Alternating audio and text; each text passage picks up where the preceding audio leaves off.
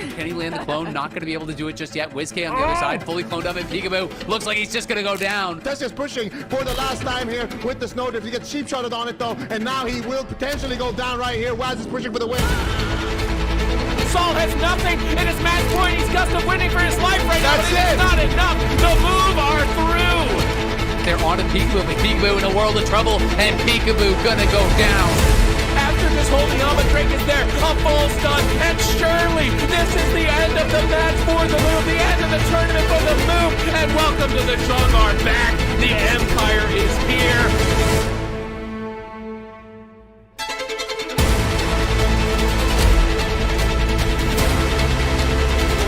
Now the staff.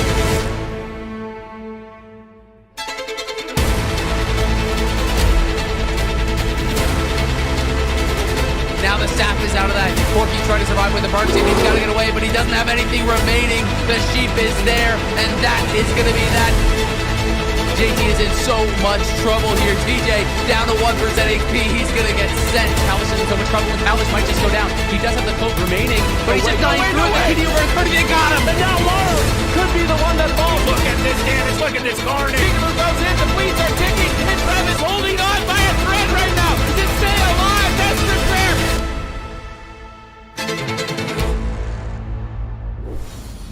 Hello, everybody, and welcome to Cup number 2 of The War Within. My name is Aya. I am here with Ven, Zico, Soup Teas, and D-Machine is joining us here on the desk as well. If you guys don't know who D-Machine is, he is the godfather of WoW Esports. He is the reason we are here today. Back in the days of GCD TV, we all worked together and had a great time. David, how are you doing? It's great to have you back. Thank you. The godfather? I mean, stop it. Thought I'd judge you up a little bit this morning. Consider me judged. I am stoked to be back on the virtual desk, the Brady Bunch, if you will, with some of my favorite people to cast another arena tournament. I don't even know what year it is anymore. No, none of us do either. It's Have you been? 25. Yeah, I think so. How have you been feeling about the season so far with The War Within? I mean, I'm a pretty big fan of Rogue Mage, so, you know, that works out pretty well. But honestly, I've been keeping my eye on some of the compositions that aren't Rogue Mage.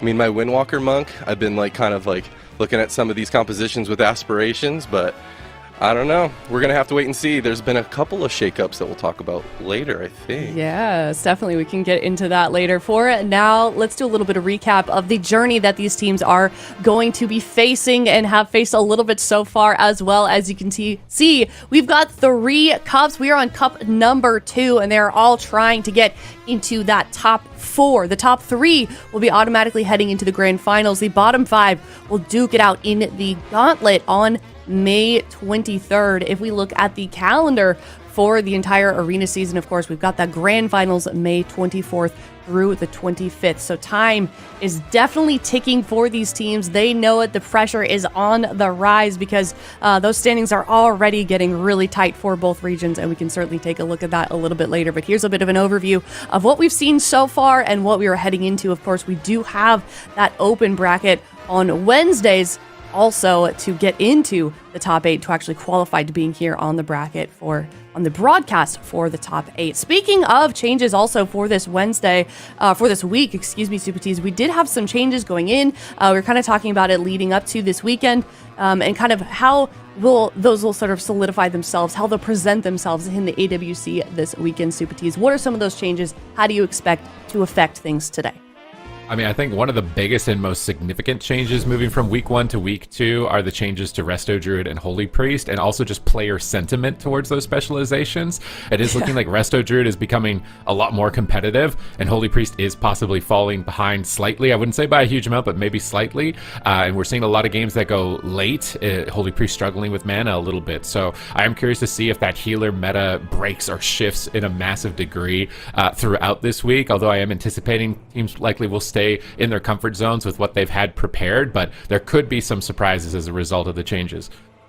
Yeah, certainly could be surprises. So if you see your class on this, you think it's going to be good, and you want a chance to battle it out in Cup number 3, definitely go head over to those signups because you too could be competing for next weekend. But thank you for that overview for the Cups or for the changes that we might be seeing this weekend. Definitely excited to take a look at that. But like I was saying, this Wednesday, we did have the open bracket. It's open signups, and a lot of very powerful teams were competing this weekend to make it into the top 8 for this region. Venruki, you had some top plays that you wanted to take a closer look at.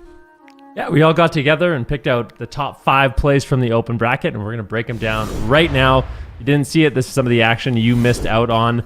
This is a really fun one. Corki using some interesting tech to try to avoid this ice wall. So you can see Nala is all over him. The ice wall comes down. Typically you die in this situation, but Corki, he had different plans as he hops up on the edge. Kankito's able to connect some heals, and he barely survives in this number 5 play. Going into the number 4, a very close call. I mean, you watch the beginning of this clip, it looks like Brunhilde and Oscar, they're going to be going down. Take a look at this. Brunhilde down to 1% HP, Oscar down to 1% HP, and somehow JT pulls off an absolute miracle with a ray of hope on Brunhilde, topping him off, getting in line of sight of Oscar, connecting a big Serenity, and ultimately they do survive. So really close call in this number 4 play.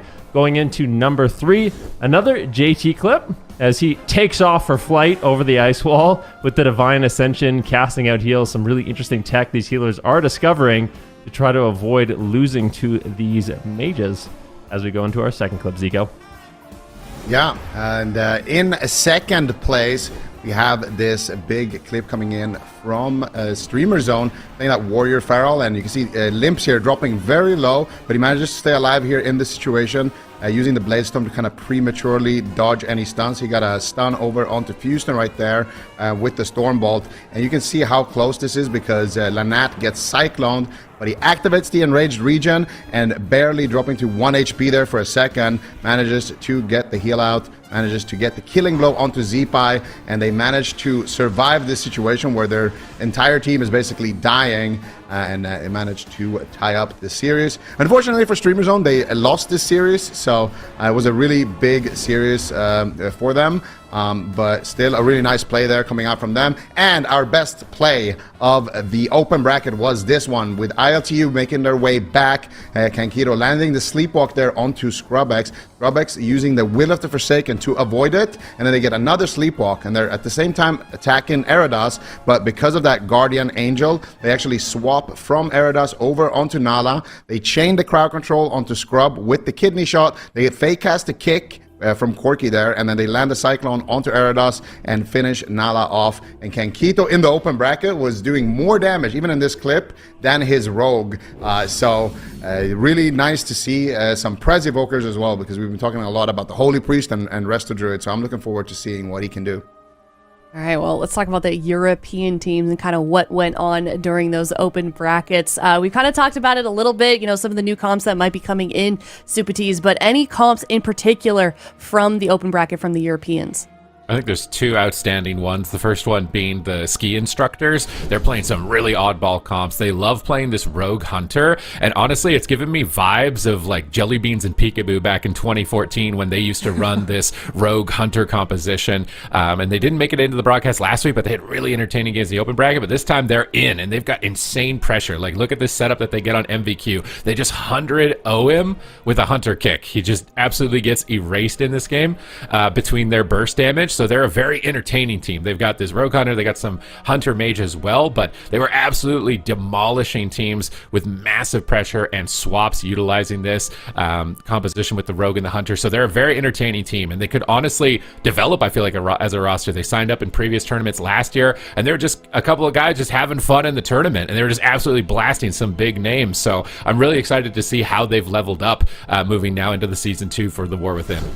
Yeah, I think that's the cool thing about AWC is you have these like ultra sweats competing next to people like ski instructors that are kind of just there to have a good time, and sometimes you really can't tell the difference between those teams because they are all just so competitive. So we are definitely looking forward to that. But any highlights in particular, Supatees, from the open brackets that you also want to take a look at? I mean, I think it's important that we zoom in on ILTU. This was the roster that last season took a series off Echo when nobody thought anyone could do it, and they're running the same composition. They're running the Boomkin, Outlaw Rogue, and Preservation Evoker. Kankito might likely be the only Preservation Evoker that we see between North America and Europe, so definitely trying to make it work their way, but they've got a startling amount of damage, and Zico already highlighted that in the number 1 clip, but when they are able to connect all 3 of them at the same time, not even RMP looks like they can stand before their burst. So I'm kind of rooting for ILTU a little bit. Maybe it's my Boomkin bias, being a Boomkin main, but I think that they could have some serious potential. I like that it like depends on the week if you're going to be a Boomkin trader or have a Boomkin bias. I'm a turncoat. I just go with the wind. Just Boomkin looks good this week. I love Boomkin. Change opinion immediately.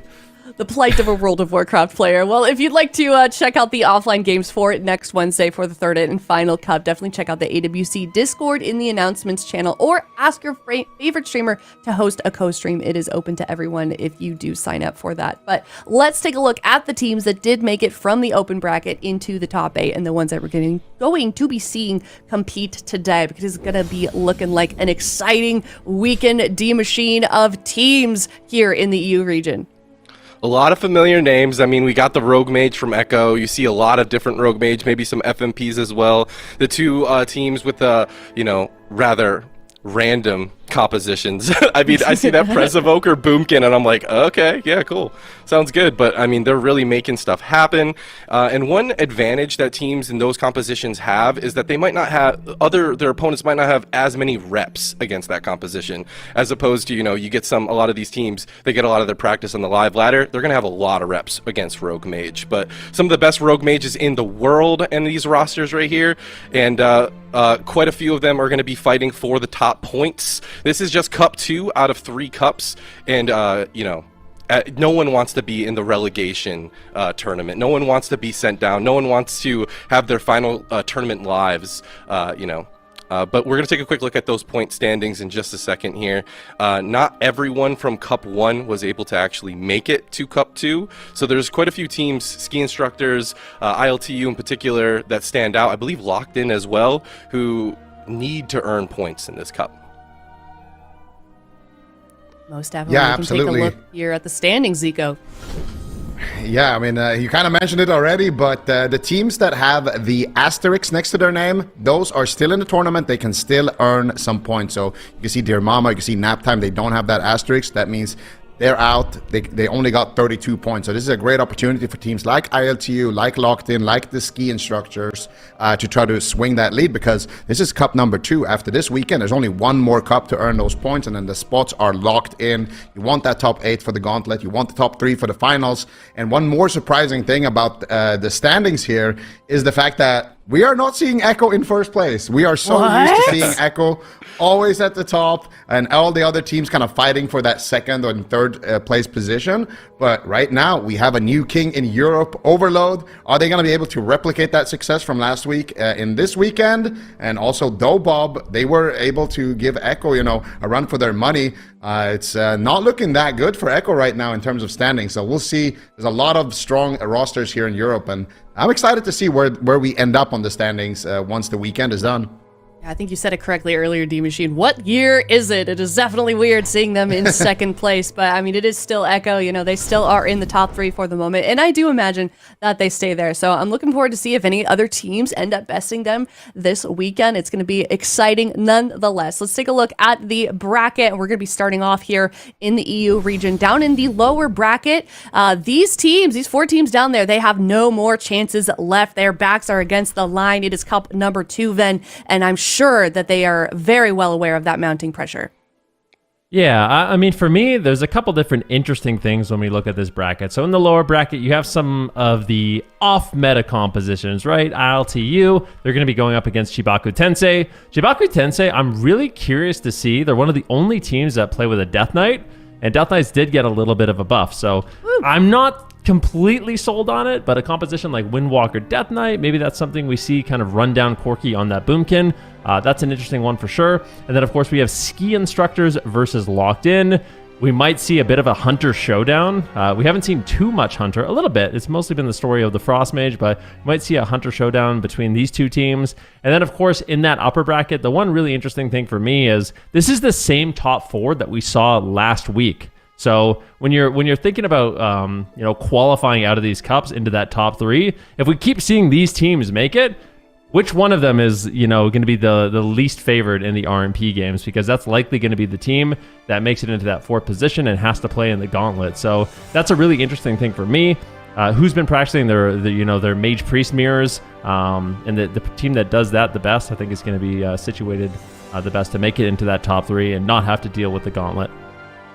Yep, certainly a lot of question marks here in the EU region. So I am so excited to get things started. I'm also excited to see where everybody here on the desk beside me did in terms of power rankings for the teams. We did this last week. We're going to do it again. We've lined every single team 1 through 8 in terms of their actual individual power as a roster. And we can take a look at that and where these teams kind of line up, especially after last weekend, how everything got kind of shaken up. I'm excited to see where we place everyone, because we all did this blind. We didn't know what the other casters were going to be saying, and we seem to be following the trend that we did last week, where we're relatively the same. Then I'm going to call you out again with your pocket picks. You've got Echo in number 1, which honestly makes sense, but talk to me through your choice here. I feel like we're all wrong. Ben picked Echo. Oh no, our prodigy. I feel like I've been going against the grain a little bit.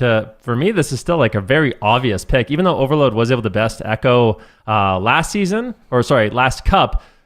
This is one thing we've seen come in from Echo sometimes, is where they have a little bit of a slow start. And I mean, they have won. How many tournaments has Echo won? We're really not going to put them in first place. I feel like it's a bit insulting, honestly. You guys, come on. Hey, man, they said that they weren't practicing, and I believed them. Okay, that's all. That's all it was for me. Oh no. No, but for real, go ahead. with Raikou in particular, I know he doesn't like to lose. Like if he takes an L in one tournament, I think that's the motivation the team needs. If I were to go back, I probably would agree with that. I mean, if they take an L in one game within a series, that's all the motivation they need to buy. The amount of reverse sweeps they've had, or getting knocked down to the lower bracket and then just winning the cup anyways. Hey, production, if you're listening, you want to just flip my answer. I just put Echo in first. But no, I mean, Overload, obviously they had a tremendous weekend. Last weekend, Zico, they ended up getting first. Much to a lot of people's surprise. So that's why I think most of us have Overload in first place. Yeah, absolutely. I think Overload is, it's kind of like this is their week to prove themselves. Okay, last week, it looked really good. Can you keep that up, though? Because Echo, like Van mentioned, they are a team that, if you manage to beat them once, they usually find a way to come back in. But I really believe in this Overload roster. They look like they know what's going on. They look laser focused. So, but I wanted to focus a little bit more on the kind of lower side of the power rankings, and that is, I feel like what's going on with the CHIBAKU TENSEI 5th place. I feel like last weekend I ranked them a little bit higher, and I was a little bit disappointed, so I put them in 7th now. Maybe I could stretch that to 6th. I had a hard time placing them and the ski instructors and kind of ranking them.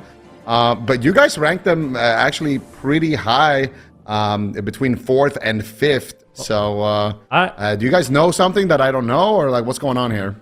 Well, I mean, I just look at CHIBAKU. There's a few reasons. So look at CHIBAKU TENSEI, Zipai, Lontar, Fuston, Crota. I mean, this is a stacked roster.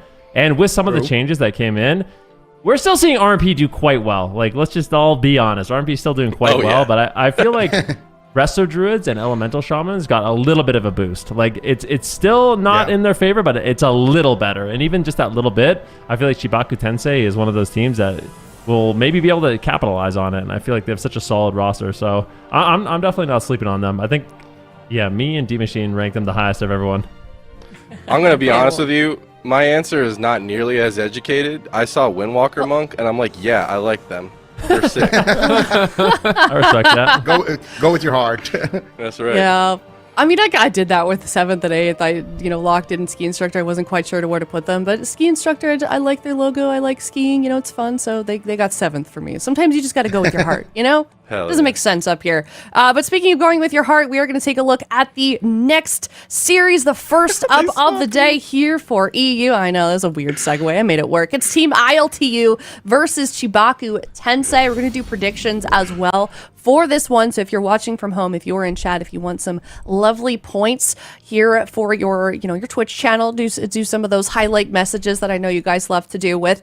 Get your prediction in for this series. It's ILTU versus CHIBAKU TENSEI. It's in the lower bracket, like we said, also. So both of these teams facing elimination. And in the meantime, we can take a look at the predictions that we had for us here on the desk. Ven, I'm going to toss it to you first. What is your prediction for this series? That's a good question. I kind of forget, but let's reveal it. Okay, yeah. So I did go in favor. Now I remember. The reason why I went with this one is because, like I said, I feel like the option for the Unholy DK Windwalker and that Windwalker DK, it's on the table. And I feel like if you're a Boomkin getting trained down, it might not happen, but it's kind of what I want to see because we haven't really seen that many Death Knights. I know. I'm with you. Would love to see more Death Knights. Super Tease, what you got? I'm leaning more into ILTU, and the main reason for that is that I think Lontar's been sitting pretty heavily on Resto Druid, and Prez Evoker is typically a difficult matchup. So when you're fighting one of the best Prez Evokers in the game, I think that it could likely be challenging. I think the Rogue provides a lot of support and a more coordinated environment for a Boomkin as well. So I'm the only one going in that direction. And you know what? I might go down being wrong, but I'm going down with Corky together. Okay, we're going down together. You'll be right. you gotta stick together with the Boomkins this week. Next week, maybe not. We'll see. We'll see if Corky delivers. I will never second guess it again. Fantastic. Wow. Zico D Machine, both 0-3 in favor of CHIBAKU TENSEI. I'll go first, Go Zico, for it. and you can bring us Right. with like an educated answer. This is my take. I see Boomkin, I see Prez Evoker, I see L's in their future. I don't know. Like when it comes to the composition, I know it's kind of a wild card to deal with, but at this level, I just listen to my boy Sea-Doo. He hops on his Prez Evoker. He says he's not having a good time. I believe him. He might not be as good as the Prez Evoker on ILTU. Who knows? But CHIBAKU TENSEI, they have that weeb name, and I have to give respect to that as well. With the Windwalker Monk as well. I mean, it's just a wombo combo for me. I just am in love with them. All right, Weeb's got to stick together. I like it. That's We got right. some alliances for me. We've got Boomkins, we've got Weebs, we've got Skiers. All right, we're heading into game number 1 here. It is Team ILTU versus CHIBAKU TENSEI. Loser knocked out of the tournament for game number 1. All right, let's see it. So we're seeing the Holy Priest coming out from Lontar, and they are playing the Demon Hunter LA Shaman. So this has been a kind of a classic bread and butter comp here for CHIBAKU TENSEI, but they are flexing away from the Druid. Already a nice opener here, actually. What happened to that smoke bomb? I think Houston just trinketed out of that one. A lot of aggression coming out here from ILTU, and so far they're able to deal with it. Corky could be in some hot waters.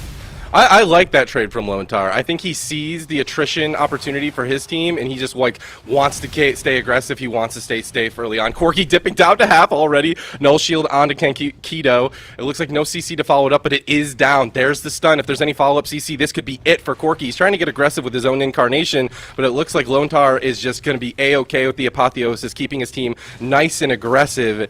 And looks like the opener so far are just going back and forth. Zeepai dipping down, but he's going to be okay. Corky's the one who's really got to be careful. Is this going to be bear form? He gets the defensive Cyclone out onto Houston. Wall from Zeepai is going to be traded as both of these casters are kind of just going back and forth. Which caster can be run down first seems to be the name of the game so far, Z.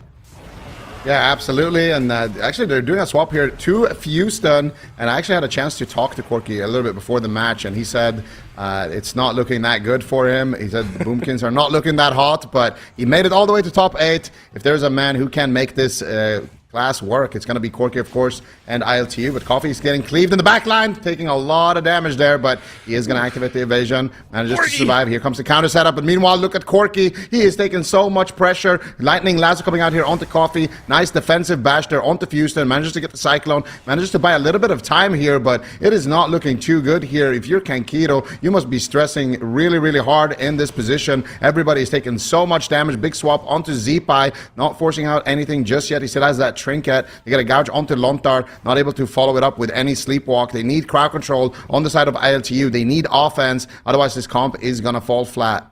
Dude, this positioning kind of tells a story, doesn't it? Big damage going out onto Corki. Looks like Kenkido did get interrupted there for just a bit, but he's going to keep him alive. But I just feel like CHIBAKU Sensei is just on top of this team. They just have complete control. And when that happens, it's hard for this Prez Evoker to get any of that offensive damage, that offensive pressure. Corki's still dipping low. This is a full fear. That's the bear form. That's the bark skin. He's going to be okay. But how much longer can they keep this up? I feel like Fusion and Zeepai just have this team's number.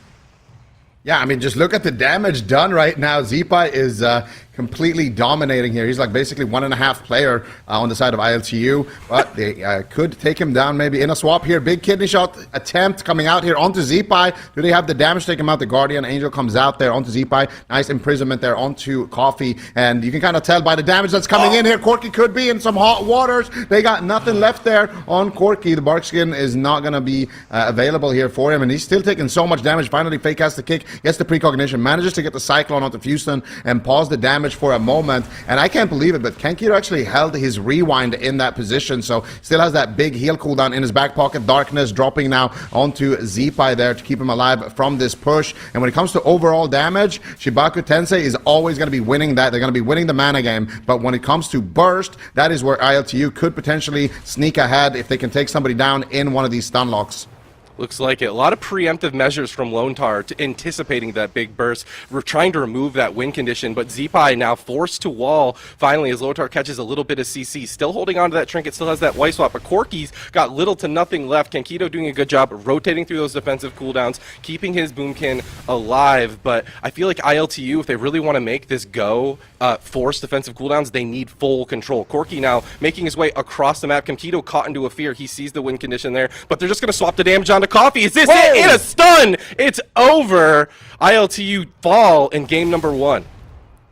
Yeah, I think they wanted to greed it there. I think Coffee had Cloak of Shadows when he came, if he could have came out of that stun, but he had no trinket in that position. Kenkido really wanted to save his rewind there for Corki as he was the main target. Right. And Outlaw kind of is the damage sponge for their team. But the greed did not work out for them. A great swap there by CHIBAKU Tensei, and they're going to take that first game, and we'll see it here again shortly in the replay, but it was due to Corki's kind of defensive positioning here. So Corki realizes, okay, I am in big trouble. I don't have bark skin, I don't have renewal, I don't have anything. So I'm just going to run away. Kenkido is sitting in a fear, and he's just going to sit behind a pillar, but then they just erupt Coffee right there and just immediately erase him from the map. This team on CHIBAKU Sensei, they have good consistent pressure, but then you have Zeepai and Elemental Shaman, so they also have burst potential. You know what I mean? And like, you got the Zeepai and the Elemental Shaman, you got Fused in as well. Both of these guys really good at being disruptive.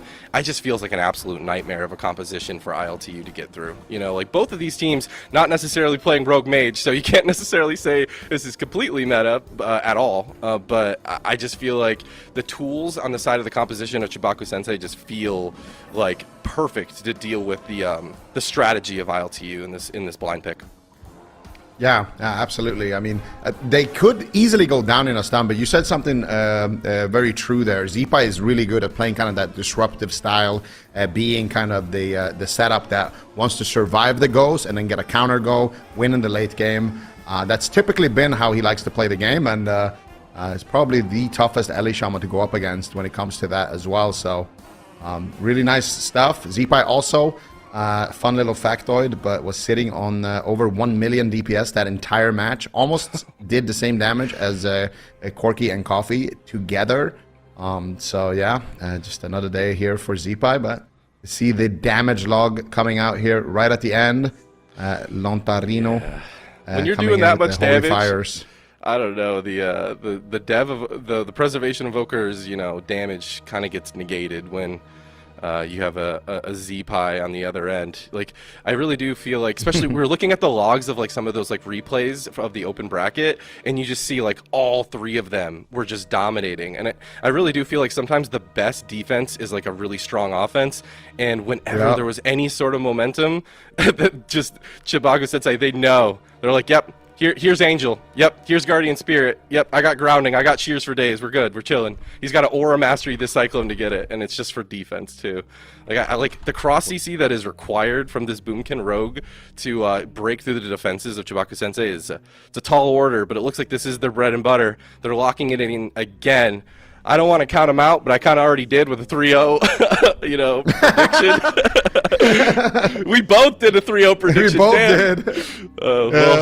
did. They know our feelings, bro. So what can you say? Yeah, that biased desk here. Only Supertees believing in his Boomkin brother, but I feel like Supertees is a bit of a fraud with that. Like he keeps, oh no, I don't want to see Boomkins, and then he's like, oh my God, Boomkins, you know. So he's always kind of flip-flopping around with that. He doesn't want his heart broken, you know. He's trying to keep his cards close to his chest. He just like, you know, I've been hurt so much. I don't know if I can ever love again.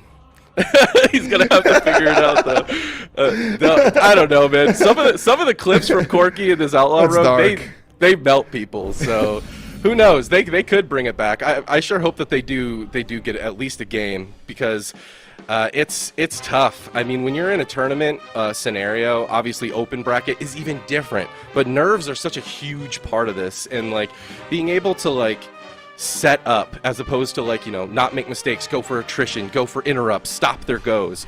You know, some people say one's harder than the other. Me personally, being able to like make the stars align, no pun intended, for this Boomkin is kind of like it's kind of, I don't know.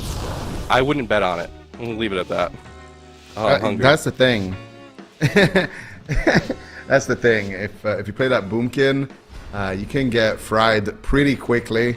It's gotta be up to Corky here to make sure that he is fake casting every single one of these Cyclones. He's getting good uptime with the precognition, and they're gonna shut it down immediately right there.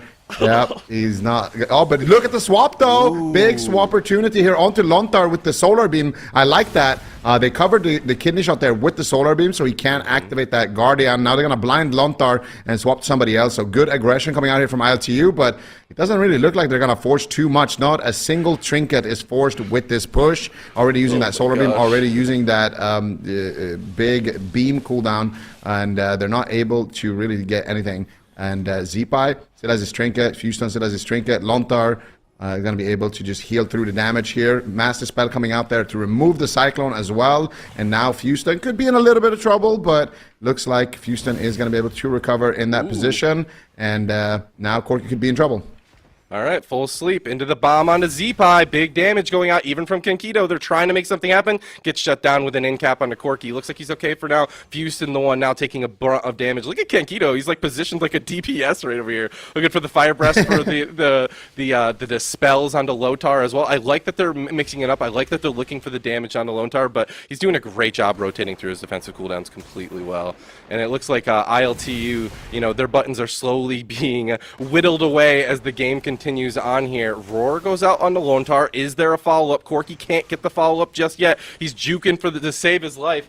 But the Nullifying Shout goes out from Kenkido. It looks like he can stay aggressive for the time being, but I don't see the opportunity right here. CHIBAKU Sensei, they're just doing such a good job with the interrupts. They're just locking down this poor Boomkin to death. As you say that, the Corky did get a little precognition. Looks like they want to get another setup here onto Zeepai. Nice root solar beam coming out, but Lontar is playing that gnome, so he's going to be able to use that escape artist to get away from it, but he gets Cyclone. Zeepai could be in trouble. Activates the wall right there and should be able to survive with that. Nice fear coming out here from Lontar. Zeepai still not out of the woods just yet, but finally Lontar is able to pick him back up. Now Corky on the back foot manages to escape from that chastise stun right there as they continue to set these kill attempts up onto Zeepai. Zeepai still has his trinket, he still has his burrow though, so not going to be in too much danger right now, and it's just going to be ILTU kind of looking for an opener. I kind of want to see them on that next beam. Oh my goodness, big damage there onto Fuston. They get the trinket Netherwalk, and that is that opening that they've been waiting for. That could be a big moment later. I agree. Lontar chose not to trinket there, but now he's got Guardian Spirit back up. He's going to trade it immediately onto Z-Pi, keeping him nice and healthy. That not only is going to be, you know, a saving grace, but also increases his healing drastically. Apotheosis as well. Sphere goes out onto Kinkido, going to force Corki to trade up that Bark Skin, but also sit in that bear form where he can't do a whole lot more damage. Lontar preemptively using that Angel and the Divine Hymn, which is going to increase his healing throughput to everyone around him. So he's going to be nice and healthy. Kinkido, though, he's on the complete back foot. Nullifying Shroud is going to be used preemptively in anticipation of the next go, but maybe they don't even need a go. The Coffee and Corki just taking so much pressure. Kidney Shot goes out onto Z-Pi. Coffee trying to switch the momentum back over onto this Elemental Shaman. Lontar caught into no CC just yet. Rotating through his defensive cooldowns just fine. Wall back up for Z-Pi. Fuston caught into a cheap shot. He seems to be A-okay for now. This is an offensive go for ILTU, and it doesn't seem like it's getting enough done that they need. Yeah, they have that solar beam, so I wonder if they're going to try to swap to Lontar or if they're just going to continue to try to look for crowd control. Double fear coming out from Lontar. Corki in trouble here. Z-Pi is blasting away, but they managed to get the stuns out to shut it down. They get a full cyclone here onto Lontar. Big damage onto Z-Pi. Killing spree coming out, but again, it's going to be the astral shift blocking the kill. But this is a big moment here onto Fuston. There's the smoke bomb. He's got no way out of this one. Nice solar beam. Oh my goodness. They drop him. Let's go. ILTU proving us both wrong, David, with a big swap right there. They are not going down 0-3. They are going to be fighting back here on Black Rockhold. Oh my gosh, I'm so happy to be wrong. I'm not going to lie to you. That was sick. You know, a lot of people talk about Demon Hunter's vulnerability when talking about Demon Hunters, and it's definitely that stun. It's definitely that go.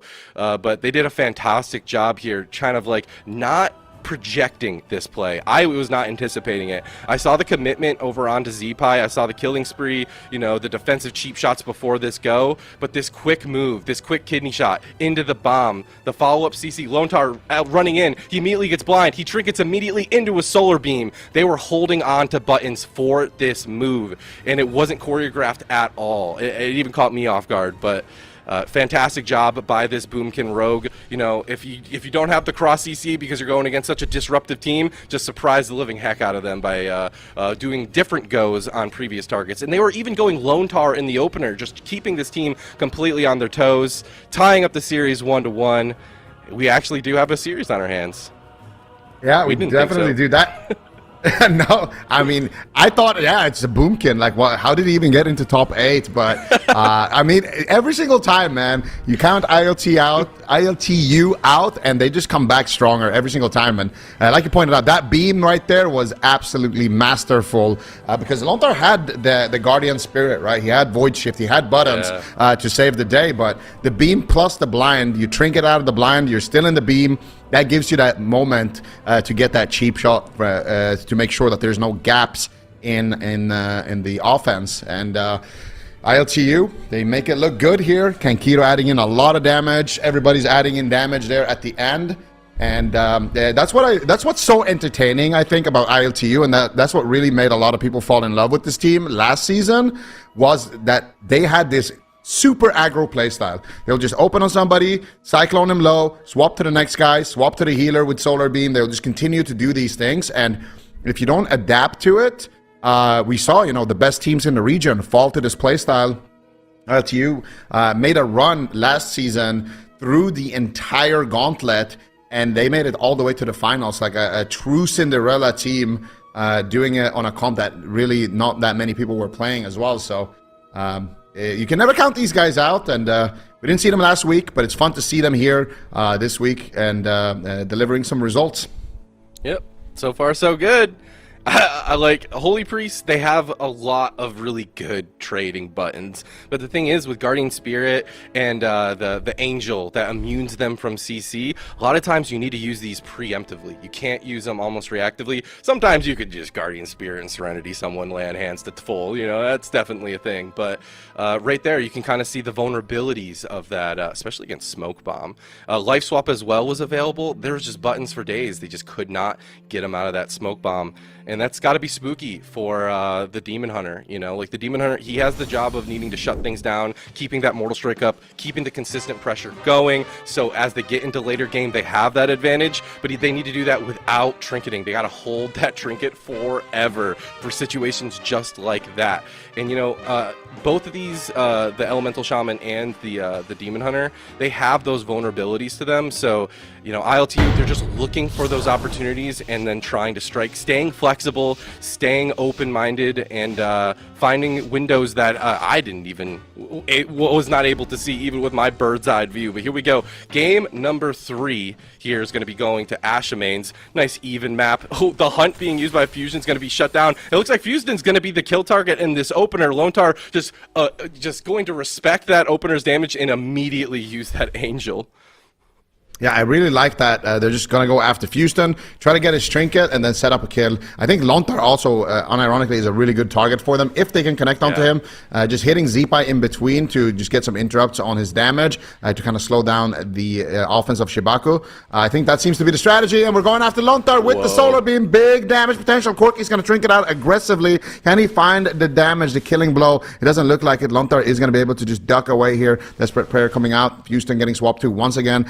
Triple DR cheap shots coming out, but doesn't look like Houston is going to be taking too much damage. Apotheosis now being used here by Lontar. There's the Emerald Communion forced by Kankiro. Lontar trying to reset some of those cooldowns. Zeepai is taking a lot of damage though. He's got no Astral Shift. Huge offense coming out here. Both of these casters not feeling too safe in that position, but it looks like Corky is going to be able to find a Cyclone. They look like they are launching another attack here. They do get the interrupt, the sleepwalk there onto Lontar, but Houston not going to be in any stunts, not going to be in any crowd control, and it looks like he is going to be able to recover here alongside with the rest of CHIBAKU. Feels like a different game, man. It feels like ILTU, they're just trading. They're staying aggressive. Whoa! Zeepai nearly goes down. Guardian Spirit's going to be forced to get that huge Serenity. He's going to be okay for now, but Corky's the one who's got to be a little bit careful. Renewal, Barkskin going to be committed, but Kankito's still stuck in a fear. Corky looking for the defensive clones. Cheap shot onto Fusion. Zeepai looking to get a Hex out onto Kankito into the stun. Corky's not out of the woods just yet. He's in that bear form. He gets gripped, or not gripped, but saved. And it looks like he's going to stabilize for now, swapping the damage over out onto Zeepai. Lontar caught into that full blind. If there's any follow-up, there is the sleepwalk. Zeepai's got to be in trouble. He's going to trade that wall out, but both of these teams could kill, feels like, at any moment. Yeah, that was an insane amount of burst that came in onto Zeepai, but we have no time to talk about that because the next setup is being launched. Corky in some hot waters. Houston could also be in trouble here if they manage to connect here with some damage. Corky is still down to half HP. That's going to be an imprisonment onto Kankiro, but Corky manages to recover here for a second, down to half, but finally does recover fully, and they don't have Emerald Communion. They don't have, actually they have Rewind. They just pressed the Rewind right there. That could have been the rest of the game right there, so no more defensive cooldowns here onto ILTU. They need offense. They need to find an opening here. Everybody on CHIBAKU TENSEI still has their trinkets, but we saw how fast the game can end if they are able to connect and land those CCs. Here comes the double cheap shot on to potentially Lontar. Looks like they're swapping to Lontar here with this one. Looking a little bit uncoordinated here, to be honest, with that attack there. Everybody's going to be on stun DR. Corky's going to be in so much trouble here. Houston ducking around the corner. The Stormkeeper is loaded up, zapping away with the Lava Burst. Huge damage onto Corky. Nice rescue coming out though from Kankiro. The Spirit Bloom is going to connect, and Corky will recover. Wow, that was really dicey there for just a quick moment for Corky. I thought that was surely going to be it, but good kiting by him. Nice, roar as well, getting the Demon Hunter off. But here's the hunt onto Corky. It's just complete onslaught. I just don't feel like ILTU can get aggressive yet again. Corky's dead. It's just over before the even fear hits. The consistent pressure of CHIBAKU Sensei just had ILTU on the back foot. I really liked their opener. I liked ILTU's initial aggression. But it was just so hard for them, it seemed, to be able to get their feet and get that aggression going once again. And CHIBAKU Sensei taking another dub. I don't know. Yep. It's really tough. I feel like with this Boomkin Rogue composition, the windows of win opportunity are so tiny, and they have to make so much interesting swaps. There's a lot of mind games going on here that's hard to articulate. Yeah, absolutely. It's all about the trinkets, really, on the side of CHIBAKU TENSEI. If everybody has trinket on CHIBAKU, then there is no real opening where they can kind of snowball the momentum. So usually, like, if Houston doesn't have Trinket, you can smoke bomb him, and if Lontar wants to save him, he might not be able to in time, like we saw in that last game, or if he does save him, it's going to at least cost Lontar's Trinket. That gives you an opening to swap to Lontar later, and maybe Zipai will Trinket to save Lontar. That gives you an opportunity to swap to Zipai. So it's really important to kind of play around those trinkets. Because those are the key defense into breaking, these stun setups that the Outlaw Rogue is providing. But in this matchup, the first trinket that they actually used was right here to get aggressive and to get the kill. So Houston trinketing now, and he's got the Hunt, he's got Metamorphosis, he knows he's got a lot of damage, they know there's no rewind, there's no defensive cooldowns on the other side. They can make that aggressive play and finish the game. So Houston with good game awareness there. And this was kind of just a result of not giving in, right? They made sure to never really have to use their trinkets in any of those previous attempts. But now we are going to Hook Point, which is a bit better map, I would say, for the Rogue. Because on Hook Point, you're going to be able to stun multiple targets. You're going to be able to kind of go over to Lontar, get a stun on him, and then get back to your target with your grappling hook. So we'll see. Outlaw home field advantage here. It might be the edge that they need. I mean, there's a lot of close calls. I do agree with you about like a Lontar being a very viable swap. I've seen Holy Priests in the past, having to force defensive cooldowns on themselves that they will need later, So even just getting those defensive cooldowns, forcing that every now and then could be a big deal, but they haven't gotten a whole lot. And I attribute a lot of that to just being Lontar's presence of mind. I feel like on the side of CHIBAKU Sensei, they're doing so good. To your point about the trinkets, the Demon Hunter in particular died in a game without being able to get out of that smoke bomb. So the importance that you're kind of pointing out on those trinkets is so huge, but also being able to just keep tabs on that win condition while keeping up your crazy amount of damage, keeping up with your positional awareness, keeping up with all of these things is just, it's difficult to really portray how much is going on in these players' heads. I mean, when you're at this level of play, there's a lot of things that, just become, almost like a second sense, getting through your rotation, getting through your damage and stuff like that, that you can kind of lean on that muscle memory to get the cross CC that they need. But it's like that presence of mind of being able to know, okay, I definitely will die without my trinket, but this is the game winning go. This is when we need to keep the momentum going and make sure that this Boomkin stays on the back foot, because this is where we want them. That momentum shift is so key, and it also is a huge contributing factor to their positioning. Like the last time Corki was able to get away with no defensive cooldowns from the opposing team, he was able to, kind of like run around the pillar whilst he, kind of peeled for him a little bit. But in that final go, Corki was basically alone. He was trying to get away, but everyone was cross CC'd, and that was because of the offensive trinkets. So it's such a hard decision to make, but it's crucial to landing a go, because if Corki lived there, their defensive cooldowns were rotating back up. It could very easily have been an issue for CHIBAKU Sensei. Yeah, that's the thing. They gotta thread the needle and take those risks. And especially when we're in the lower bracket, we're already at the halfway point. If you are a team, well, either one of these teams, these were two teams that had a deep run last season. Both of these teams, they want to make it to the finals. They're not going to be happy just making it into the gauntlet. Sure, it's better than not making it into the gauntlet at all, but still, these are teams that they want to win the entire thing, right? And they have really decorated players on both sides, so making those risky plays, kind of using your defense offensively, is definitely something that could cost you. And in a situation like this, that's you got to do it at the perfect time, or you might just get knocked out of the entire tournament.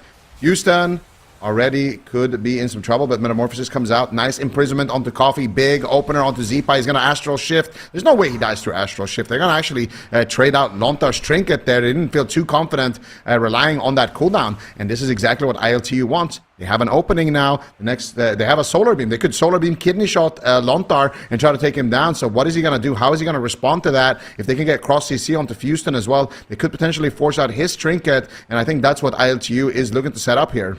I absolutely agree, dude. No Angel. Oh, Here's smoke the bomb. bomb. Kidney, Solar Beam. They're putting all their buttons into Lotar. No Trinket available. No Guardian Spirit through this GS as well. He does have that Void Swap. It looks like he's going to be okay. Nice knock by Zeepai, getting these guys off him, but they swap the damage over on the Fusion. Blind on the Lotar. No Trinket available. He does actually get out of that. I'm not sure how he got out of that. Maybe it broke. And it looks like Coffee got caught in that in prison right there. Fusion, the main kill target for now. He's got Trinket Netherwalk as well. ILTU, they're desperately looking for these opportunities. The fear onto Kankito, though, means that Corky and Coffee need to be a little bit defensive. It fades. Coffee and Corky are going to be okay. Now they're looking for their next go. Fusion at half health already. But, you know, getting that GS out of the way, getting that Trinket, but GS is up in just 2 seconds because it didn't proc. That's a big deal. You can use that in stun preemptively if a go is happening.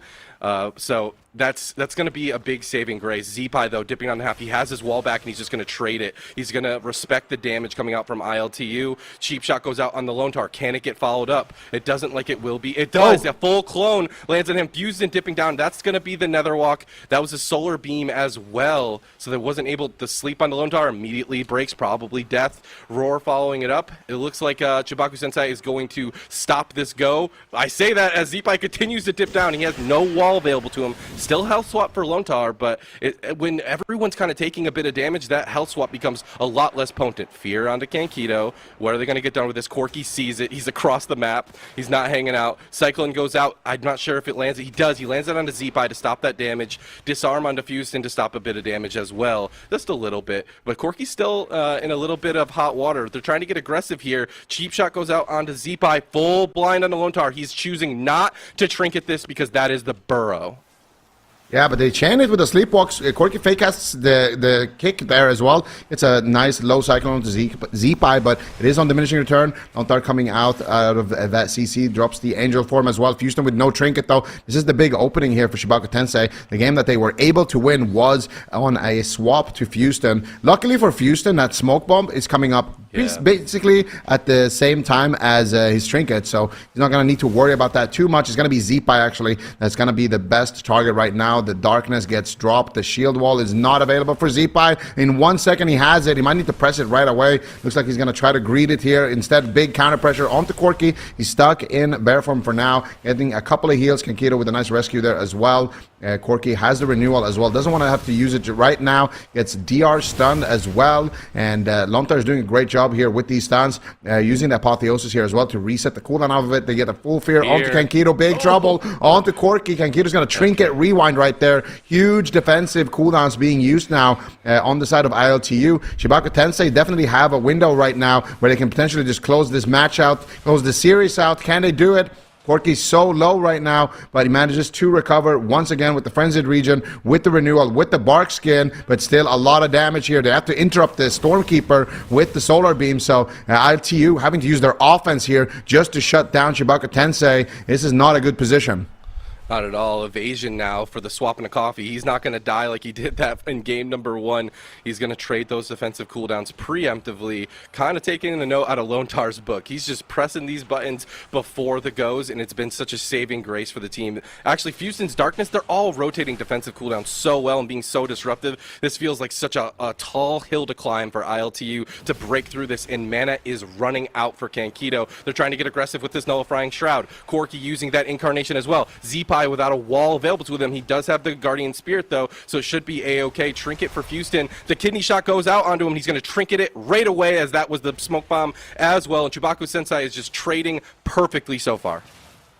Yeah, and now maybe there could be an opening here onto Fuston. No trinket available onto him, but they are running on their kind of last leg here on the side of ILTU. Full Fear connects onto Kankito. Corky trading out the Bark Skin actually in this position. He has the renewal rotating back up, so there is basically a one-hit wonder left. They need to connect the Cyclones out of this cheap shot. Can they find it onto Lontar? They do get the Cyclone. Can they take somebody down? Zeepai could be in a little bit of trouble, but he's going to be able to survive. Fuston in a DR on that stun, unfortunately. It looks like the setup is going to be botched here. He has the Nether Walk available as well, so Houston is feeling pretty confident to push forward. He's got the Blur available too, and here comes the damage onto Corki. How are they going to deflect it? Kankiro trinkets, gets the Spirit Bloom off, but he's got no mana left. I think CHIBAKU has done it. They have basically ran the clock here. A perfect defense coming out from CHIBAKU TENSEI. ILTU with just maybe one more opening onto Houston. It would take a mistake out of Houston at this point for him to actually die in this position. I agree. This is looking like an absolute game win for CHIBAKU Sensei, but I have eaten my words before, and I'd be happy to do it again. Corki kind of flailing, looking to try to get aggressive. The swap goes out onto Zeepai. It's going to be walled. Cheap shot onto Lotar. Cheap shot into Houston. Coffee doing everything he absolutely can do with this incarnation. Null shroud for Kankito as well. They want to get aggressive. They want to get in there. Solar beam gets dropped. Is it enough? It doesn't seem like it just yet. Dampening is at 30%, so Lontar's having to heal everyone at this point. Double roar going out, stopping a bit of the onslaught onto Corki. He seems like he's a-okay. This feels like it might be the last go available to ILTU. They gotta make it happen right here, right now. Blind on the Lotar. He chooses not to trinket it just yet. Kidney goes out into Fusion. No trinket available for 11 more seconds. He gets gripped out of that. He should be a-okay for now. Stun onto Lotar. Is the damage going to go on him? Everyone on the side of CHIBAKU Sensei is getting lower and lower. There's the Guardian, or there's the Angel. There's the immune to CC, but Corki is the one who looks like he's going to go down. Just completely tapped on the mana bar from Kankito, and CHIBAKU Sensei, they just seemed like an impenetrable wall to this Boomkin Rogue, and they will take game number 3. Beautiful stuff here from CHIBAKU, really making it work, just playing a perfect defense, rotating their cooldowns defensively very well. There was actually an opening in the beginning of the match where they actually could have maybe gotten that big snowball effect that we were talking about, but Houston did such a great job just blocking these kills. When they dropped that smoke bomb swap onto Lontar and wanted to go for a big early kill, he was just there immediately shutting it down, getting the fell eruptions onto the rogue, getting the imprisonments, and that was basically the story of the match. Houston, anytime he was not in crowd control and they were doing a go, he would just immediately shut it down, and then I mean, you can see his damage too. He was definitely keeping up in the damage department, but in this last couple of moments, Kankiro got the Spirit Bloom out, and then he got Wind Shear, I believe, into a Hex right here. So Zeepai comes in, gets the Wind Shear, gets the full Hex there onto Kankiro as well. And now Corki has a difficult decision. If I leave bear form, I can dispel my healer. Maybe he can heal me.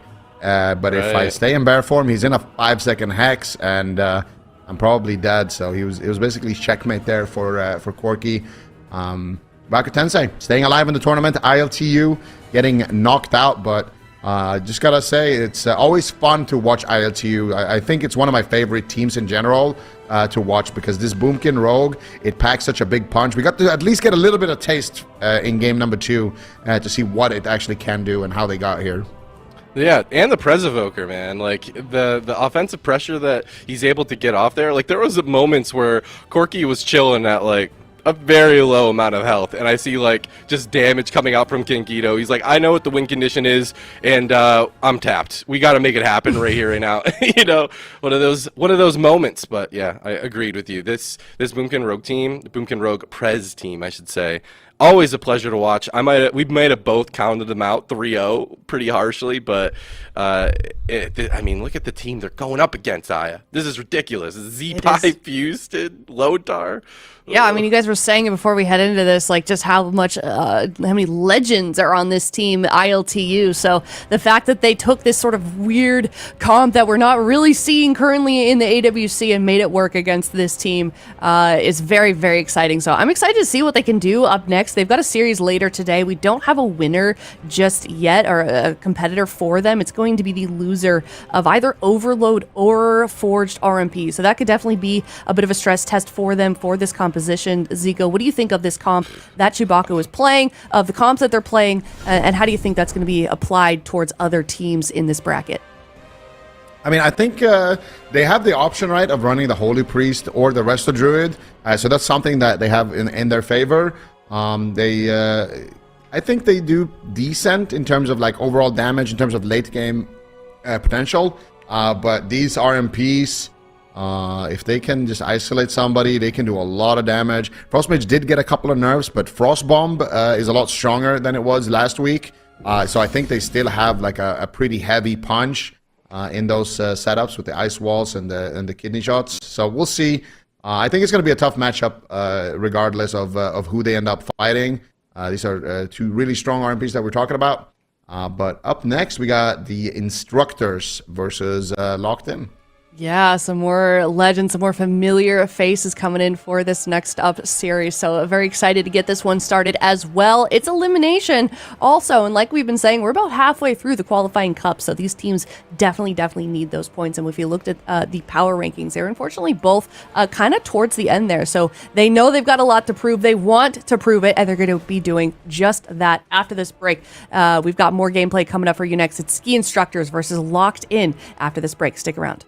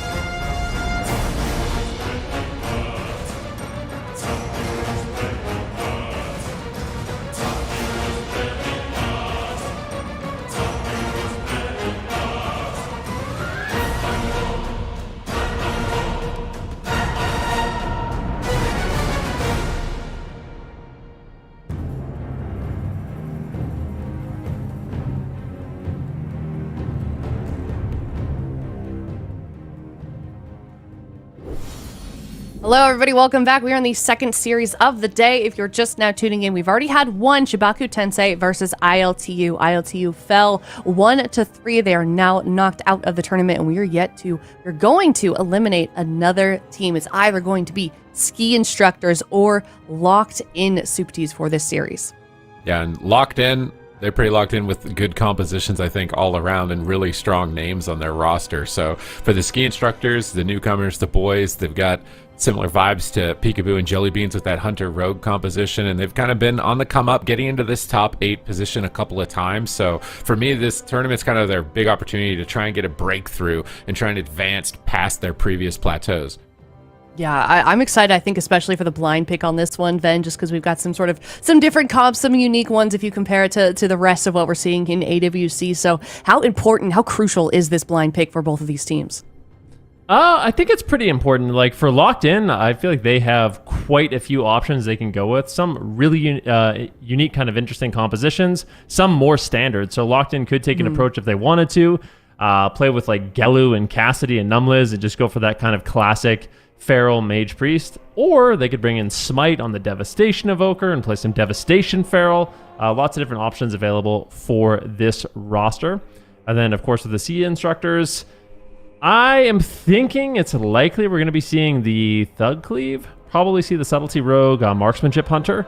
It looked really good in the open bracket, but of course they do have that very interesting Frost Mage Marksmanship Hunter as well. So both these teams, lots of different comp options available. We haven't really seen like the standard RMP from either one of them, but if we're looking for like a really standard comp Locked In, I think they could go with that Feral Mage, but I think it's kind of unlikely. I feel like both these teams are trying to just stick to their guns, play these oddball comps, and trying to pull off a win. All right, well, let's take a look at the predictions. If you are watching from home, get those predictions in, get those points, and we can take a look at ours in the meantime. Super Tees, what is your take on this series? Who's going to win? I'm kind of betting in favor of Gelu a little bit here. I don't want to make it seem like the Ski Instructors have no chance, but I just feel like based on experience, current meta compositions, that Locked In should be able to take this. I think it would be an upset if Ski Instructors manage to pull it off. Not that it's impossible. That's why I've given them one map.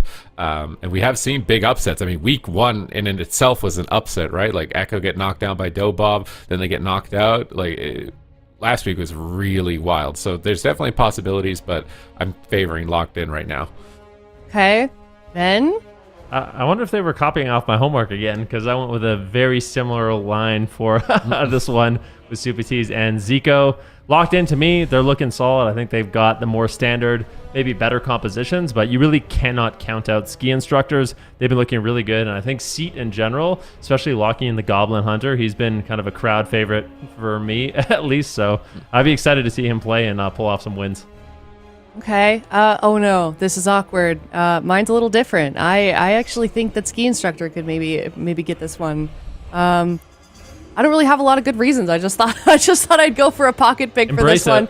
And yeah, I'm embracing it. You know, I'm now the villain. I'm you, Ven, and hopefully it works out. I'm not saying you're a villain. I hope I'm not a villain.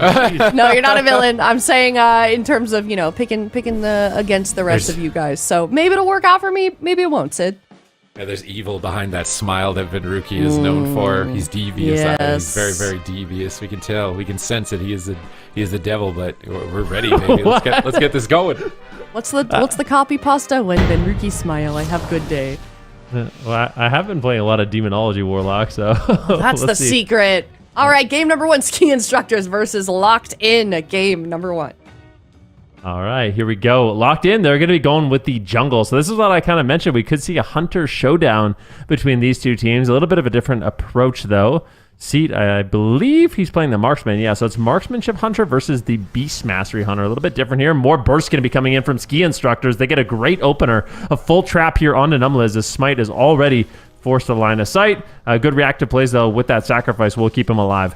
Oh, big swap on Numliz, and this is what the Ski Instructors are kind of known for. They're pioneering these healer swap strategies with their Marksmanship Hunter, and sometimes it banks them wins that they otherwise wouldn't have been able to get. So they're a very big surprise as a team as far as strategies. Whereas Smite and Cassidy, pretty standard beast mastery feral druid, lots of sustained damage. Look at the pressure on Necro, look at the pressure on Seat that they're developing over time. Just a matter of uptime for them into the late game. And we do see Numbless playing the Discipline Priest, not the Holy Priest. That's adding even more sustained damage to their team overall. But a big smoke bomb set up, and that's lights out. And I think Aya might have been picking a good pick here. I think the ski instructors have come to play.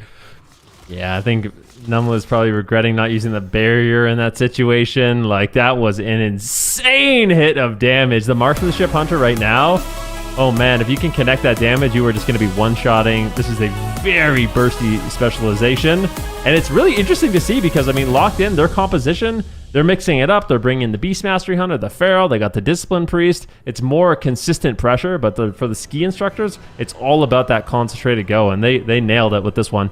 It's all about that burst, no sustain. It's all about that burst, no sustain. I really feel like Necro and Seed, like, they remind me a lot of when Peekaboo was like in his teenager years at Lands playing the Hunter Rogue. Like, these guys are the European Jelly Beans Peekaboo duo when they just started out, you know, getting a couple top 8s, not really making it too far in the tournament. Now we're moving into, I think it's their second competitive year, and starting to grab some really impressive games, impressive wins, and maybe they found their composition. Albeit Locked In, I feel like the jungle, it's a well-rounded comp, but I feel like their best comp that we've seen from them is that Feral Mage, and I'm a bit curious as to why they were nervous to lock that in blind, because I was very much so anticipating that from them. Yeah, it could be a solid pick here. Maybe he's afraid on the Mage going up against a Subtlety Rogue Hunter, but Mages are quite durable right now, and it's all about the timing of this burst. We haven't really mentioned it, but I love this gouge onto Cassidy. They eventually get the stun lock here. Seat connects this big aim shot. It's right at the end of the trap. The smoke bomb comes down. So Numbers really didn't have too much time to react there. He thought, basically, I'm going to get out of the CC and then you're going to be fine. Maybe he thought he'd paint suppress him, he'd swap him, something like that. But that last second smoke bomb secures the win and catches them off guard with a little over 1 minute elapsed on that game. It was a very quick round. Yep.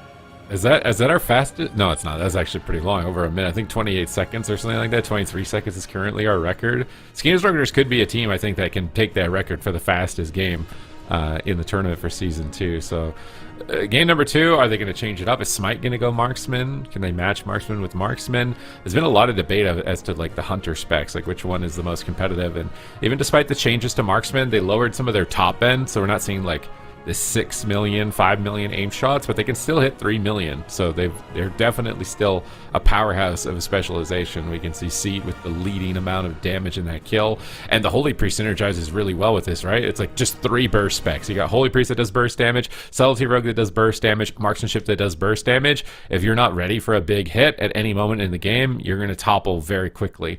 Whereas for Locked In, it's all about defense. If they're going to run that jungle again, stay alive as long as possible, start ramping up on the overall damage meter, and then kind of cave them over with a freezing trap on the healer. But maybe they don't even go that route. Maybe Galu gets brought back in here for game number 2, because it was a surprising loss here in game 1, although on the back of some pretty significant errors, right, as far as cooldown exchange. So they're not questioning the comp. They're just going to be leveling up their play. It might have just been a first game thing, you know. Sometimes that just happens. You queue up a game, it's like, oh yeah, that was a blowout. We had to move on from that. And now we know what the ski instructors are capable of. So the ski instructors, they'll become, what is the word, less lethal as time goes on. The more you see their damage, the more comfortable you get with it, the more you can anticipate and trade. So for the ski instructors, they really want to end this series fast before the other team can adapt. Yeah, the exact same composition is going to be Locked In once again, and I do agree. Well, I don't know. I feel like sometimes, especially if the team is well coordinated, like the Subtlety Rogue with the Marks Hunter, if you're well coordinated, you might be able to find those burst windows more often. But yeah, I think what you're saying is correct. I mean, Locked In, they kind of realized that smoke bomb was going to come down. Maybe they could have preemptively used a little bit more, traded, and actually survived that setup. So Ashmane's Fall is going to be the map. I don't know if this gives either team a really significant advantage here. Once again, we could see those predictions. The one person going with the ski instructors that might actually pull off the win here. Sometimes it pays to go, against the grain. Yep. I don't know, Ven. Are you starting to lose your touch here? Are you starting to lose the touch? It's not over yet. Is it happening? Like, I don't know. Aya might be the new prophet here for week number 2 if this ends up working out. But they're sticking to it. They're going to just polish up some of the mistakes that they made there, kind of grind them down, iron them out, and I'm sure that Locked In are going to be looking a lot more powerful in this matchup, because I do think the jungle sustain over time. Eventually they're going to get a trap, and that trap will just overwhelm the Hunter and the Rogue, because they're going to be very flimsy in terms of defense on that composition. It's fun. I like seeing these two Hunters go head-to-head, even though it's a little bit different with the way they do damage. It's also nice to see the Discipline Priest. I'm pretty sure Numless is the only Priest we've seen play Discipline in either one of these two cups. So we'll see if he can actually pull it ahead. I feel like Discipline Priest, in particular against some of these burst setups, is nice. Like having that pain suppression, having the barrier can be quite potent in terms of just reducing overall burst and damage. So I expect it to do pretty well here in this game as we go into our match number 2. Keep in mind, this is an elimination series between these two teams. We'll see if ski instructors can continue, the trend of these very fast games, these very bursty setups, or if Locked In is going to be able to focus up, survive the setups, and eventually walk away with a win. Yeah, let's see if they can deflect the attacks here, because I do think that the jungle has a lot of pressure. They can run down the Rogue and the Hunter quite quickly if they're able to get crowd control on the healer here. So ski instructors need to keep up the pace, keep up the surprise. I really like that they also kind of poke the healer a little bit in the last game.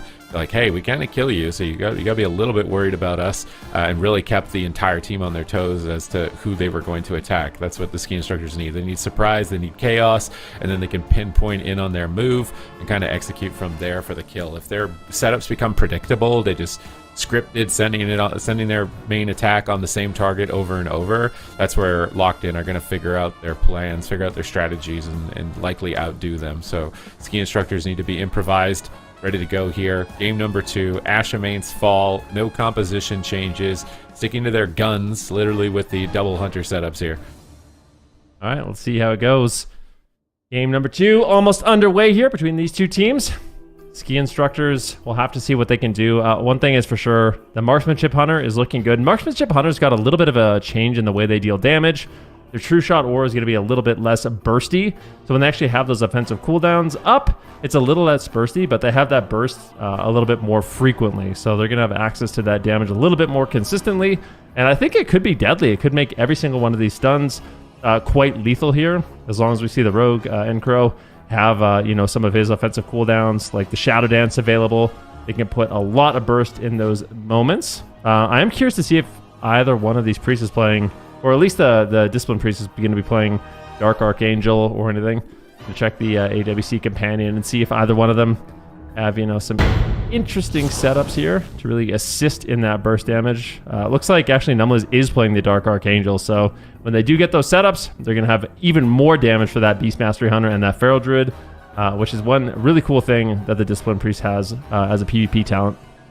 Let's see what they can get done here. We're in the game. Gates about to open, and there is no going back once those gates open between these teams. This is an elimination round. You'll be out of the tournament. It's Cup 2, and there's only one cup remaining if you want to be grabbing as many points as possible for the top 3 and for the gauntlet to play for the lion's share of the prize. So this is a very serious series for both of these teams, as they did not make it into the top 8 last week. You can see Necro just sprinting in on top of Cassidy right here. He finds the Feral Druid. Is Seat going to pull the trigger on that aim shot? Scatter shot comes through, big swap onto the Hunter. Rorschach immediately here from Smite. He's going to reduce all those critical strike effects, but another sap follows through from Necro. Big damage coming in onto Smite. Are they ready to trade? It's a risky gamble that they are taking right now. Aspect of the Turtle, pain suppression, every single cooldown basically onto Smite right there, and a step kick. Necro is on fire with these plays. Oh man, Smite is in so much trouble already. Numless gets interrupted. Smite might just go down. He's trying to kite away. They connect. The pain suppression lands. Numless is doing what he can to try to keep him alive, but ski instructors are putting out so much offense. Finally, Smite has a moment to breathe in the match. At the same time, Sight now going to be taking quite a bit of damage. He gets caught into the rake stun. Can they drop him? Tay grips him away to safety. Beautiful grip there, but a stun comes in into potential full trap. They make a swap here onto Encro, potentially. He's just sitting that trap. His team's bleeding out. He has to connect the heals. Looks like he might be able to. No, the Cyclone lands. Cassidy gets the Cyclone, forces out the Trinket. At least ski instructors will survive, but that was a great push by Locked In. Dying through barrier right now into a gouge. Smite is still low. I just feel like Smite at any moment could die. Tay needs to be a bit careful. He's got the Guardian Spirit up. Looks like they're going to be okay. They still got evasion. This next play could easily close out the match. There's no feigned death. Smite's actually pushing in aggressively, trying to power down Seat here. a nice ray of hope preemptively on the binding shot, but it could be a negative ray. Seat might be in trouble here. Let's wait and see how much healing he got with that renew. As he takes a huge hit, he has to trade the aspect of the turtle. Numla's in the air, avoiding crowd control. And it looks like Necro's having a tough time getting to the priest to try and close this game out. There's the kidney shot there, engaging with a cheap shot. He gets gripped away. Great positioning by Numless to avoid the rogue. But now they get the cheap shot. Seat disengages in, gets the freezing trap. He has Trinket available, but it looks like they're going to be able to sit through it. Now into the second screen. Wouldn't be surprised maybe to see a Will of Forsaken. He's trying to be greedy. He's managing to sit through it. Smite trades, and it looks like he will survive. And Numless has navigated that situation expertly. Oh, all right, let's see what happens here. Both these priests burning through about equal mana at this point, but I don't think this is a game that will come down to mana. Full Fear lands on Tay. Great push there by Numliz. He's in the crowd control, so he's getting lower. Not many defensive cooldowns available, but he's just going for it. True Shot Aura is up, trying to get the counter pressure, but everyone unlocked in is topped off. Finally, Smite taking a bit of burst from that rapid fire. A second rapid fire comes in. It's getting low, but that is, was it the aspect of the turtle? No, it wasn't. Okay, I thought Seed had to go in the aspect of turtle there, but no, he's just continuing the push here. On to Smite, aim shot after aim shot will connect. Both these hunters are low. Void Shift comes in from Tay to keep Seed alive, but he is caught into the stun. They might get dropped. Tay just cannot heal through this damage. It's too high. And Crow finally going for some stun. Smite is caught in his stun behind the pillar right now. The burst comes in. Are they going to be able to take him down? The Roar Sacrifice and Pain Suppression lands. These teams are just going crazy here in this match. They have to survive the Call of the Wild, that glowing icon for Smite. That's his big damage. They survived the window, but no, a freezing trap. Seat's in trouble. He's on the run. Ray, how negative is this Ray? No, it's positive. As Tay manages to recover Seat for another attempt. They need a freezing trap on Numless here off that binding shot. They don't get it. They go for Intim. He needs to land this trap. He doesn't land the trap. Smite might survive. That missed trap. He always died anyways. Massive damage. Turtle comes off at 1%. If they landed that freezing trap, I think it was lights out. And now it could be game over for the ski instructors because they're pushing in. They're getting aggressive. They kidney shot Cassidy to peel him away, trying to contain some of this damage and enable Tay to recover, but Smite gets a counter shot on Tay. Smite's pushing in for the win. Seat's line aside him, but he's caught in a maim stun. Freezing trap, does it land on Tay? Smite gets intercepted. They can't land it, and Seat actually survives. It's miracle after miracle in this game at the moment. Volley is down. Massive damage in a second here from Seat onto Smite, and Numless is in the back line preparing for it. Penance far away here. Tay into a trap. Seat now retreating, and it looks like Smite's trying to chase him down, getting into line of sight. Cassidy's trying to get there as well to finish the job, as Tay was just into a Cyclone, but Seed is holding on by the seat of his pants right here. He's got his turtle coming up in just a couple of seconds. They need to stall this just a little bit longer. Can he survive? 2 seconds to his aspect of the turtle. 1 second, he's got it, but he's stunned. Is he going to die in the stun? It'd be so tragic for him right here. He trades out the turtle. Smite's now cheap shot. Trap out of the maim. Big power play for Seed and Necro, but they're just not finding any damage, and Seed is just so low on health. Where is his healer? He mounts up, feign death, mount to get back to his healer, but Tay is mind controlled. They have to stop the mind control. Tay, how much healing do you have? It doesn't have any, and locked in, take it 1-1. Oh man, the classic mounts up. You'll love to see that to get back in line of sight of his healer. Unfortunately, the stylish plays don't pay off. Locked in is able to do it, but really good plays by both these teams. Super heads up, scatters on the intimidation to stop the trap. Little maneuvers to just deny the goes, get the burst damage out, but ultimately it is going to be locked in that gets the win, but this was exceptionally close. This is where Seat goes into the turtle. He's kind of just bleeding out right now. So Feral Druids have a lot of damage over time effects. You can see they're all ramped up. Seat gets low. He goes for the Feign Death mount to try to get in line of sight. A classic play here for this hunter, but inevitably the heals are just not there. Unfortunately, Tay doesn't really have any cooldowns to trade, and he ends up falling over.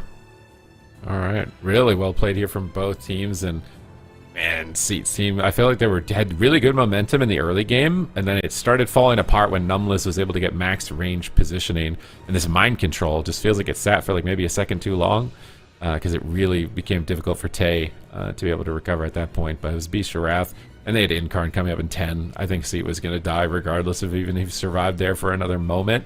Can't believe Smite actually survived here with this freezing trap, but I guess it's because Seat couldn't attack. If he's not planted casting aim shots, there's just really not a lot of damage coming through from their side, and it's just really tragic. But they're definitely putting up a fight, a lot more of a fight, I think, than I had anticipated. So this could be a series that goes to Game 5. That's what we predicted, right? I think, didn't we both predict that? Or maybe, I said 3-1, I think. 3-1, yeah. Is this? I mean, this could be it though. Maybe they come back. I thought about the Game 5 prophecy, so possible, I guess, for the rest of it, and David as well, but a little bit of a different direction there.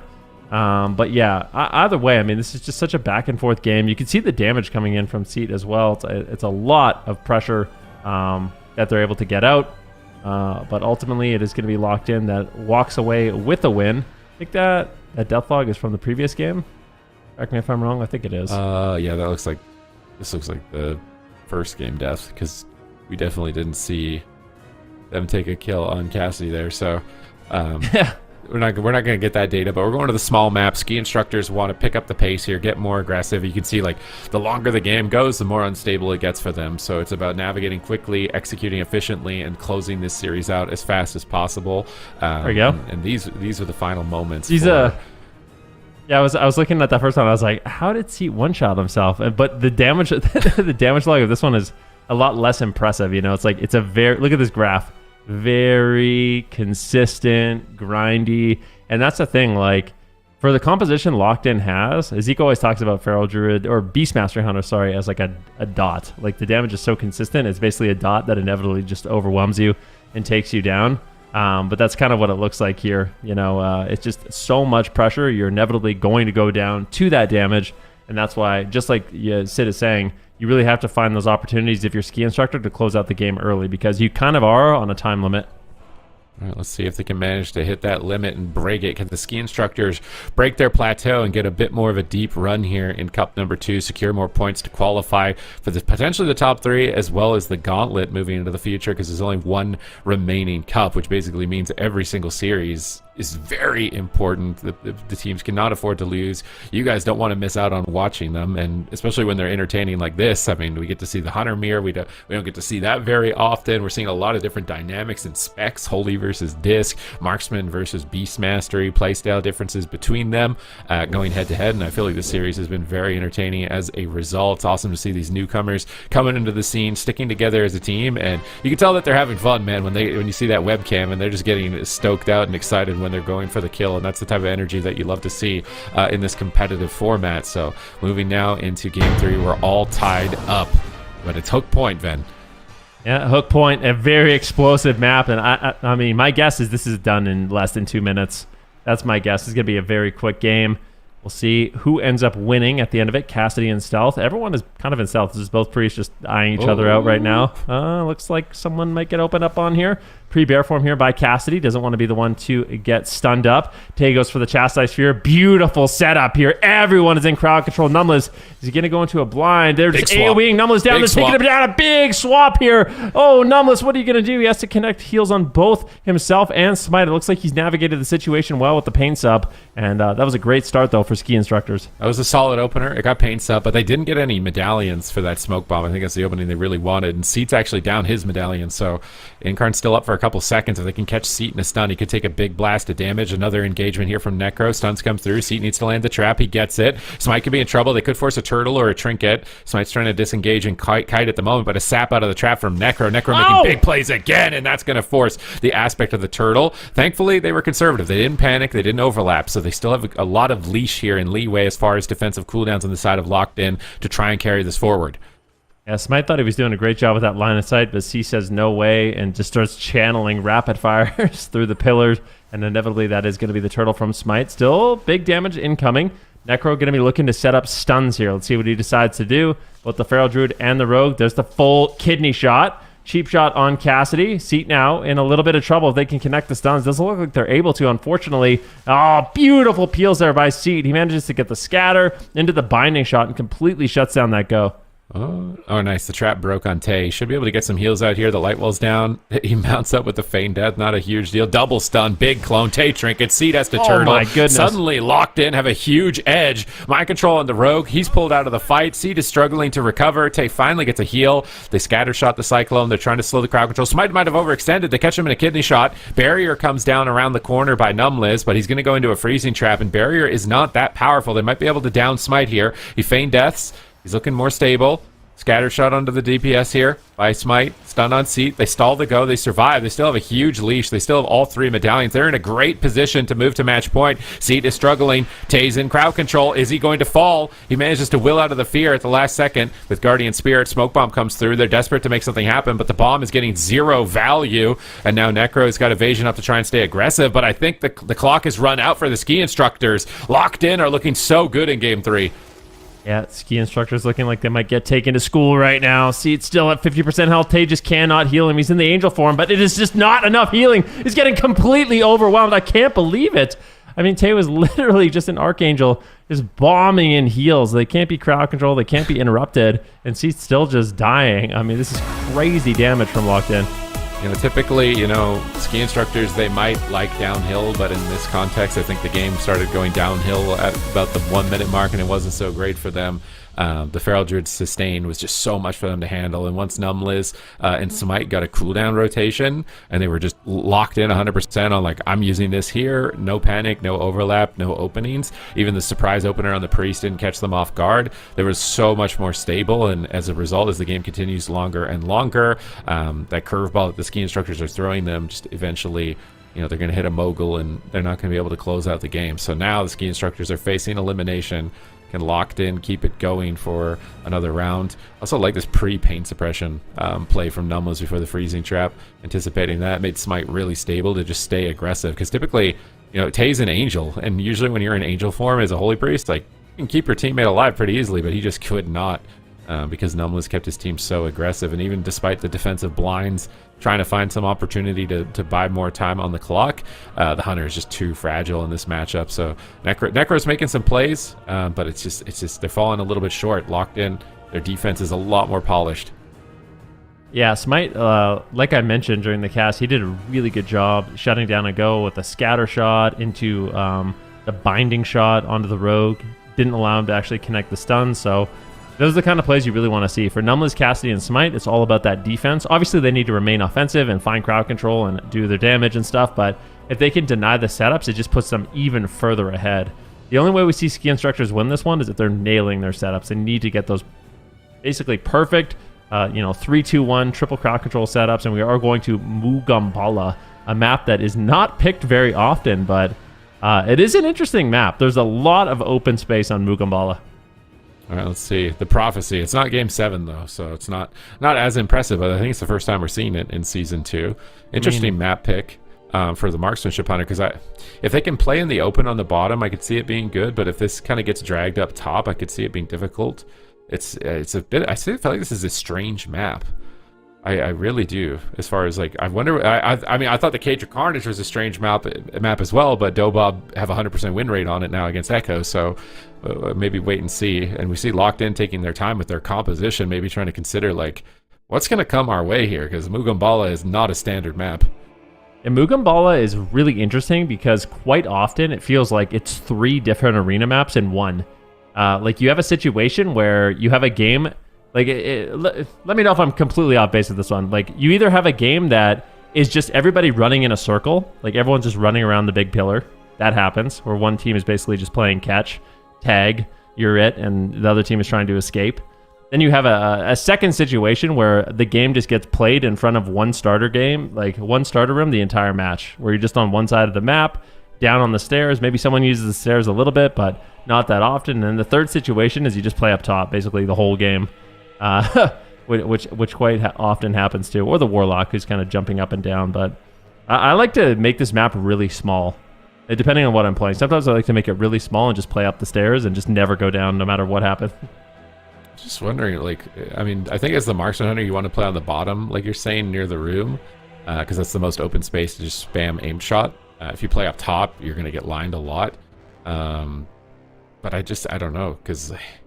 It seems strange. I have to see this play out. Maybe they have some really weird adaptation that I'm not aware of. I would have expected them to go like Runes of Lordaeron, something more open. Maybe even like a big map that's open over this of Mugambala. So maybe they're just trying to catch Locked In off guard. Maybe they won't know where they want to play the game. But since they're both aggressive comps, right? Like that run around the pillar, that usually happens when one team is like a double spellcaster versus a not spellcaster, and they're just trying to dampen. So, but with Hunters, I feel like it's not gonna be a run around that pillar. It's gonna be just stand in one spot almost, and it's gonna be a gun show basically between the Hunters. A bow showdown between these two teams. Let's see what ends up happening. A very interesting map choice, though. Normally, when you pick a map like Mugambala, you have a specific game plan in mind. So, ski instructors, they selected this map. Maybe they don't want small pillars. That's a one kind of nice thing is there's not a lot of small pillars here, especially if you're playing in the open near this kind of big center column in the middle of the map. So we'll see what Locked In decides to do, how they're going to position here, if they just play aggressive, or they're going to push in, try to just avoid the LOS, but you kind of need it. Like, if you're Smite, you definitely want to have some LOS points. Seat, if he's just free casting aim shots and rapid fires on you, it could be quite devastating. All right, gates are open. Everybody Locked In versus the ski instructors. It's match point, and the ski instructors face elimination. They didn't make top 8 last week. They're going to be devastated if they can't earn more points moving into cup number 3, the final cup to qualify for Europe's grand finals. Seats moving forward here in camouflage on top of Smite and Cassidy. Necro is getting close to Numbless for a sap. They find each other in stealth. The hunters are out there immediately pouncing on Smite with a blind. They chastise the Feral Druid. Excellent setup here from the ski instructors, but they need more damage. They're not finding it. They get peeled away. Numbless survives the trap and immediately tops Smite. They engage again with a cheap shot. They're swapping to Numbless. They force pain suppression. Nice swap. It catches them a big cooldown. Can they kill him through pain suppression? I do not think so, but it's good that they managed to capitalize on that situation, because if they didn't even get a pain suppression, that would have been really bad for them. Yeah, Cassidy and Smite trying to push forward. Seat on the retreat right now, so Tay and Seat just going to be pulling away, trying to create some space, but a full Cyclone potentially lands. No, it gets faded. Nice job there, but it Mame stun and a Rake stun comes in. Cassidy setting up his team for a potential win. Scatter out of the Mame, and it looks like he didn't trinket. Something broke that, but Seed is still just low. I mean, Tay is just struggling so much to keep him alive. Big setup on Cassidy, though, as he is in bear form, trying to avoid some of this incoming burst. He charges forward, looking for a potential Cyclone. He gets instantly kicked. Nicely done there by Necro. Yeah, the bear form there was really good by Cassidy, anticipating the attack. Necro is feared away. Cassidy's building up momentum. Bleeds are applied onto Seed. He pre-walls the stun, but it might not matter. It's just so much damage. Necro stuns Smite just to peel at the moment, but Numbless is in the skies. Necro can't engage. This is looking rough for the ski instructors. Things are starting to fall apart. They got Tay's medallion. They're trying to engage with the kidney, but Cassidy's in bear form once again, and Smite is there with a scatter shot to peel the rogue on the restun, and Seed is just getting pressured. Smite is just owning. He's doing so much damage on Seat at the moment. He's just forced to run behind this pillar. A nice skull bash on Tay's heel. Cassidy's in position. Bash into Cyclone. No one stops it. There's no trinket. Turtle's about to fall. Seat is still dying to bleeds. Cassidy is chasing him down in hot pursuit. They land the full stun with no medallion. Can they get crowd control onto Tay? He's got Holy Ward. Looks like they might have got unlucky removing that. He's going to be immune to crowd control, which is great for him. He gets some breathing room. Another volley set up, but pain suppression connects, and it should keep Cassidy alive in bear form. And now it's going to be all about Seat. How can he survive to the next window of opportunity? Oh, let's see if he can do it. He's still just so low on health. We've seen him just outright die in the past. Tay's going to be using the Void Shift, but a full Cyclone lands. Oh no, Seed, he's in so much trouble. No defensive cooldowns whatsoever. Locked In, looking to eliminate ski instructors from the tournament. Tay gets out of the crowd control and will go into Angel form, channeling out the Divine Hymn. His team will recover, but still, this is a desperate situation here for ski instructors. They're going to have to try to find a win, but a pre-bear form from Cassidy makes it difficult. Smite getting low. He sacrifices himself at full health, goes into the turtle. He is not messing around whatsoever. Doesn't want to put his healer behind on cooldowns, and now Locked In are going to be looking to get a win if they can push on top of this hunter. Yeah, big swap back on Cassidy. They got the turtle. They got the trinket. Smoke bomb's coming up. They can win with smoke bomb on Hunter.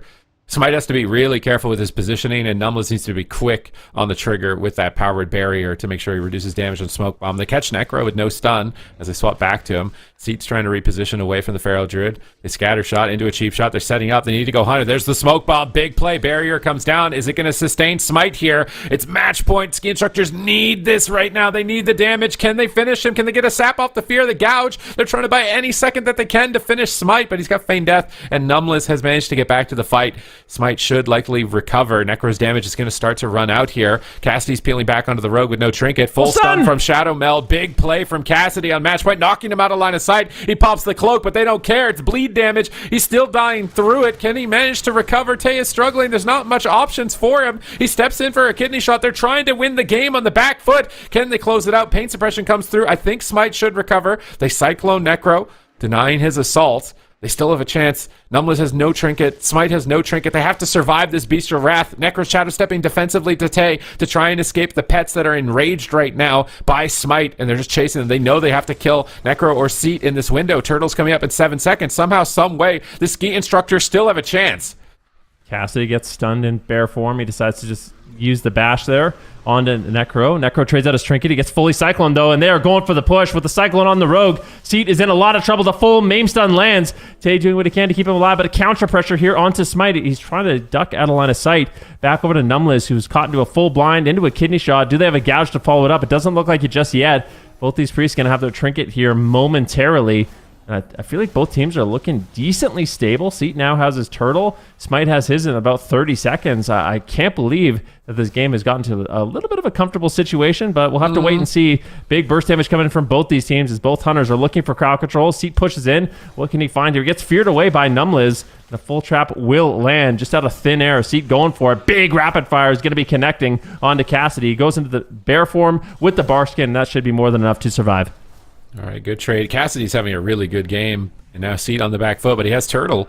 He just has no medallion, so he has to anticipate the stun. In the meantime, Smoke Bomb, big play from Necro. He's going for the kill on Smite by himself. Necro's on a solo mission. Seat's dying, though, in the back line. It's so much damage from Smite, but now Smite is getting low. Who's going to fall first? Pain Suppression comes through. Void Shift for Numless. Smite recovers, but maybe they swap to Numless. They just kicked them. Do they have a stun DR? They're going on Feral Druid, trying to stall some of the damage. Stun trap on Tay. They avoid it with a scatter shot. Crazy play from Seat in this position. He walls. They land the trap on Numless. Can Seat hold on? He pops the turtle. Tay's into the scatter. Necro cloaks offensively to avoid crowd control, but Numless is in the sky, avoiding crowd control with his ultimate penitence at the moment. Cassidy's charging in. He wants to close this game. He gets feared on his clone. Seat's lining up for some big damage. There's no trinket on Cassidy, but he Heart of the Wild preemptively. Full Maim Stun. Cassidy's going for the win. He casts clone. He gets rid of the Holy Ward. He lands the full clone with no trinket. I think this is lights out for Seat. I think the ski instructors might be out of the tournament. He disengages back. Cassidy can't chase him down. Necro's trying to set up, but Cassidy's just in bear form. 100% of these stuns, denying all of their damage. He's charging in bear form, getting ready to finish off Seat. I cannot believe that Seat is actually still alive right now. He survives to the exhilaration, and this game is going the distance. Yeah, definitely. This map is really working well here for the side of Ski Instructors. It's a great pick by them. Seat has a lot of freedom to kite away. Makes it really difficult for Smite and Numless to actually get there for the win, but a full stun lands. Counter stun here onto Smite. Both these hunters just dealing with stuns right now. Seat's just going to be moving forward. It's a full blind. They want to close out the game. Rapid fire comes in. Ski Instructors there going for the win. Smite just trades out the aspect of the turtle. You can see here right now, Tay's channeling out the Divine Hymn. If he gets crowd controlled out of this, it could be deadly. We have a sap on Numliz right now, but Smite is still just so incredibly low on health. Can they pick him up? Numliz needs to maybe make a trade. Doesn't really have any cooldowns to do so. The full stun lands. Smite is just still so low. No cooldowns available. Ski Instructors looking like they might be able to do it. They're pushing on Smite, and he could easily fall. Big exhilaration comes in. The barrier as well. Numliz, in defiance, keeps him alive. Oh, Necro with the step kick on the barrier. He's making some flashy plays into the gouge, really setting up the team right here. Into the Intim stun. They need more crowd control. Necro's in trouble, though. He gets caught. He's overextended. He has vanished. He needs to survive the stun. He survives it. Now Seat is rotting. It's back and forth. I can't believe it. It's actually still too close to call between who's going to be taking this. It's match point for the Ski Instructors. They have to win this if they want to stay alive in the tournament. But look at the pressure that Tay has to deal with. His entire team is at half health. Necro's getting blasted. He drops a smoke bomb in desperation, but the pets are just chewing into him right now. Is he going to survive? A double kill for Locked In on match point. I mean, what a finish here from Mugambala. It's looking like Jurassic Park. Just every dinosaur you could imagine chasing down this poor rogue, doing what he can, dropping the smoke bomb, but it is not enough. But that was definitely the best game of the series. Super close. Ski Instructors, I think they played it well. They used the map extremely well, using the center pillar to just pull away as much as they could, try to bait people into the open. But inevitably, it is going to be Locked In with a 3-1 win. I mean, what do you do as Necro and Seat right now? Like, there's no trinket on Priest, I guess. Like, Necro wants to play aggressive. He just doesn't have cooldowns. He's just got a BM Hunter just pew, pew, pew, pew. Look at all my pets. Look at the Jurassic Park. That's just, you can't even see Necro's character. He's just getting swarmed by raptors. It's like the movie where they feed the raptors some hot dogs and then more raptors come out and start eating Necro. He can't survive at that point. They burned through every option that they had, and Smite had him in checkmate here. So this was a really good catch. Really well played game between both teams, and I really hope we see the Ski Instructors come back, because this has been their plateau point, this top 8 position. So if they can come back next week and manage to make it a little bit deeper, that's what I'm looking for them, because they're a very entertaining team. I feel like they're a younger team, a fresh team. Get a couple more reps in the tournament. They're playing comps that are less conventional, also, right? Like the Hunter Rogue is. That's not a comp. The last time I saw it was Jelly Beans and Peekaboo in like 2014 or something. So that comp, definitely not conventional, but they're still making the games entertaining, really putting it to some of these veterans as well. Yeah, they got through some solid teams also in the offline bracket. So to make it all the way to here and put up a good fight as well, like you said, Tupati is very strong team indeed. So we've got one more cup for them to maybe make a little bit of a comeback. So we'll certainly see there heading into Wednesday's open bracket if they decide to go once again. And I couldn't agree more. I hope they do. So locked in. Moving forward in the lower bracket, they're going to be the last matchup of the day. They're still looking for a competitor. I believe it will either be DOBOB or Echo based on who falls from that series. We can take a look at the bracket where everything's kind of shaping up. We've already knocked out 2 teams. ILTU ski instructors, they are out. We've got these 2 teams down there in the lower bracket waiting for a competitor, but those 4 teams up there, Ven, still looking to play today here in the EU region. Very, very strong showing so far this season. Yeah, I mean, these are the top 4 point earners from last week as well. So you have Overload versus Forged RMP, DOBOB versus Echo, and these teams have mostly been focusing on the Mage, Priest, Rogue, as well as a little bit of Feral Druid coming in from DOBOB. So we'll have to see what they decide to do here. But I said it at the beginning of the show. To me, it seems like with how the meta is shaping up, it's these 4 teams in contention for that top 3. So whoever ends up being the worst at kind of the RMP mirror, I feel like is the team that's going to inevitably have to go into that gauntlet. Certainly. So looking forward to the rest of these series here. We are going into that Overload versus Forged RMP series up next after this break. Before we do go to a break, though, we're going to be playing our first game of the day. Are y'all ready? Which one And is what it? are we playing? Is it the one that makes us look dumb, or is it the... Don't they kind of Which all one make is us it? look dumb?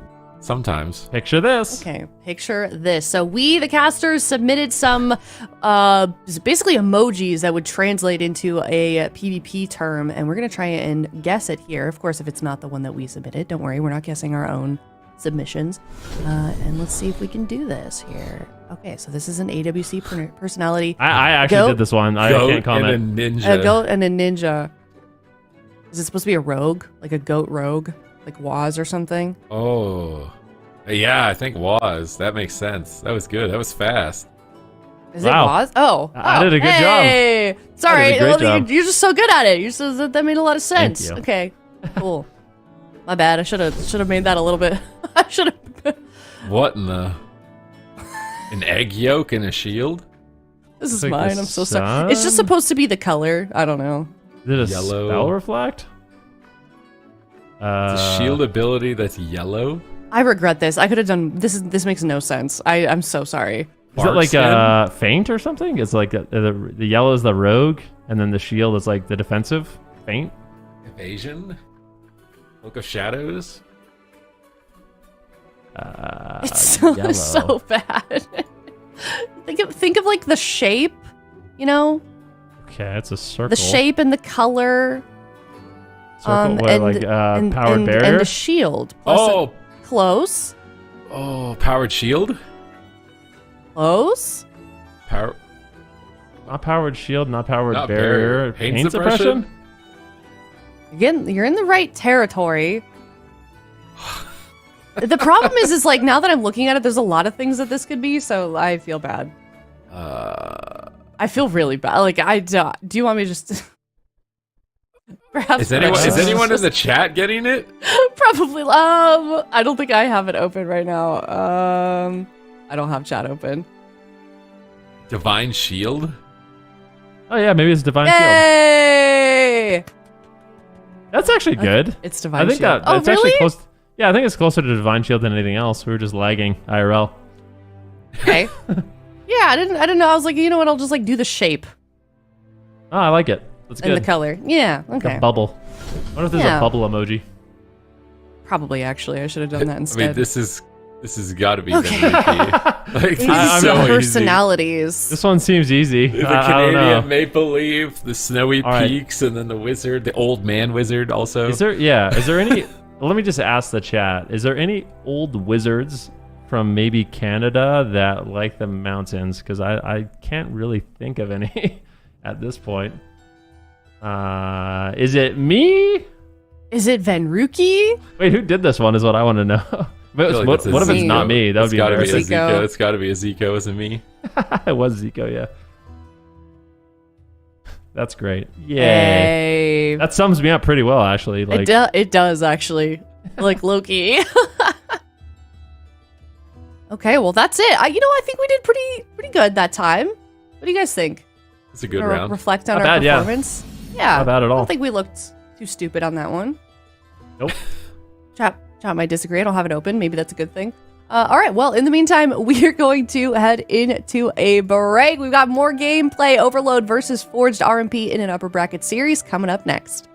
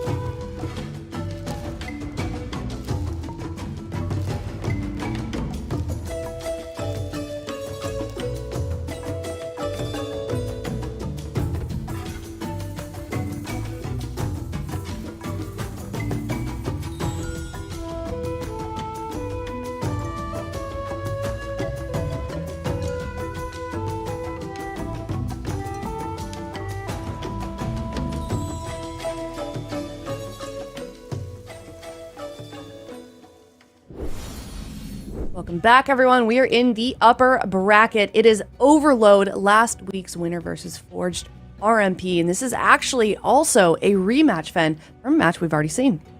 Yeah, Forged RMP, they have been interesting because They haven't just played RMP, despite what their name would suggest. They also have Swapsy, who kind of surprised us with a little bit of Pharaoh Druid. They also played a little bit of Outlaw with the Elemental Shaman. So different compositions for Forge RMP. This is what they led with in the blind pick. Unfortunately for them, it didn't really work out. Overload was able to kind of just power through and secure a pretty decisive victory in this matchup. But you can see Forge RMP at least picked up a few wins in this matchup. So we'll have to see if they learned from any mistakes last week, if they're going to be able to kind of battle it back, what they're going to lead with the blind pick. We did kind of mention, Frostmage got a little bit of nerfs. It doesn't seem like it really affected the meta too much, but a little bit of nerfs, especially with how good Swapsy looked on the Elemental Shaman last week, might be something that Forge RMP decides to lead with in the blind. Certainly curious as to where this series leads. And it's upper bracket also, so, dropping down, not the end of the world, but I kind of feel like, Overload and Forged RMP, they have a lot to prove. Overload, they want to keep that top spot. They want to stay consistent with that first win and say, like, hey, that wasn't, just RNG. That wasn't luck for our first week. And Forged RMP are probably in a place where they know, David, what they are capable of and want to make sure that they can prove that to everybody else.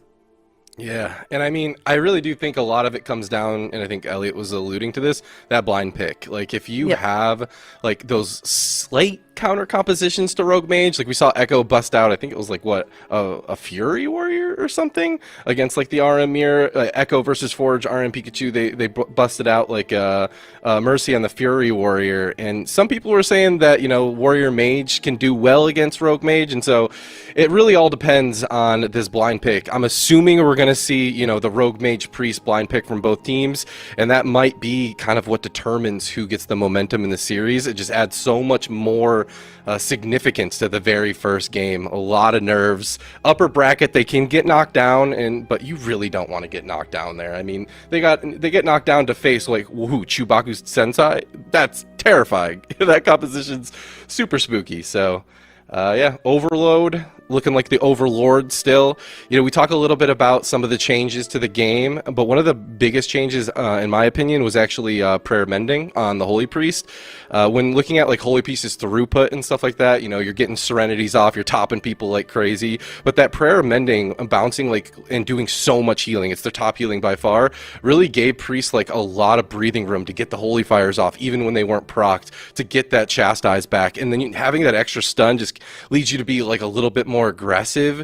And I'm not sure, I feel like Holy Priest, they're focusing a little bit more on getting the throughput out, and that against Swapsy sounds really spooky on either Elemental Shaman, but the FMP from Swapsy, I'm not gonna lie, like, Swapsy is super capable of playing just about any class ever, but there's certain classes that you really need a lifetime to master.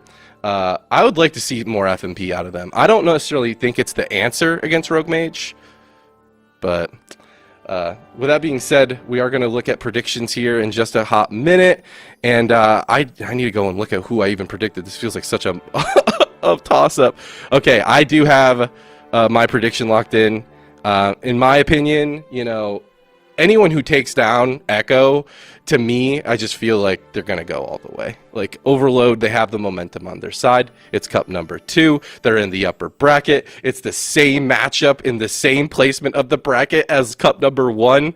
I feel like all the data is telling me to root for Overload in my prediction.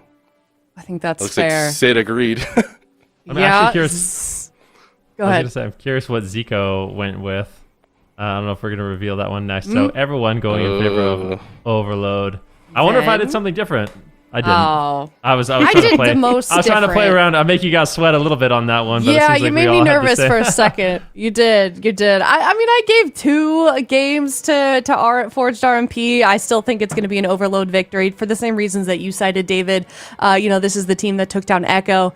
This is the team that Team Liquid was emulating their performance, some of their, their skills on last weekend as well. So this is a team that I think that could continue to play as consistently, or at least I hope, they certainly hope that they do as they did in Cup number 1. But Forged RMP, they know what they're up against. I'm sure that they've been, scheming this entire week on how they can make this work for them. And they do also know that they're going to, be forced to go down to the lower bracket if they lose, like you kind of already mentioned, D-Machine. CHIBAKU TENSEI, very scary team themselves as well. So no matter what, I think this is going to be a long road for Forged RMP, but I certainly think that they are a team that could handle it and handle it gracefully as well. So we're going to find out here soon enough. We're hitting the upper bracket as well. Best of 5. It's game number 1, starting off here on the Grand Arena. Overload versus Forged RMP.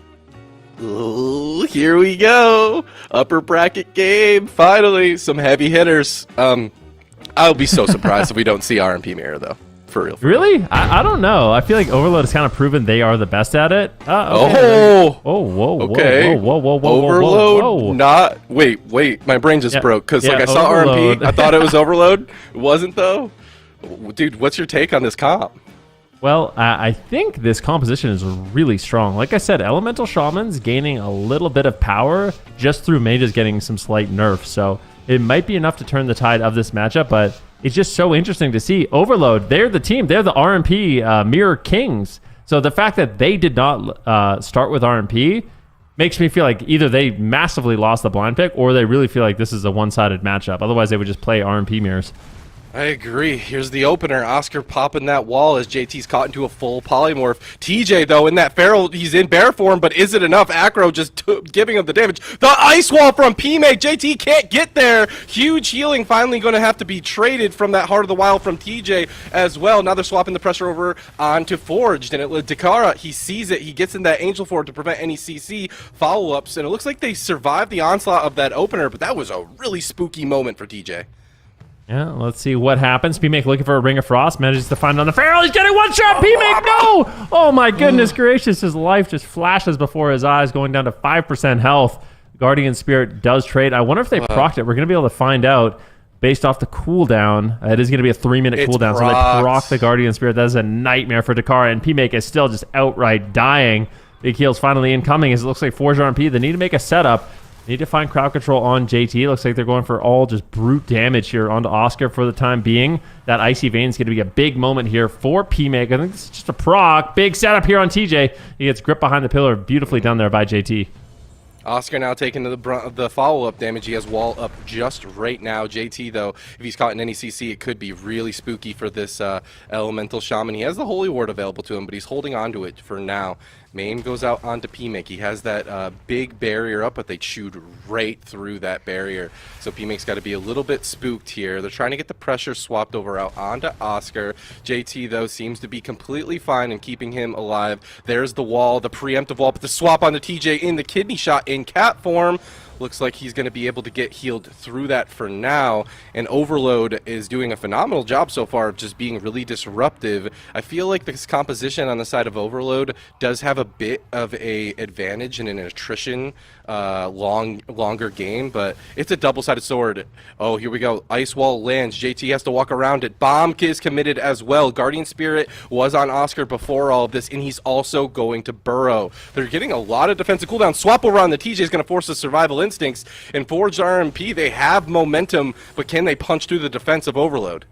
Oh, Oscar gets gripped back to the pillar. They're all over him right now. Might have to trade out that Stone Bulwark Totem. Will make the trade. It wasn't feeling too good.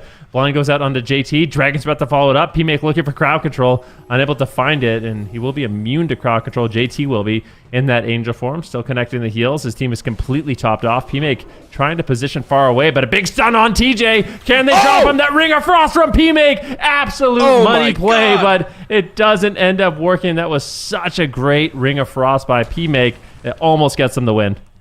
Oh, that's Hull Swap. That's Void Shift. JT is running out of buttons. Apotheosis, he has a stun available to him. He's going to go ahead and chastise up Acro to stop that damage. P making a bit of trouble. He's going to line of sight here, looking for some polymorphs, trying to slow this game down, but he's constantly interrupted. It's so hard for him to get any of this CC off. You got Holy Ward. You got 2 range kicks. This is just a nightmare, it feels like, for PMake, but he makes it happen when he needs to. Holy Ward being used by JT. He sees the go incoming with the kidney shot onto TJ, but he had bare form for that. Fantastic presence of mind by TJ to see that incoming. Holy Word's going to fade any moment now, and this could be the next winning go for RMPCHKO.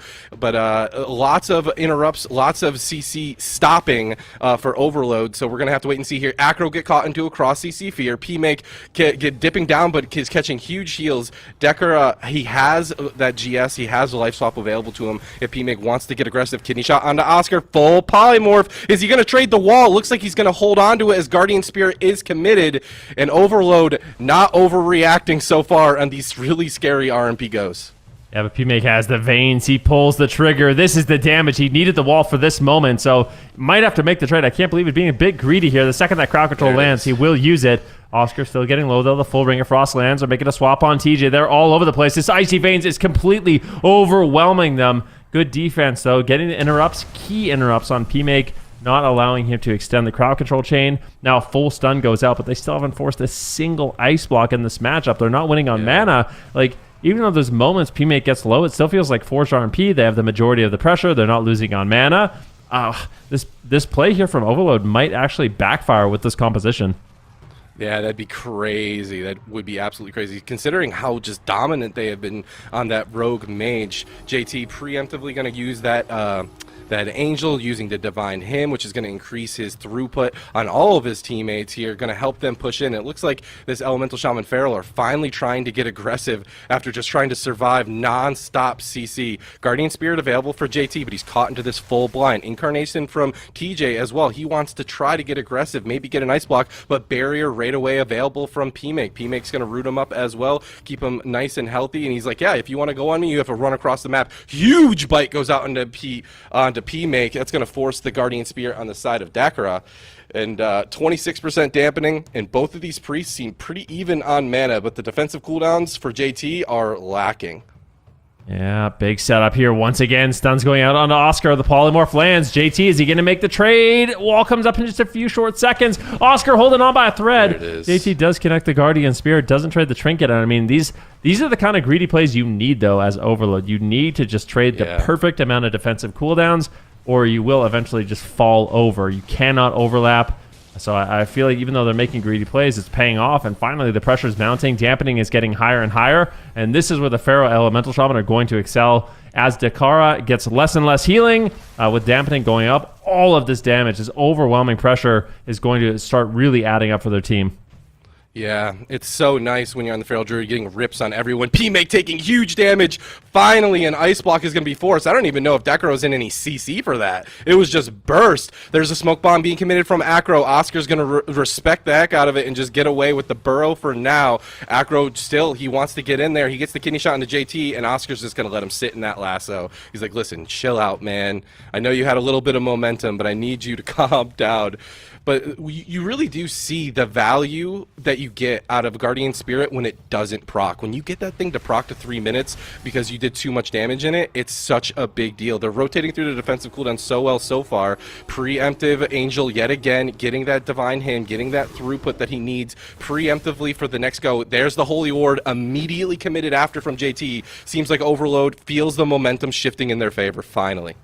Yeah, finally looking a little bit better for them. 36% dampening, but this is the moment too where they can just overwhelm. Those moments where Overload is being greedy with defensives, that's when they're just going to outright die in a situation like this. So P-Make, they're holding off. Icy Veins coming about 25 seconds. They're making a push prior to Icy Veins, maybe wanting to get the wall out of the way. If they can get the trinket, then they can secure the win. Making a setup here. Full stun goes out. P-Make going for a Ring of Frost. It gets denied. Blind. He gets interrupted there. Just owning Oscar.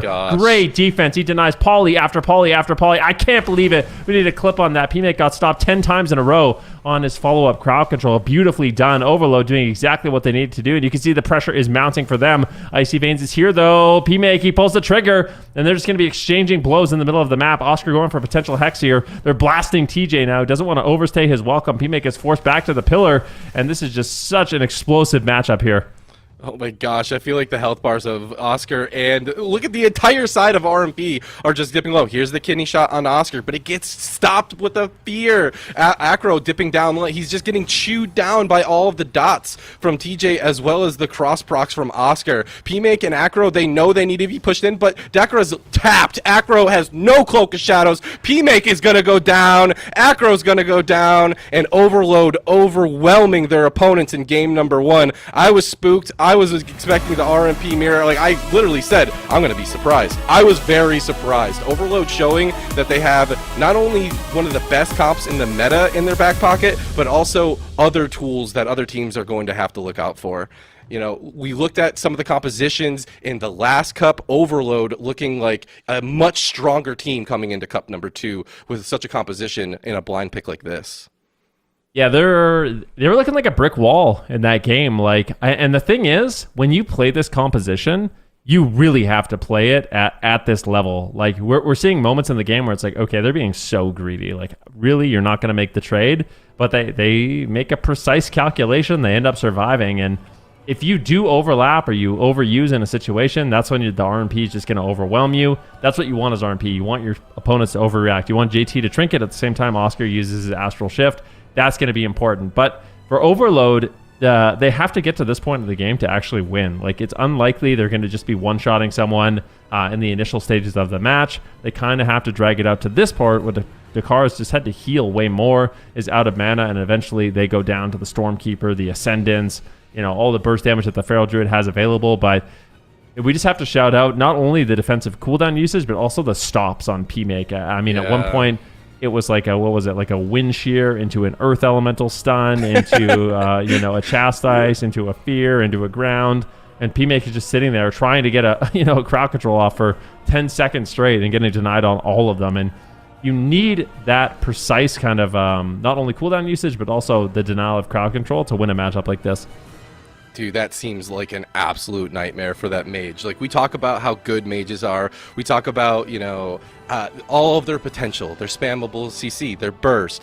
But imagine yourself in the mage's position where you're getting through Holy Ward, Greater Fade, Death, an Elemental Shaman stun, Shear, range Feral Kick. Like, that seems so hard. He got a couple of good ice walls, but it's just as soon as the ice wall comes out, they're rotating their defensive so well. It just seems like they always had an answer. Look at P-Make's health just kind of like plummet as he pushes in there. You know, mages, they have a lot of slows, especially frost mages, to prevent melee from connecting. But when you do connect to a mage, they're juicy. They take a lot of damage. If they don't have their greater invisibility or their alter time or their shimmers or their barrier, yeah. They messed up a little bit, then it could be easy to take them down. A quarter of their spell book when it's on cooldown, they're real squishy. It's crazy. Yeah. I will say though, like, this is a fun matchup because Oscar, he gets to play he gets to be the stone wall that P-Make is looking at. He plays mage, obviously a very good mage. We saw that highlighted last week, and now he gets to be play spoiler. He gets to be the Ellie Shaman, which, to be honest, when elemental shamans are good as a mage, that's your nightmare. It's just like, you don't like Ellie Shamans. Like, IQ solo shuffle, IQ 3s, I see an Ellie Shaman, I want to cry. So this is obviously what I had planned for this one. We'll have to see what P-Make's going to be able to do. A young player, super good, just kind of started playing only like 2 or 3 years ago, really made a name for himself on that mage. We'll see if he's going to be able to rise to the challenge. He's got those reflexes still, unlike my old self. I feel like that's really important, especially in a composition like Rogue Mage. You really need to be on your game, find those opportunities, those swap opportunities. But compositions sticking to the same as the blind pick. So going into game number 2, because Forge did lose game number 1, they have the ability to see their opponent's composition and choose to switch. And to me, seeing that they are not switching leads me to believe they don't have an answer for this. Like, they don't have something that they feel counters this. So they're sticking with Rogue Mage, and I think that's smart. I mean, if this is where you have the most reps, I think this is where you stay. And Rogue Mage, we hear it from some of the best players in the world. Theoretically, if they're playing perfect, they can beat anybody. but man, it's quite different to say that in the face of such a disruptive composition like Overload, and with so many defensive cooldowns and like CC mitigation, not only from Oscar but also JT. Like Holy Priests have a lot of ways to avoid those polymorphs, so it usually needs to be cross CC. You need to get that stun first, and look at JT's positioning. This is kind of how he positioned in the last game too. Acro's got to go across this map, get that stun, so he does get the stun. And does it get followed up? It does. Full Ring of Frost, and Oscar's just going to immediately respect the go with a wall, but will it be enough? Are they going to be able to punch through this in their opener? Cheap shot onto TJ as well. Lots of cross CC. The fear as well. Into the ice wall. Oscar's in some trouble. JT went the other way as well. That's the Guardian Spirit, but that's Guardian Spirit and wall for the opening go. Now they're going to swap that pressure back around with Stormkeeper, Elliot. I really like this. Oscar, he trades out his wall, he trades out the tremor. They don't overreact in that situation. Everyone still has their medallion, and that's the icy veins. That's the adrenaline rush. So Forge RMP, they commit a lot of their offensive cooldowns, and Oscar, I think, makes a very solid trade. And that's exactly what you need to do. I'm going to keep talking about this time and time again, because the one thing you can't afford to do against an RMP is overreact. And I feel like Overload, they're playing it calm, cool, collected. And now, slowly as the game goes on, they're going to be solidifying that win. For Forge RMP, they need to find these setups. They get a full polymorph, and it looks like JT will use the Will of Forsaken. He's a Shadow or Death, so he manages to free himself from that crowd control, basically a 2-for-1 bargain, putting you on every single diminishing return. I think that's another smart play there by JT, and now Forge can once again make some offensive plays. Yep, absolutely agree. Apotheosis from JT as well. Holy Ward preemptively as they anticipate another go. Stun on the Acro just to kind of slow down a little bit of that momentum. Holy damage as well. Whenever you get those chastised stuns, you also get a bunch of holy damage to follow it up. And it looks like they did use it a little bit out onto P-Make, but he's completely fine throughout this. Guardian Spirit from JT. Holy Ward was eaten as well, and they're just seeing the go and they're trading effectively. And it's one thing, I'm definitely guilty of this myself, of overreacting even in, solo shuffle games. But this is a tournament setting. There's a lot going on, and these players need to be well synchronized, and they need to trust one another. And that's a really tall order in a lot of these situations. And it's one of those competition attributes that I feel like is hard to articulate to the audience. But it seems like big swap onto TJ. He's going to be okay for now. Oscar trying to get aggressive, but that was Acro's adrenaline rush as well. They did get the bark skin, but I feel like they need more. Yeah, I mean, basically what we need to see from Overload is just respecting the icy veins. And during P-Make's icy veins, they actually get an ice block. So this is actually going even better than the last game.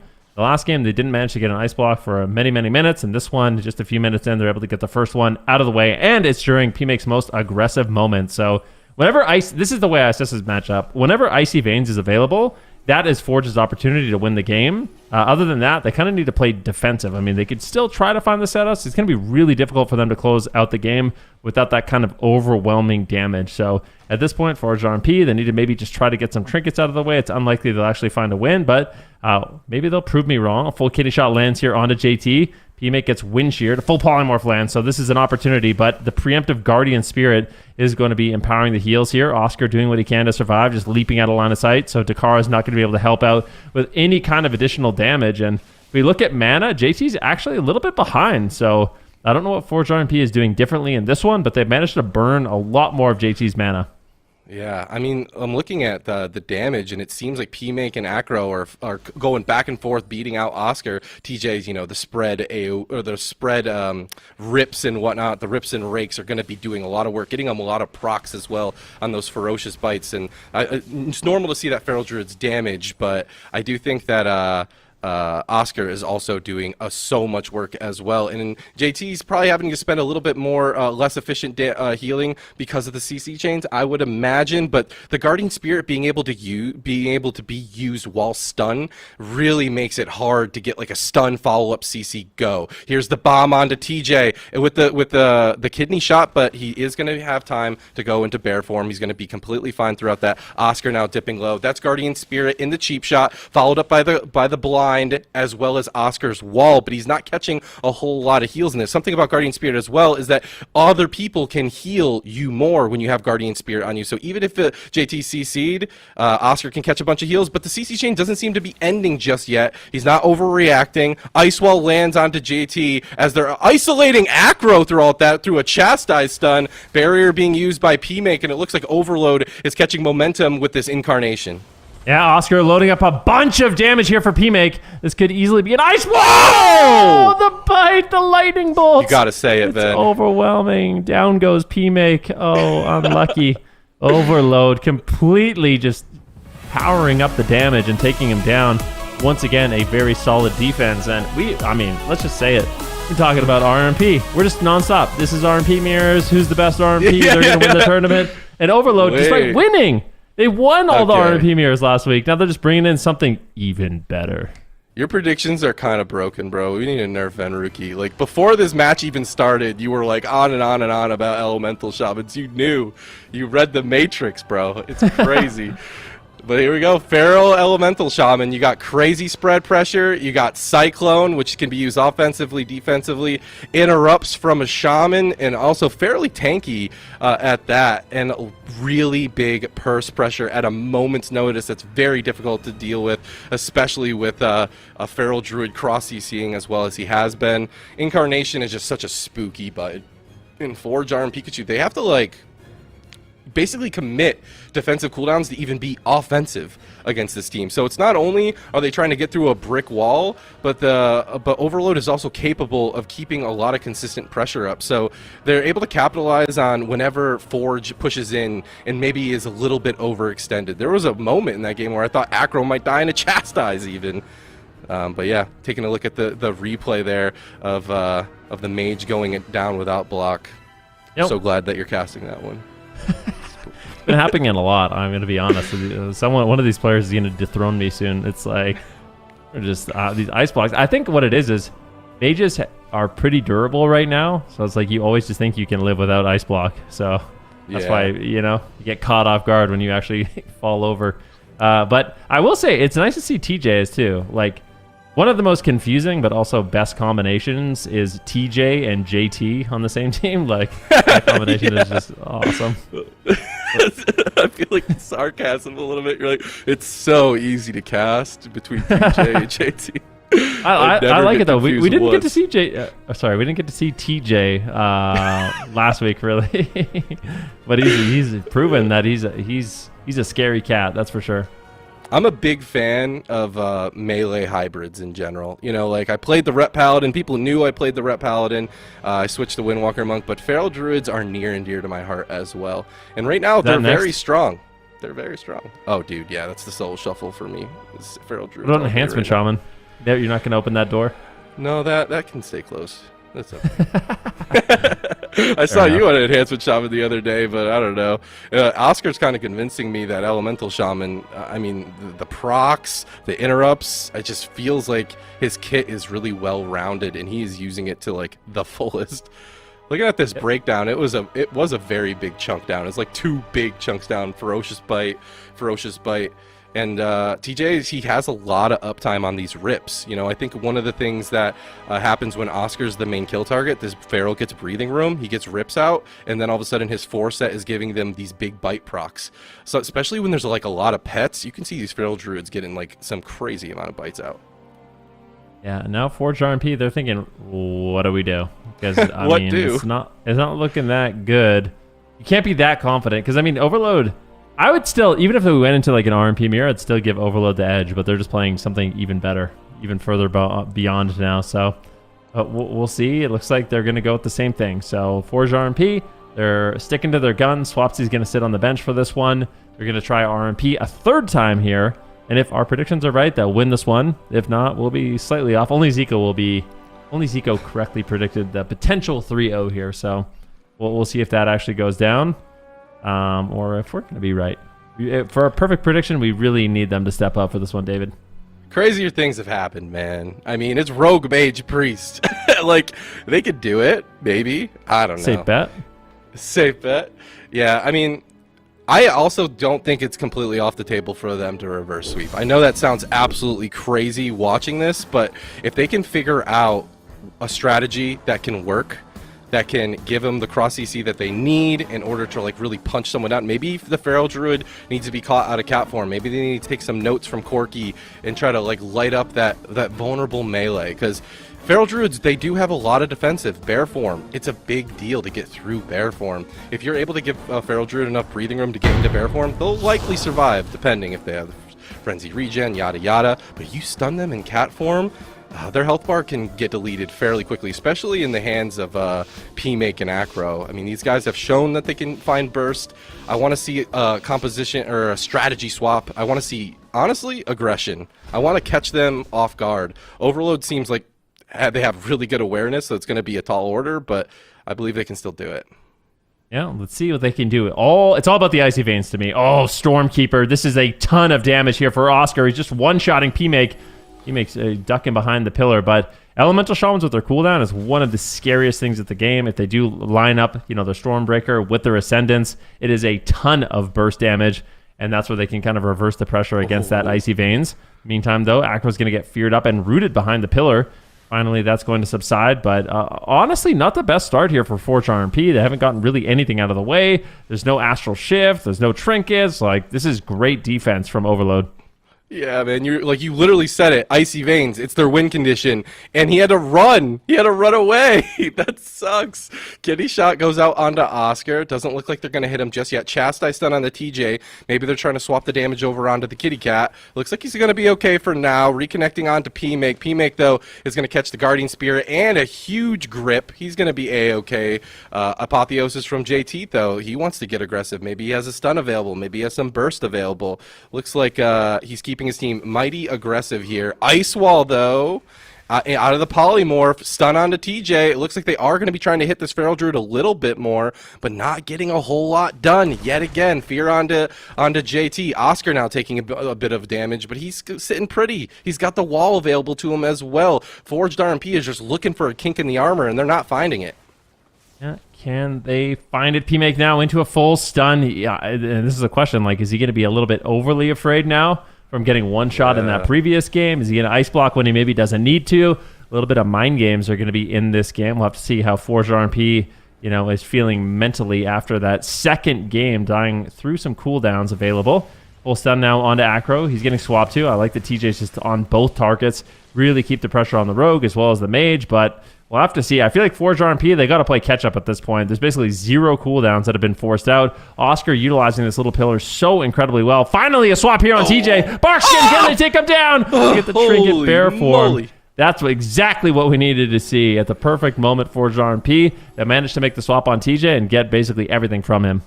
Man, that dude had no health bar left, and he still had the presence of mind to hold on to that survival instincts for the next go. Crazy work. Incarnation is popped, though. P-Make is running away with these Icy Veins, at least the end of the Icy Veins for now. Acro sees it. He's going to preemptively evasion. He's like, you're not spreading pressure over to me, no sir. Cheap shot onto JT into the full blind. Here's the cheap shot onto TJ now. The blind finally subsides. It looks like TJ is going to survive another day, and they stop that go. That was a bit spooky. No trinket available for TJ, but JT does have a lot of buttons available to him, but that could be a smoke bomb opportunity. But smoke bombs doesn't have a cooldown for 3 minutes. Oh man, Overload really do feel like they are such a brick wall right now, but I think the Feral Druid goes are working a little bit better. We're going to see how this feels going deeper into dampening. Oh, pre-bear form. If he's in bear form, there's no shot he dies. Yeah. So, I mean, they're going to look to go after TJ, but Barskin in bear form, he's basically immortal. It might as well be Divine Shield. Very heads-up play there by TJ. Oscar, in the meantime, is taking some damage. JT's going to have to put in some work here to keep him alive. He's down to about 50% health. 3.5 minutes have elapsed in the game, and JT has a bit of a mana lead. So Overload looking for that late-game advantage once again, but keep in mind that Ascendance is going to be massive. Here comes the Bloodlust. Massive damage available for Overload. P-Make and Acro are getting low. Can they take him down? Ice Wall gets gripped. Great grip there by JT. TJ is unafraid. He's immediately pushing back in, putting the pressure onto Takara. Now Takara has to heal all 3 members. This is overwhelming damage here from Overload, but Forge RMP looking to strike back. Yeah, all three members, when they're low, basically makes Void Shift like useless. So you gotta top everyone back up. Yeah, I think even Guardian Spirits himself there in that go. That's a big deal. Cyclone DR goes out. Oscar gonna preemptively use that wall, but the stun goes out onto TJ. Huge damage lands onto him, and it looks like the trades from JT are gonna be enough. Now PI coming out from JT, getting his team aggressive. Dakara preemptively sees that aggression and is gonna go ahead and pop that Angel as well as the Divine Hymn, getting that throughput to keep his team aggressive, which is very important for this Adrenaline Rush kidney. Go on to Oscar, no wall available. Holy word for JT though, he can't get CC just yet. Polymorph does land, they chew through it. Oscar, oh, the swap! It's over, the RMP do fall. PMake's still sticking in it. No, he's just gonna, without a healer, the damage from Oscar and TJ is just too much. That Guardian Spirit Force early on really set them up for a hard swap that was the game-winning play. Yeah, I'm just going to say this right now. I think that this match is going to have ramifications for this entire weekend because I feel like there's probably a lot of North American teams that have been trying to find out an answer for RMP, and Overload might have just revealed it, right? Like, this is, I mean, Force RMP, they're a very good RMP, and Overload just kind of handled them with this matchup. You know, I'm looking at teams like Welcome to the Jung. Is that something that they're going to play this week? We'll have to wait and see, but we'll see how far Overload can take it. Real and true, real and true. I see Oscar and TJ. I see the Feral Druid Shaman. I see, the strategy that they're going for, and it does remind me of a bit of some other compositions in this tournament. You know, Rogue Mage has been the dominant force in Cup number 1. Slight changes have happened, but some other things can happen as well. Just learning more about a meta. I feel like a meta can stick around for months at a time, and stuff still gets figured out. As things slightly change over time. Look at that nice swap over onto the Priest in the stuns. He couldn't Void Shift anybody because of a nice coordinated go. Bursts.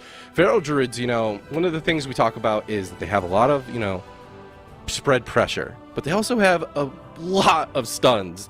Not too many less stuns than a rogue, I would say, especially an outlaw rogue as opposed to like a sub rogue.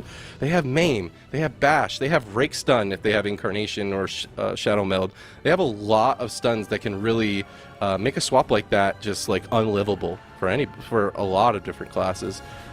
But yeah, also Feral Frenzy coming out in that go. So they were holding a handful of damage. Even the Holy Fires were getting in on that with the Chastise stun followed on for the cross CC. So really solid strategies. It's one thing for a team like this to be able to have like the interrupts and to be able to go to the distance, but it's another thing for them to also find those small opportunities to get that burst pressure in as well. Makes these type of teams really spooky. Also just speaks to the the level of competition that these teams are playing at, how little room you do have to make mistakes and leave an opener for your opponent. So Overload going to be taking that victory in the upper bracket. We are looking at the bracket for the EU region here in Cup number 2, and we can see the series that we just finished off. Overload moving forward here in the upper bracket in the semifinals, so they could be going to the grand finals once again. It's going to be either DOBOB or Echo facing off against them, so we just may get a rematch, Fenruki, from what we saw last weekend. Yeah, and that'll be interesting. What does Overload do there? Do they go back to the RMP against Echo, or do they stick with this Feral Elemental Strongman composition that they have prepared? We'll have to wait and see. I feel like even Echo versus DOBOB has gone back and forth in the past, so this isn't a guarantee here for Echo. This is going to be a very difficult matchup for them. We've seen Tessia from DOBOB be quite a nuisance for Echo in the past, and I'm looking for him to once again be a real playmaker here.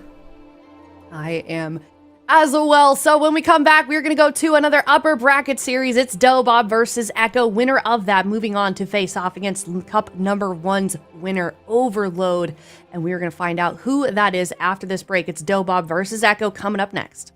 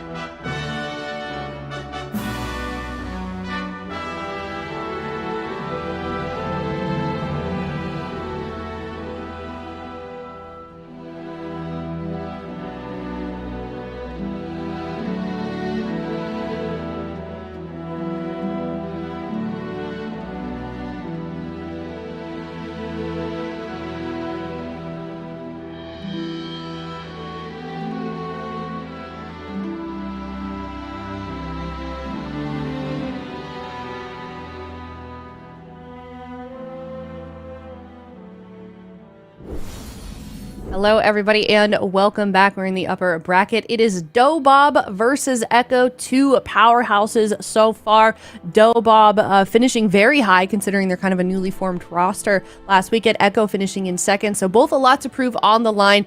Both about halfway through their chances to get some points to stay solidly in the top three. But some quick information about DOBOB. Actually, I was talking with Flappers earlier this weekend about kind of why DOBOB is named DOBOB. We know that like some of the we send them questionnaires and all of their answers were just DOBOB, DOBOB, DOBOB. But I got a little bit more information. And Flapper said, me and Relza once had a meme years ago. We were from a land called DOBOB, and it's a made-up place. And then randomly out of the blue, this is all his words, Thessia named his mage DOBOB because the crusty crawler mount says DOBOB. That's the story of why they're called DOBOB. Is that the audio that's playing right now, or am I hearing things? That's the mount. That's the story. So then he says, he goes on to say, we found that really funny and decided to name our team after it. So that's what he says. Whether that's based in truth, I don't know. It sounds really made up and weird, but he's also kind of they're an interesting group of people. There's the mount on the bottom of your screens also. It's a very, he's very angry DOBOB right here. He looks that does look like an angry DOBOB. He looks like he's trying to get us. Is he trying to get you, Zico? Do you need help, Zico? Oh no, Zico! Hey, get that thing out of here! All right, Leave alone, DOBOB. Save for Echo. Either way, DOBOB versus Echo. This is good. I think it'd be going to be a fun matchup either way, Zico. Absolutely. I mean, these are two massive teams. Yeah. We've seen DOBOB beat Echo. We've seen Echo beat DOBOB. Last time they met, Echo was the one who kind of got the final blow. So we'll see. It's been a week since then. Teams have had time to practice. Teams might have some new compositions at their disposal. I'm not sure. Are we going to see FMP, RMP? Are we going to see something else? We just saw LA Shaman Feral look kind of good. Does Tessia play LA Shaman? I don't know. This is the time to reveal the surprises. Certainly is. Here's a look also at the last time we saw these two teams play against each other, Super Tees.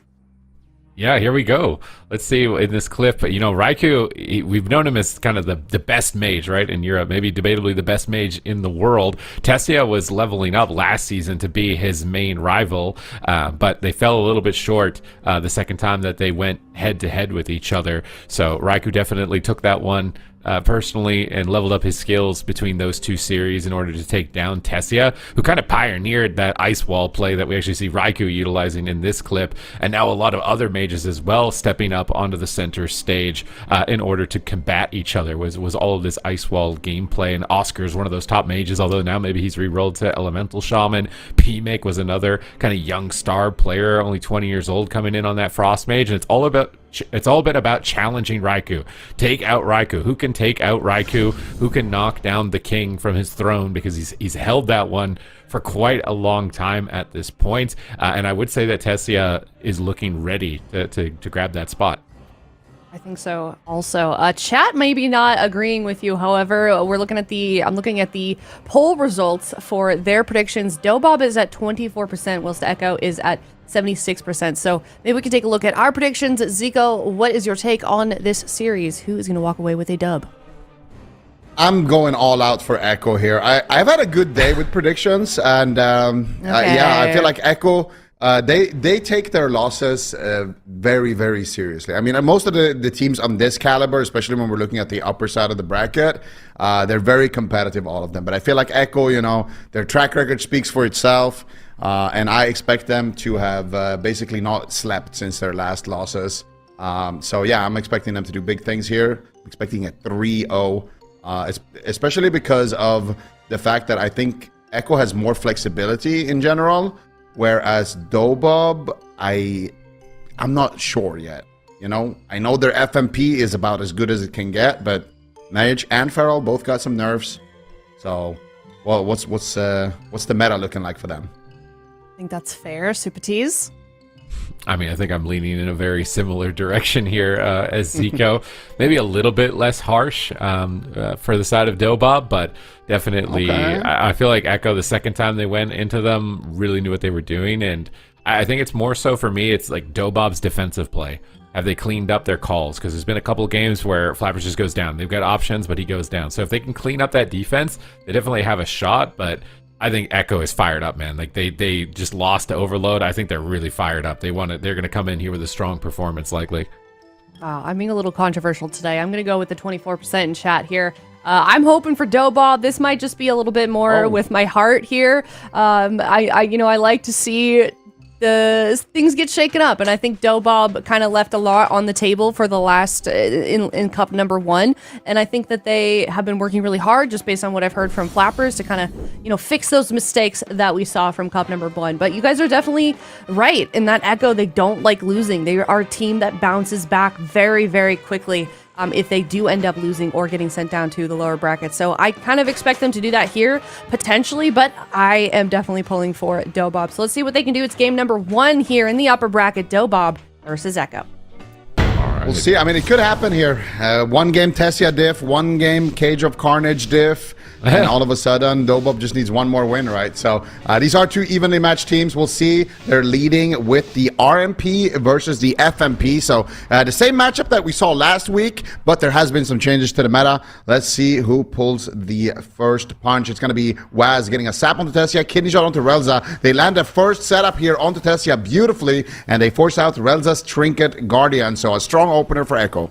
Great start, great value from that Icy Veins. Looking to try and pull more from this, as Relza will be coming out of this Angel in just a moment. Waz is likely waiting for those diminishing returns, but Tessia blinks in aggressively and manages to secure a Polymorph there with a Shimmer. Nice plays from Tessia. Do they have the pressure to force something from Raikou? It doesn't look like it, as he's restabilized. Tessia once again on the back foot, but Relza recovers him. Waz getting rid of that Holy Ward. Cheap shot engaged for Raikou, but Raikou's actually cloned by Flappers, so Mev will find a Fear. Is Raikou going to get a Polymorph off this Fear in time? He's trying to go for it. He fakes an interrupt. He has to fake a Shadowward Death. He actually just goes for it and grabs it onto Relza here. Now do they have damage for Tessia? Doesn't look like it. There's killing spree. Maybe they got a couple more points. He barriers it. He's going to soak the hits and survive. Big meteor turnaround onto Raikou, but it's totally fully absorbed by that power word barrier, or from that barrier he's absorbed. And he's just doing, what? I'm just trying to find my word for the barrier. Then immediately after that, he has to ice block at 1% health. A huge ferocious bite comes in there. And, Raikou's at the top of the meter right now, but an ice wall comes down. Relza's feared up behind it. They get it, catch Tessia. Big power play here, and they're going to get a block as well. And these games sometimes went 8 minutes, but this one is going much faster. Yeah, both teams are playing very aggressively. They actually wanted to just set up for a KO there onto Relza, but Raikou taking a tremendous amount of damage at the same time, so he was not able to connect right there. And now Relza is going to have his Trinket back. And that's one thing that I've noticed a lot this week is teams are very willing to just swap over to the Priest. We saw it. Oh my goodness, Raikou though might just go down right now. Huge heals coming up. Man is actually playing that Discipline Priest, so he manages to top him off there with the ulti Penny coming in there. So they're going to have that at least working in their back pocket. Raikou going for the sheep. Big damage on Tessia. I think they proc the Guardian right there. Blind connects onto Relza's Trinket right there. Can they get the follow-up? They get the follow-up sheep as well. They're pushing for the ice block. Can they get the second ice block and the Trinket in the same push? It doesn't look like it. Tessia will stabilize, but there was good aggression, pain suppression coming out here from Meh right before the sheep connects into a half fear as well onto Meh, but it looks like with that pain suppression, Raikou's going to be more than fine. It's going to be Tessia back on the back foot. They want to get that second ice block. Nice ice wall coming out. Smoke bomb as well as soon as he gets mashed, but there's the cheap shot. Raikou fake has to interrupt, gets the full poly.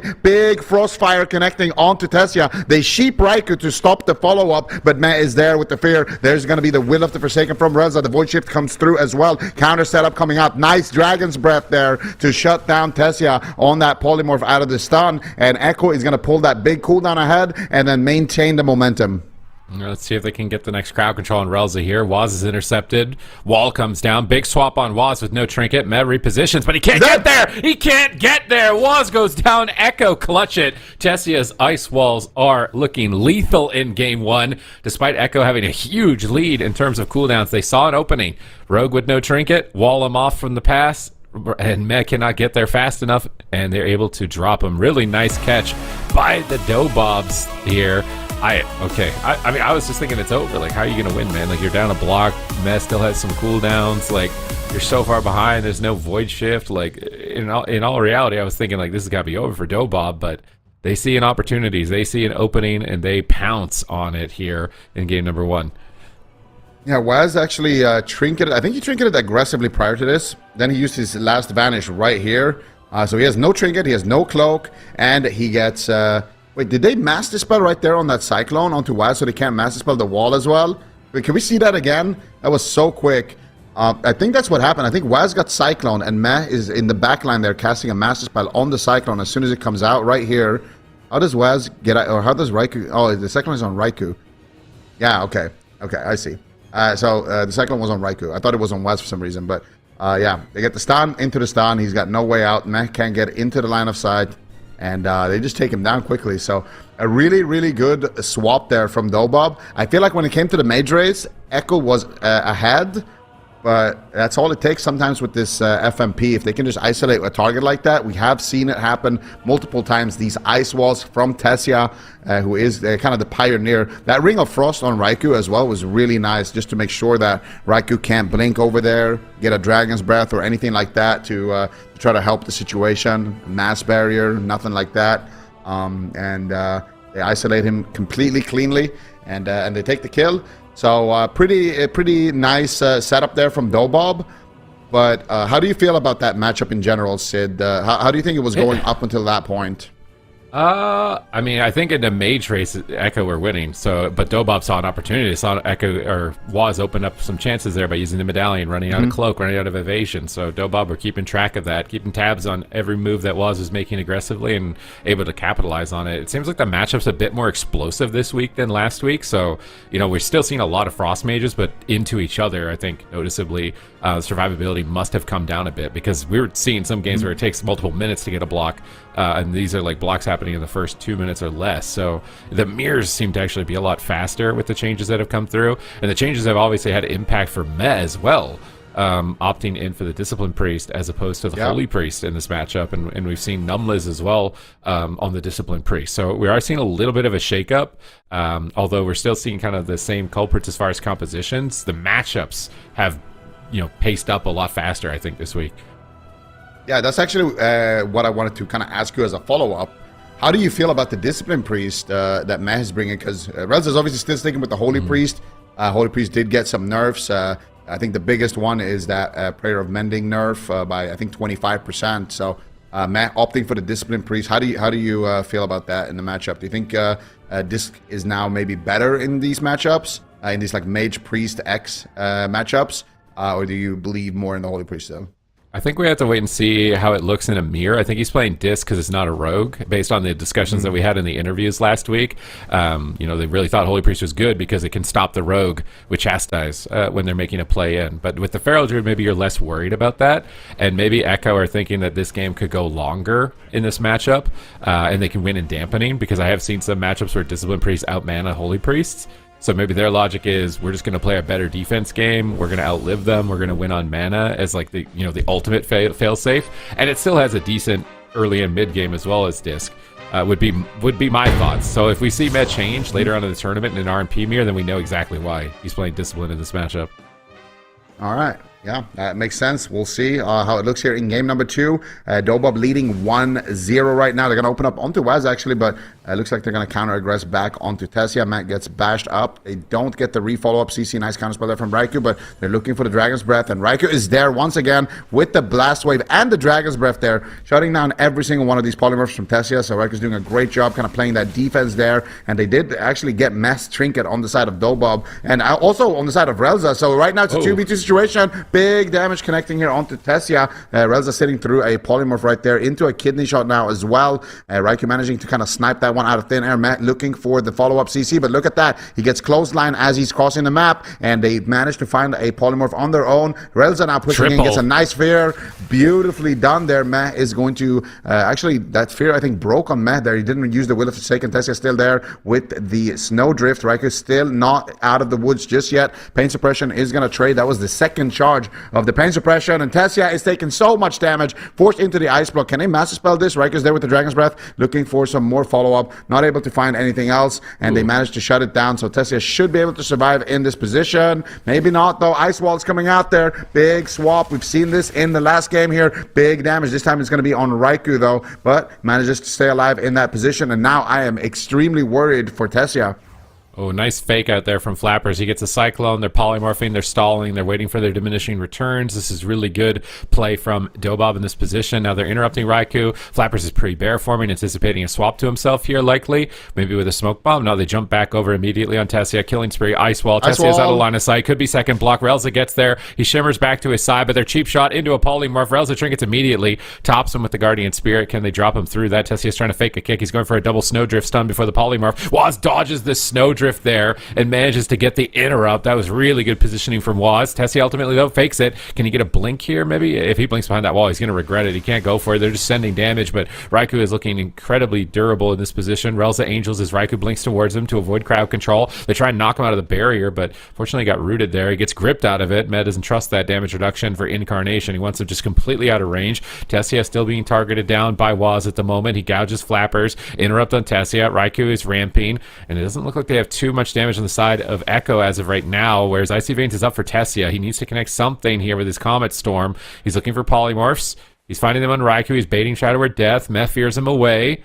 And it looks like Tessia now in cheap shot, full poly, no trigger. I think a second block. He might just die. He might just die. Oh, does he get the Mass Dispel? He's kicked. Nice kick by Flappers. But now they switch back, and he's still kind of low here. I feel like Echo are in control this game. They're not playing overly aggressive. Waz still has a lot of options. I think if DOBOB pulled this off, it would be the biggest throw, I feel like, at this point.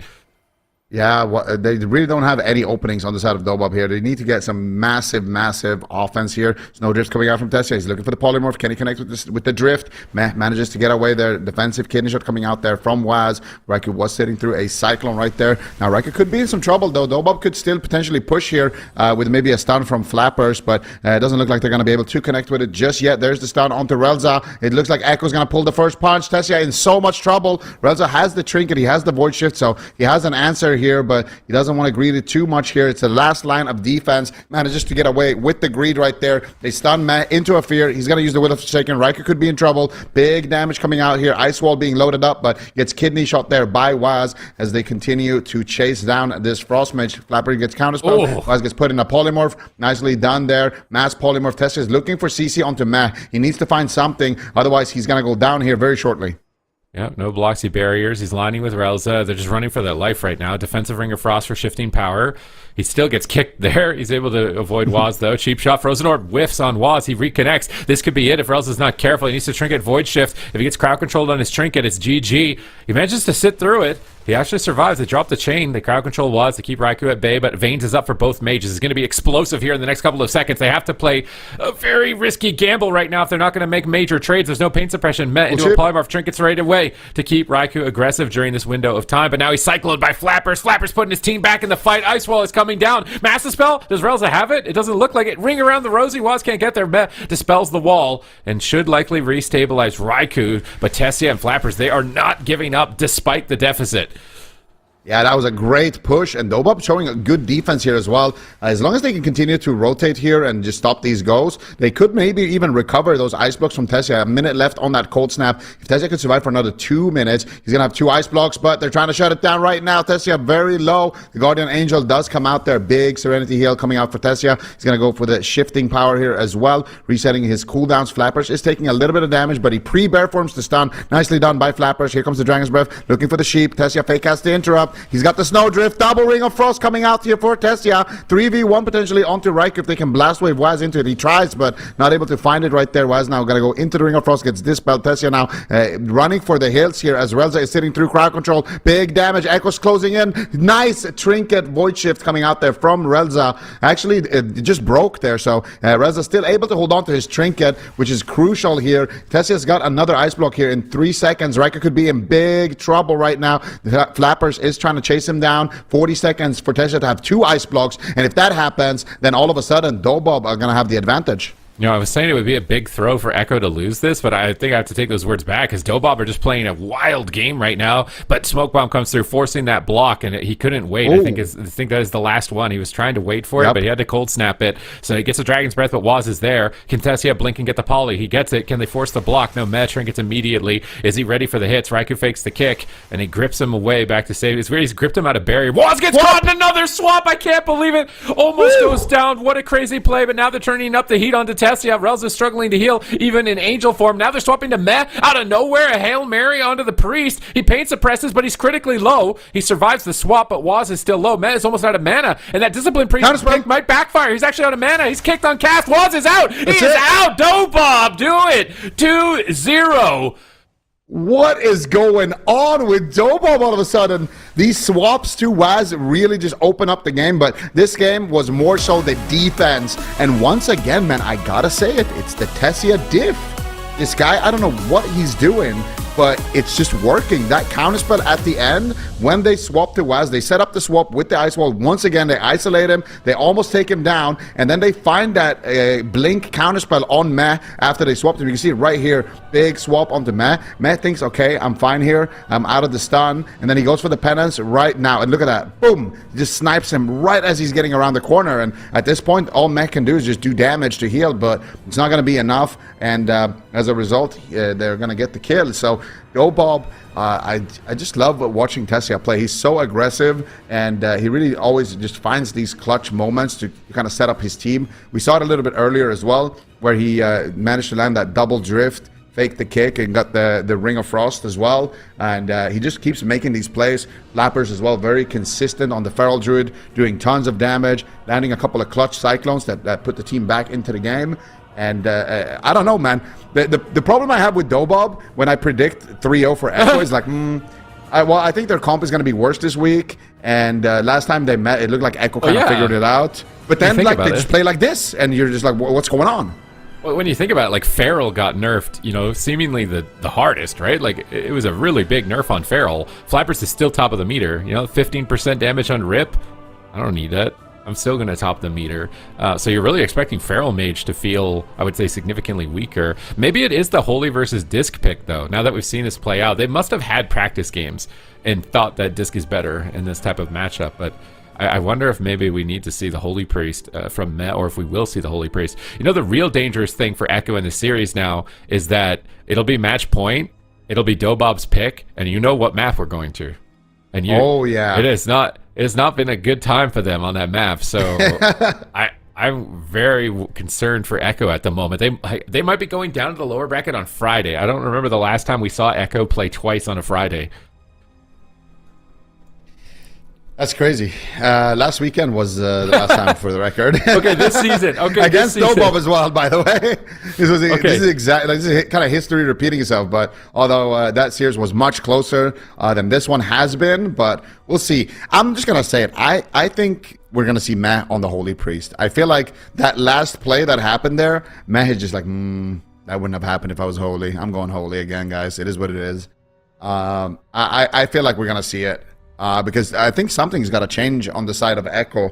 Waz kind of has to be able to play aggressive. He is kind of the person who sets up the team in those positions. And if every time he doesn't have Trinket, he's just going to die to the Ice Wall, it's going to be rough. Whereas with the Holy Priest, I feel like you have more options. You can duck into Angel form, get the hymn. The hymn. Yep, there it is. He's going to go Holy. And I think it's an intelligent move because you just have more options to deal with the Ice Wall, right?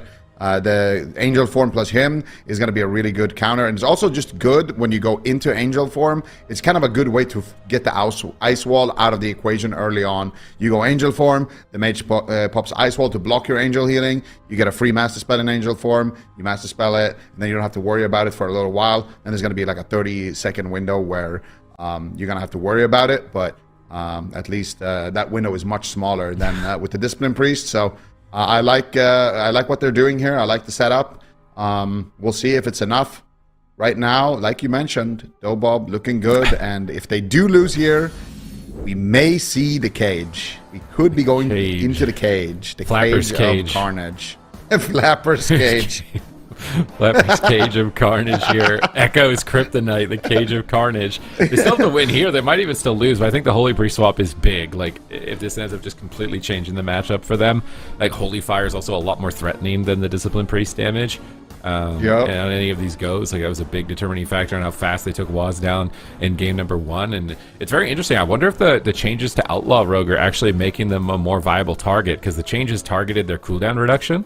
So I'm wondering if that's actually leaving more openings now for the Rogue to actually be a target, which, if it is, could open up the meta a lot. Like, if other teams are looking at, like, hey, this Waz is dying every game, Waz never dies, like, maybe we need to try attacking the Rogue a little bit more in our strategies, and maybe we see a Rogue switch out for a little bit, which has been a long time since that would have been the case. So Echo, bring in the Holy Priest. We're going to Enigma Crucible. Pretty safe map pick for them overall, but still, like, these walls, man.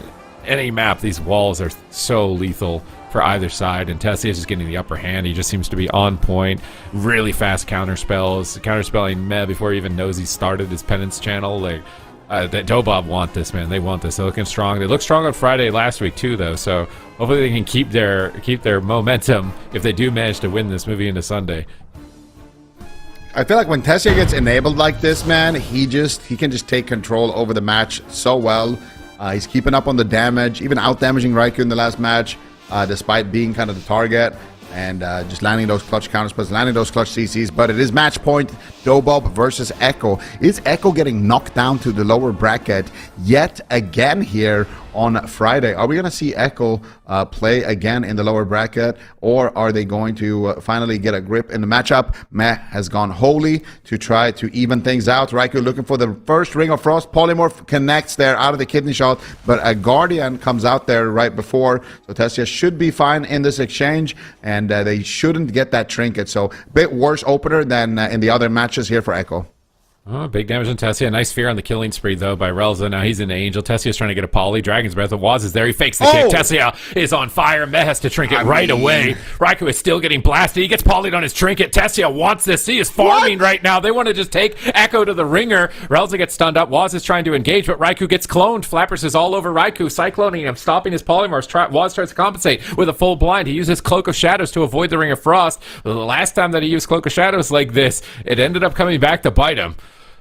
I mean, it's just a highlight reel watching Tessia play. You saw the Dragon's Breath fake. Look at him. He's going for the sheep right now. He already counterspelled Raikou, so he can't stop it. There's the stun coming in once again. That's a block, 100%. Can they get the MD? Can they get the fear as well? That's going to be Will of Forsaken, potentially. MD doesn't get stopped. They sheep, so he can't will. Oh, my goodness. Snowdrift coming out now as well. If they connected with that Snowdrift, they might have just killed Raikou right there. I mean, DOBOB are absolutely styling on Echo right now. Tessia is really feeling it. Here comes the Ice Wall. We've seen this movie before. The Ice Wall is dropped. There's the kidney. Counterspell on the best. Oh my goodness, that's gonna be the Void Shift coming up. They swap the man. Huge damage. Oh my god. Oh my goodness, he lives barely. And DOBOB, man, and Tessia especially are looking absolutely solid here in game number 3. DOBOB have ascended. This is a new level of play, and Echo are not able to match them. They go for a smoke bomb on Flappers.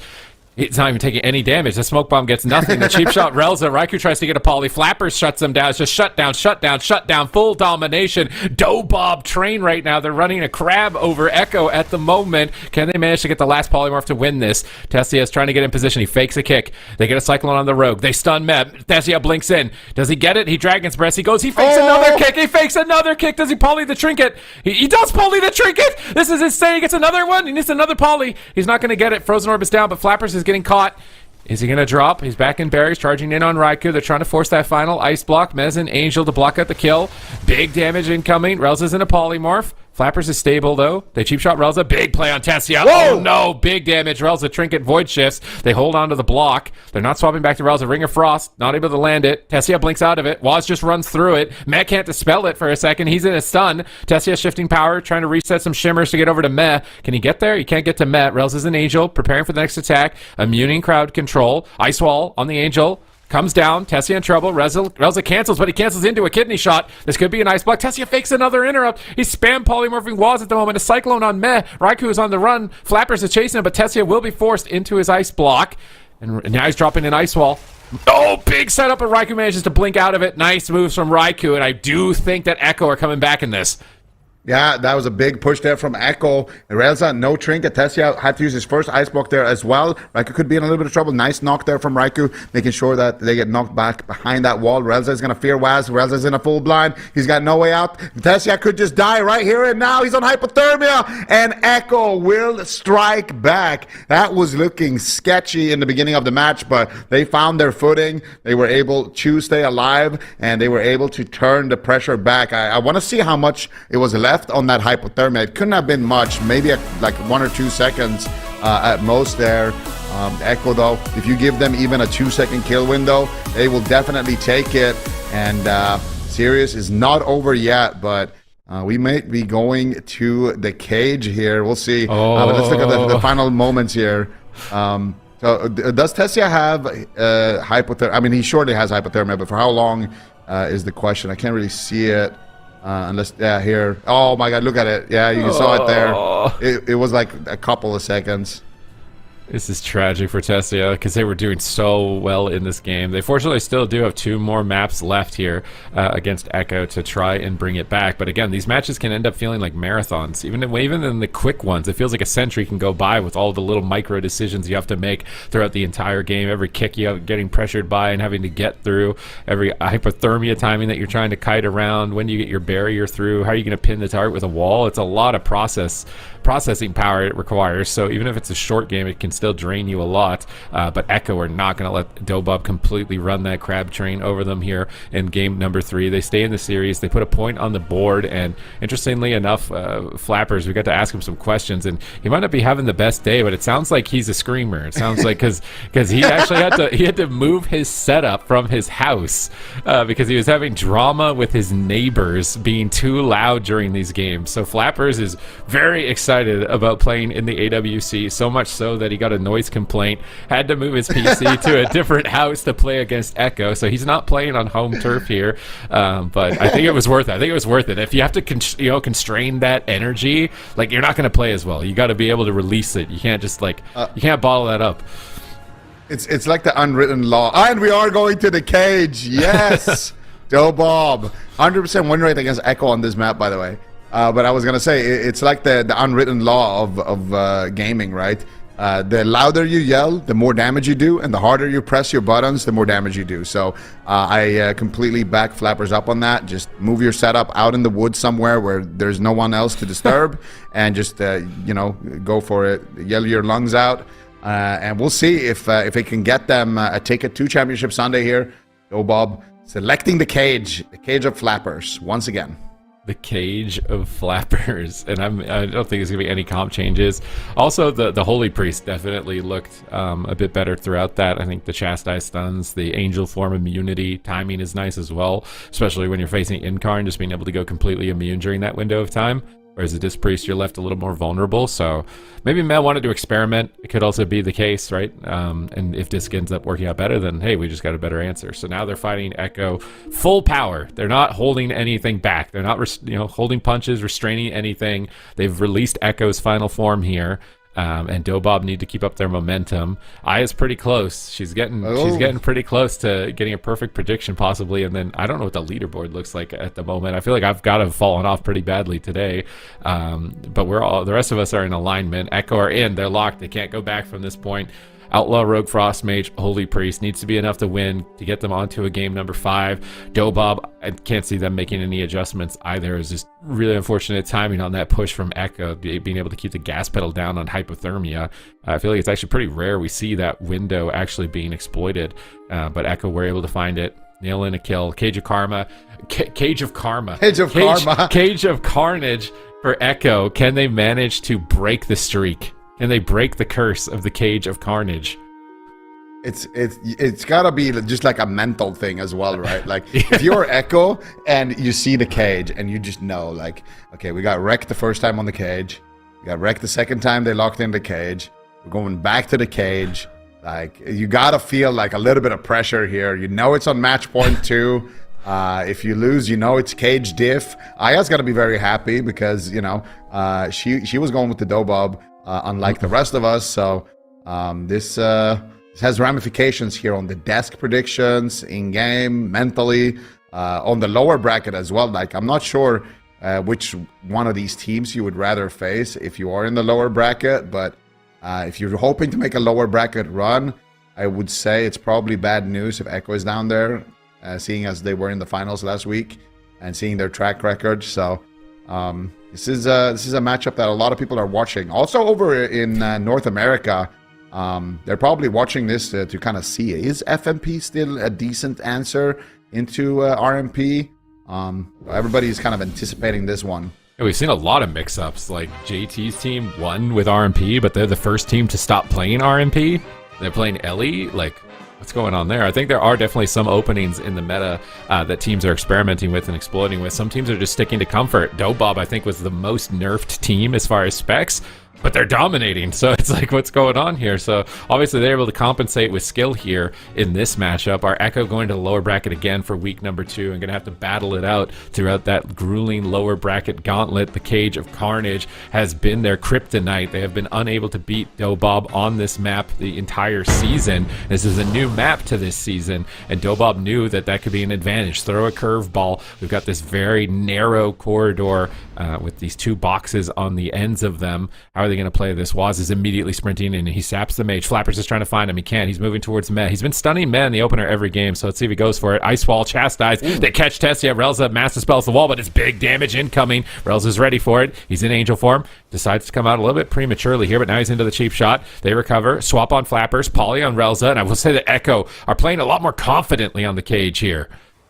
Yeah, and Raiko actually manages to blink out from that ice wall push as well. Raiko now looking for a polymorph onto Flappers to shut down his Cyclone. Then he gets a Dragon's Breath on the Dispel. Meanwhile, Waz is shutting down the polymorphs from Tessia. They do manage to get 1 poly on the map, but no follow-up, no damage there as well. So good defense from Echo, shutting down Flappers. It's not often we see a Feral Druid kind of get polymorphed like that. Raikou now fake-casting another kick here, looking for the Ring of Frost. Can he get it? I think he fake-cast the Def as well. He manages to find a triple ring here. Raikou showing that he's still got some moves left in his back pocket. They get a Fear there onto Relza as well. They're pushing for the Ice Block. Killing Spree coming out from Waz. Big damage onto Tessia. Can they get it? Doesn't look like it. Relza manages to... Oh, did he cold... What? He cold snapped another barrier.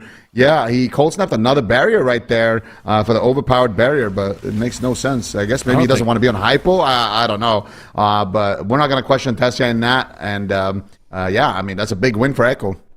I tell you, that was panic for him here. Now they're setting up. They're going to get that block, and it's the last block of the game if they do. Relza trinkets to try and hold on to it, and they manage to, but now he's in a Psychic Scream. Flapper's in a Kidney Shot. Tessia's trying to fake interrupts. He fakes one. Meh is line of sighting on that bottom side of the ramp. There's a lot of line of sight here. Meh is abusing that with the ramp there towards the bottom. Tessia can't catch him. Echo looks so good in game number 4 right now. They're taking complete command. Raikou gets gripped away from the fray. Waz is into the Cyclone. Flappers is chasing in on Raikou, trying to take him out. Stun on Meh, setting up the poly. Tessia has to fake a kick, but Flappers is there to back him up. Tessia fakes it. He's going for it now out of the Cyclone. He can't find it. Ring of Frost around the corner. Not able to snipe that. Meh can put himself on DR now with Shadow of Death. Is exactly what he's going to do. He punishes that. And it seems like Tessia is having a rough game here in game number 4.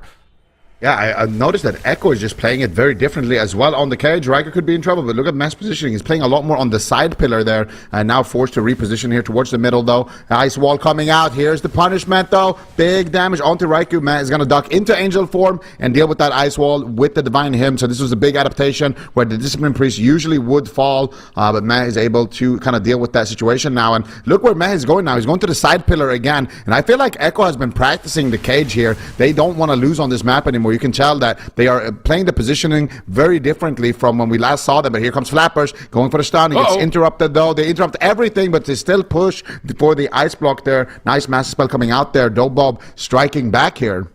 All right, Chastise and Tessia, they're swapping to Flappers. They catch him in a Dragon's Breath. He trinkets it right away, tries to kick the sheep. They disrupt the chain. They survive, but now Flappers is down his medallion. Tessia is trying to reposition. Flappers is going after Meh. Now he's coming back onto Raikou. They shut down Raikou. Tessia blinks in. He's trying to fake an interrupt. He double shimmers in. No trinket. Raikou in trouble. What is he doing here? Why is he down here? Oh my god. DOBOB, do it. 3-1. Did he get knocked there? Why is he down there? I think he got typhooned there by Flappers, but also Tessia's play there at the end. They were just so isolated. It's the Cage of Carnage, man. This map is absolutely brutal. I'm pretty sure Flappers, we're going to see it. We will see if it was a blast. I don't think it was a blast wave. I think it was a typhoon from Flappers. And at the same time, Tessia went for a sheep, canceled his blink, and then Relza stunned Meh. So I think he fake cast a kick with the cancel. He knocks Raikou when he's kicked. Stun. Yeah, look at this. Knock. Stun. Boop. Yeah. See you later, Raikou. See you later, nerd. You're mine now. Chomp, chomp, chomp, chomp, chomp, chomp, chomp, chomp, chomp. There's no chance you live in that spot. 0% chance you live off that. You don't escape the Cage of Flappers. But also, I feel like the repositioning here of Meh might have not been the best move, because that's kind of, I mean, how is he going to know that this is going to happen? But you see there in the backline what just happened right there? TENSEI, he goes for a sheep as Meh is crossing the map, and he fake casts the sheep. Relza stuns Meh, so he can't use the Shadow Word Death or Fade or anything like that. And at the same time, Waz tries to kick him, so he procs Precognition. So he just gets it. If you only look at the back part of the map right here, look, Meh, he's trying to cross the map. He's moving all the way to that pillar there. And then look at TENSEI. Dragon's Breath on Waz, fake casts the sheep, and then the stun comes out, and then he double blinks, gets it. There's just nothing anybody can do. Is he on hypo? Like, Waz is... What? Sorry? Is he on hypo? Yeah, he was on hypo from the first block. Yep. Oh my god. DOBOB, DOBOB showing a bit of Echo's own medicine right back there. That was just insane. That was just such a perfect storm. Waz just isolated on the other side of the map trying to stop a poly, so he can't stun Flappers and shut down the damage and the stun. TENSEI landing the crowd control. Relza backing him up so Mac can't avoid it.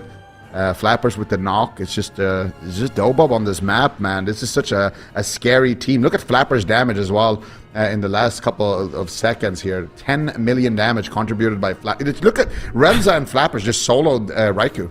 Yeah, TENSEI was sheeping Meh. He was sheeping Meh. Yeah, he's just CCing. he's the sheep. Flappers is the big biter. He's screaming. I don't know what house he moved into, but whoever he moved into, I hope they can handle that, because I can imagine how loud he was when he got the stun knock on Raikou, and he's like, yes, this is a hole-in-one right here. I know it's going in.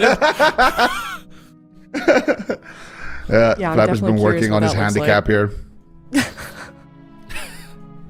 Goodness. Okay, well, you know, I'm happy I was correct in my prediction, but I didn't expect that to go 3-1.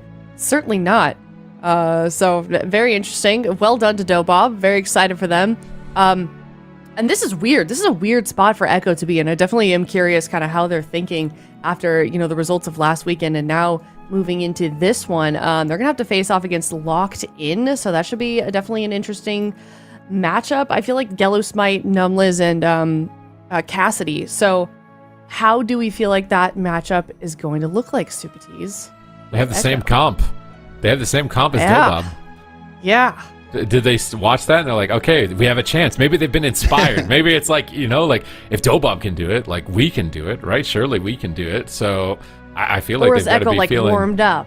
I mean, that's also true. That's also true. But maybe they're tilted after dying like that. Like that looked like a strong game for them, and then it just gets completely swept from them in just one little minute detail on that map. So I don't know. I don't know where they're going to be sitting at as far as mental games on the side of Echo. Obviously, as a team, you never really want to have to face Echo, but it seems like this season of all of them is the season where teams are getting their shot. They're getting their shots in on Echo. Yeah. I mean, you're seeing a lot of players definitely step up to the challenge. Echo, I'm certainly curious what they think of their performance and how they've been doing, because it's not looking good for them. I mean, despite that, they are still in second with the standings. We'll check in, of course, at the end of the weekend. So they're still doing very good in the grand scheme of things. But it's not like them. It's not like this team to consistently be getting dropped down there to that lower bracket. So they'll face off against Locked In for the last series of the day. This next up one we've got coming, though, is Forged RMP versus CHIBAKU TENSEI. So very curious to see how that matchup goes as well. But before we get to talking about that, we are going to play a game before we head to a break. Yay! Let's Are you guys excited? Zico's excited. Sid, can I get some hype for the game?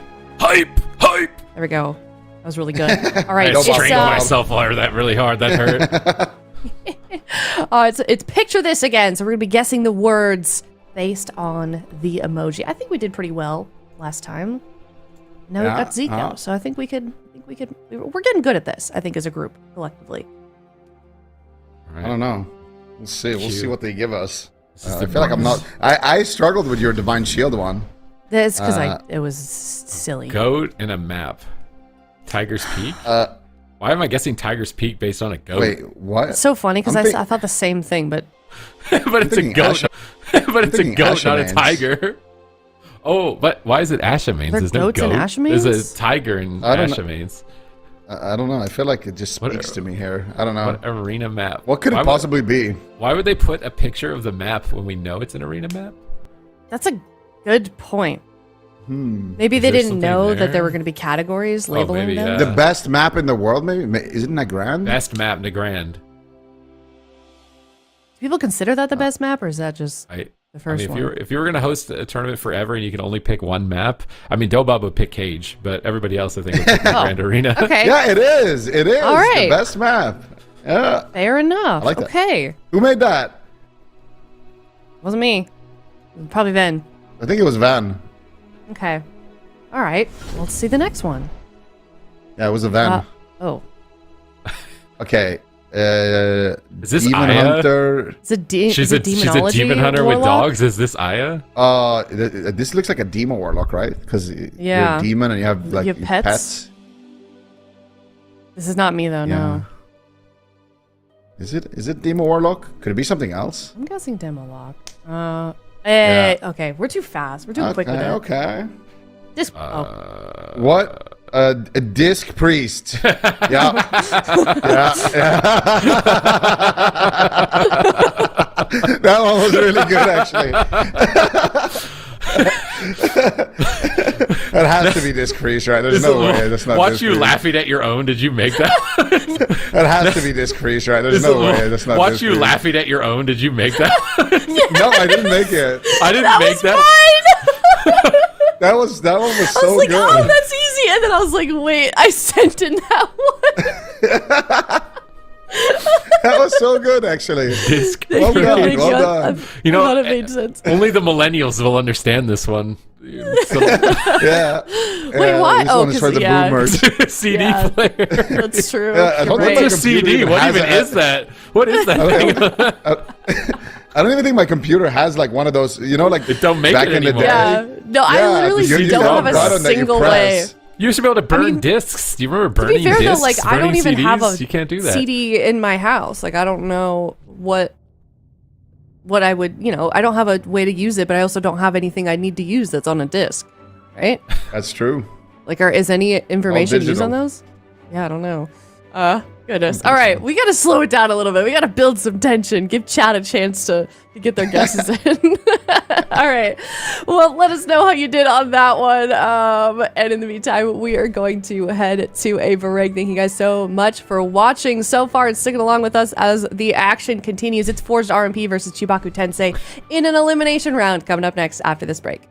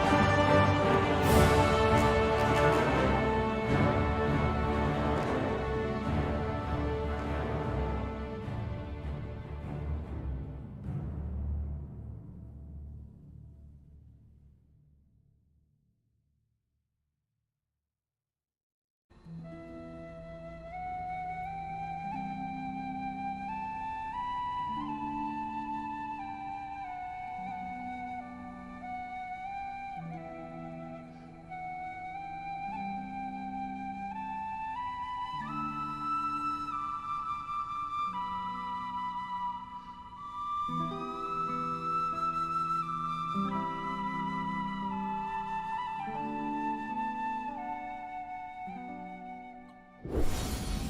back, everyone. We're in the lower finals here, or the lower bracket of Cup 1 here in the EU region. It's Forged RMP versus CHIBAKU TENSEI. This one was difficult. They asked us for predictions on this. I had a hard time, but, you know, I was right for the last one, and that was kind of a difficult prediction too. So maybe I'll have success once again. So if you're watching from home, if you're in chat, get those predictions in. In the meantime, D-Machine, what was your guess on this series?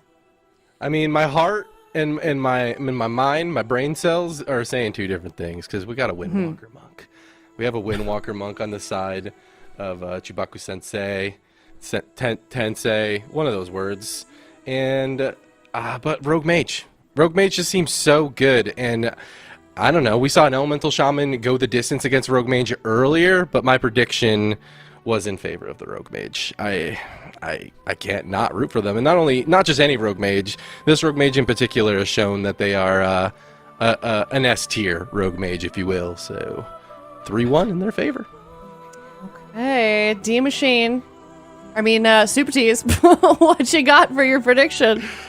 Yeah, I feel like betting against RMP is not a good bet. So I'm in a very similar boat at the moment. Although I think CHIBAKU might make it a little closer than that. I feel like they're on point. I feel like their Demon Hunter Ellie was looking really strong, or if Windwalker Ellie, whatever they decide to run with, was looking like a really good comp. And as they're getting better, and maybe if there's more changes as well moving into week 3, that they could be a serious contender. But this time around, I'm still leaning in on the RMP, I think. Okay, that's fair. I bet against the grain in the last series, so I did it again. Oh, okay. I did. I don't know. You're just Ben Rookie now. You just stolen his thunder. I am Ben Rookie. Look, you didn't predict You're the new Ben Rookie. I am. I'm the new one. Zico did it too. Okay. I'm not alone. I'm not all alone. All right. Also, good news. We do have the updated standings for our prediction leaderboard, and we like to take a look at it. See if Ven is still on top. Oh no. Is chat past Ven? Did chat pass Ven? Am I doing know. good? I'm definitely curious. I feel like we need to give David like some booster points because he's not had enough games to be able to be up on the leaderboard. I need all the handicaps. He needs a catch-up point system. Need like 10 catch-up points for starting on week 2. That. Yeah, we need a fancy equation. All right. You're gonna send me to the gauntlet predictions, bro. Ooh, we reset accuracy. Hold on. We reset. Hold on. Wait a minute. We reset. This is reset for this week. That's how we kept it fair. Okay. Is that never real? This has never happened. Dude. This has never happened. This is the best moment of my life. I'd like to thank my mom. I'd like to thank my dad. I'd like to thank the lovely people that employ me and sign my paychecks at Blizzard Entertainment. This is a great day for me. Dang. And Chad, they're always backing me up. This is a great moment for me. And also I'd like to thank DOBOB for winning that series because I think that was difficult. Super Tease? Yeah, what are you gonna get Flappers next time that you happen to be in the same area as him? Are you gonna get him a present? I'll have to get him a present. Yeah, a kitty plushie. Something like that, yeah. Maybe some soundproof paneling or something so that he can stay in his house. A personal esports booth. Yes, something like that. I think we could, or one of those like microphones that is like a muzzle that have you seen those? Where you can like scream into it and nobody can hear you. It looks kind of weird. Yeah. Super Tease, you're down at the bottom. What's going on, bud? Look at Super all the way at the bottom. I was just giving you credit, and then you just call me out. I'm like hyping you up, and now you want to bring attention to me on the bottom. I'm just a little guy. Okay, fair enough. Why are you bringing the spotlight on me right now? Okay. Hold on. I'm trying to bequeath some of my success onto you. I bestow it by rubbing it in that I'm on the bottom. You can do it. Oh my god. Okay. All right. I'm just not going to talk anymore. I think that I'm just. I hope you learned your lesson, Sid. I'm sorry. This is what 1 minute of success does to my brain. I'm just all ego now. You're power I'm all tripping. Ego. Yeah, I am. I'm unstoppable. I like this, Aya. This is a great you gotta moment. do this every time. Thank you so much. Yeah, well, Dobob's going to win more, apparently. All right, let's take a look at the other updated standings, of course, for points. Of course, we know these teams are trying to get into the top 3, and if they aren't able to do that, they may just go to the gauntlet, which is not where anybody wants to be. That is a very tough spot. Only one team can make it out of there to finish the top 4 for the region for the grand finals. That is going to be in towards the end of May. So we've got Overload, Dobob, and Echo.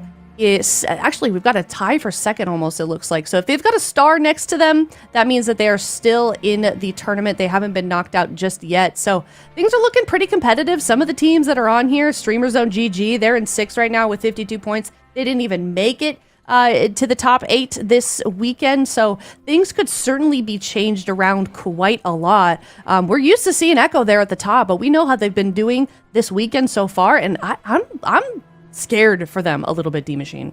That would be too. I mean, we saw the Holy Priest come out for Echo. They seemed a bit more solid after that. But Dobob, I don't even think it's Echo, playing, not top tier. I think Dobob is just all of a sudden rising up. They seem extremely solid. I'd be so bold to say that might be the best FMP in the game right now. I mean, you got Flappers and Thesia. And Relza on the Holy Priest is looking extremely solid, really good awareness, preemptively trading those angels. But right now we're going up against Forged RMP versus CHIBAKU Sensei. Tensei, I should say. And I think Sensei works. They are my sensei because they have a Windwalker monk, and I love that. There you go. Yes, exactly. Nope, no Windwalker monk. Take it back. No! Feasted in on Demon Hunter here. Womp womp. We've seen these Ellie Shamans really put up a fight, though, in that upper bracket, so I'm very curious to see if Zeepai can manage to make this work for his team. Lontar's an Angel already, right off the rip, immuning crowd control, keeping his team stable. Big blast of damage on P-Make, double stun engaged from Houston, but P-Make deflects it. Zeepai's now getting shredded. They stun the Rogue. Big lava burst incoming. Zeepai's off. It's an explosive day, David. It really is. Blind out onto Lontar, and Zeepai is going to go ahead and pop that wall right away. Use the lasso as well to just stop a bit of the onslaught of the Rogue Mages. Go!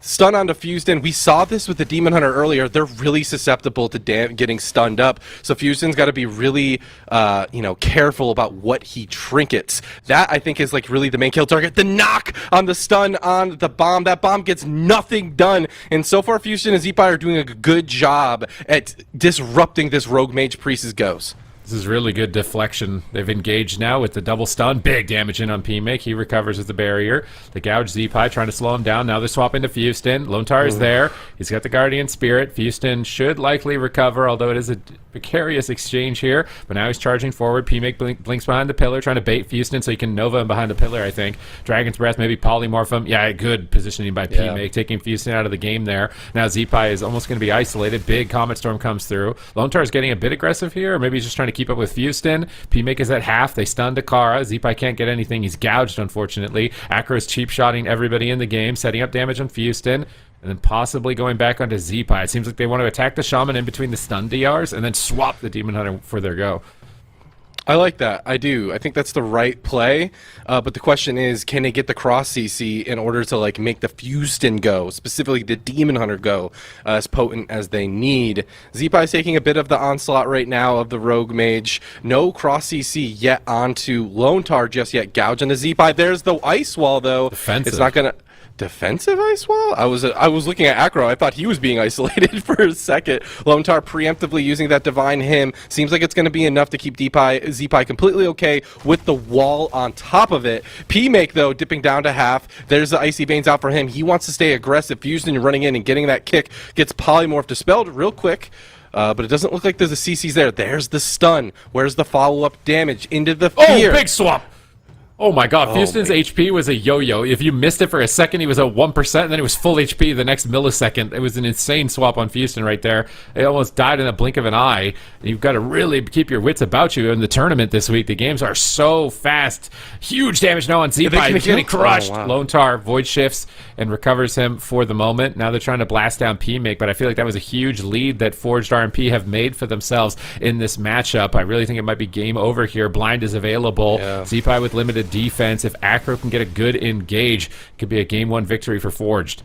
2 ice blocks, man. Trinket, Vanish, Cloak, everything. Guardian Spirit's just on rotation. It just really feels like this RMP has everything going for them. And at the same time, we've seen Elemental Shaman compositions work in the past, but they have to go the distance. And I don't think they're going to have the tools to be able to do that. No Guardian Spirit for 18 more seconds onto Lone Tar. And we'll see if they can continue to push in with this aggression. Lone Tar choosing to really play in their face. Maybe he's looking to get more fears, perhaps. But there we go. Imprison onto Dakara. Acro is going to go, and that's Ice Block as well as Evasion being forced. So finally some buttons being forced out of this RMP. That's really good. P-Make is faking so many kicks. He's got good positioning, baiting Houston back. The kidney shot Lone Tar, they're pushing for the win. Zeepai has Astral Shift active, though, so he's nice move here. Seeing that crowd control, activating that to reduce damage. Acro's now swapping to Houston. Big Comet Storm comes through, but Lone Tar's ready for the hits and actually keeps him alive on that swap. And CHIBAKU are refusing to give up, trying to keep the gas pedal down here on P-Make. He blinks away. Polymer from the Demon Hunter. Zeepai's falling behind. Lone Tar gets caught. Looks like he Shadow Word Death that Poly. Now he's into Angel form. Nice play by Lone Tar. P-Make could be in trouble if Houston gets that Essence Break connected, that purple icon. He sent it. Here's the Essence Break. Big cleave on P-Make. He alter times. Zeepai can't purge it. He's burrowed on the smoke bomb and manages to escape. So really good deflection from P-Make. And now he's leading the charge, staying on top of Zeepai here, getting ready for the next attack. Acro grapples over. Ice Wall swap with a grapple over. Lone Tar repositions to Houston. Grips him back to safety at the pillar. Really nice reactions. They imprison Dakar. They're trying to get back on P-Make. They cut through his barrier. Nice double sigil fear. Now they catch a Ring of Frost as well. Or reverse the Ring of Frost, I should say. I-Beam comes through. P-Make knocks him away. Really important to kite during that I-Beam phase. Zeepai, though, has nothing. There's no cooldowns. He has no medallion. Comet Storm's coming in. The damage is overwhelming. Can he manage to pull this off? He's super tanky, but he does look like the main win opportunity for the Rogue Mage. There's the kidney on the Fusion. He has Trinket. He has another walk. He chooses not to use it. Lone Tar in his ear saying, I got Apotheosis, bro. You're chilling. You're alive for another go. Fusion's trigger discipline on this Trinket Netherwalk is really, really good. I would have Trinket long ago. P-Make now on the back foot. He does only have 1 ice block available to him. You know, Guardian Spirit just came off a cooldown right now for Dakara, but it looks like they're going to be A-okay. They're swapping the damage over out onto Zeepai. He has the wall available to him. Polymorph lands onto Lone Tar. That's going to be the wall, but can they get the offensive pressure swapped is the question with this offensive cooldown from Zeepai. It looks like they want to, but can they just get the breath as another kidney shot lands out onto Houston? It looks like Zeepai is going to be the main kill target for the Rogue Mage. P-Make just can't get connected to.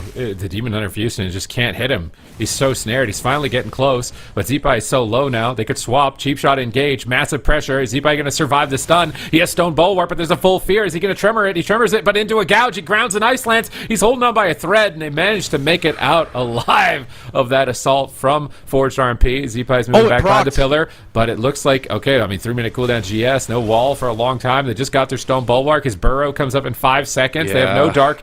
It looks like he's going to be able to stall for Burrow, but he's in a kidney shot. Lone Tar's an Angel trying to recover. Houston's trying to carry the game right now. He gets rung on his knock, so he doesn't go that far back. Maybe Houston can force a block if he gets a few more seconds of uptime, but he's just so snared. He uses Vengeful Retreat to remove the snare. Looks to reconnect with an Imprison. They're actually pushing P-Make back. He's forced to the pillar. He might just have to block the Demon Hunter damage. It's a lot of pressure. He barriers. Lasso on Dakara with Aura Mastery. Ice Wall swap on Houston. He's got Netherwalk. He's not panicking. He's not panicking. Wow. Oh, I cannot believe he didn't Trinket there. He actually holds it. That's crazy. I can't believe he held that either. Blind on a Lone Tar, no out available. This could be a go on to either Zeepai or Houston, but P-Make is the one who's taking the short end of the stick right now. That's going to be the barrier. Immediately comes off. Dekara in that Angel. He's not going to be able to CC'd here. Houston still dipping down lower and lower, and this all of a sudden feels like a mana war somehow, some way. At 35% dampening, both priests at a little bit under 0.25% of mana, and both priests, though, rotating through their defensive cooldowns besides Lone Tar. 2 minutes left on that Guardian Spirit. That's so much throughput that he's missing because that procced. Zeepai! Oh, he's got wall. He's got Trinket. I think he'll live. It's mana, like you're saying. I think is the issue now for Lone Tar's team. He might have to try and go for a drink. They've got Bloodlust up. They've got pressure. Maybe now would be the time, but he's not going for it. He's just staying in the mix, trying to force out forward and get the second ice block from P-Make.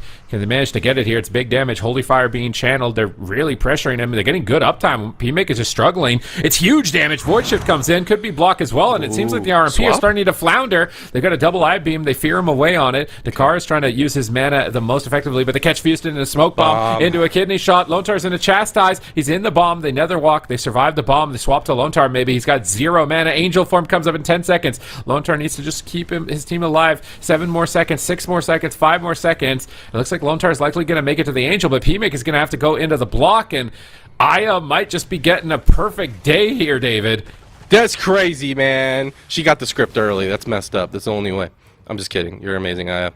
Blind is going to be committed, but it looks like it's on Zeepai defensively into a polymorph. Lontar almost completely tapped. Kidney shot. Chastai is going to stop that kitty's momentum, but it follows up with a cheap shot. He's got nothing out of this. There's no mana. There's nothing in the tank for Fuston. He's got a lot of pressure. He's got a lot of Mortal Strike to take the team into deeper and deeper dampening, but he's got to live to get there. Look at the AoE damage coming out. Oh my gosh, he has block. You got to use it, PMake, please. No! Oh, he goes Fuston? down. Is it a cross kill potential? I mean, there's nothing left in the tank for Lontar, said.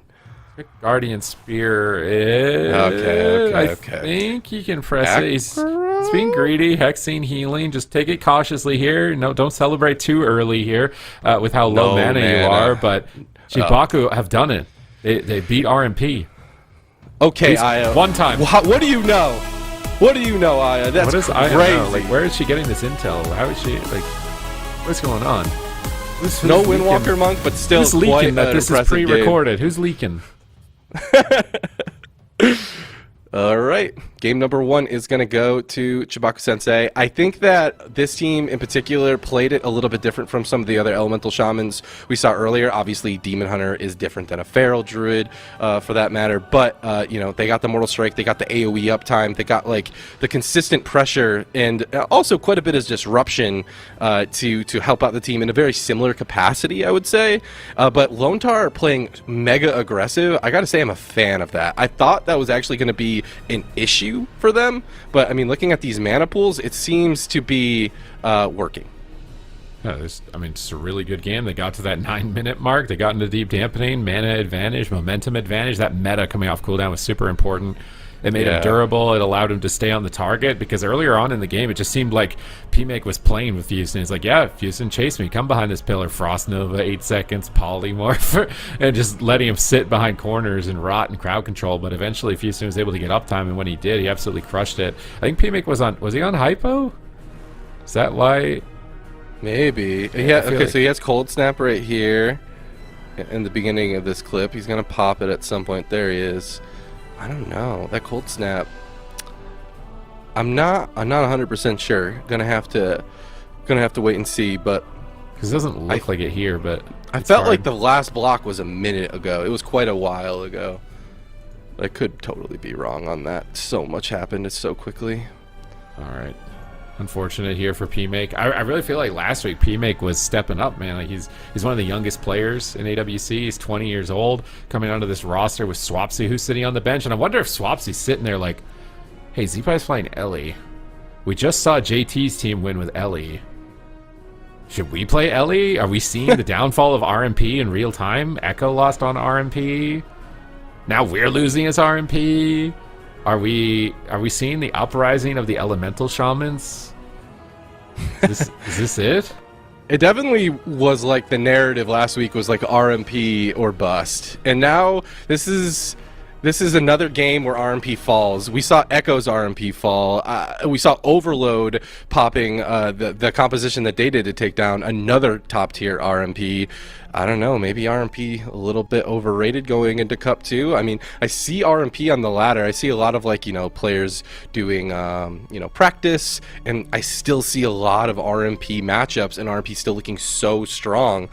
But, I don't know, when you're at this caliber and you have this much on the line and you have players like Zeepai on the Elemental Shaman, it's a lot more disruptive than, your regular solo shuffle. It's definitely going to be a lot more disruptive. We're going to a big map. So Forged RMP, like they've been practicing RMP a lot, but I kind of feel like, I don't know who wins in the mirror if Rogue Ellie beats Demon Hunter Ellie.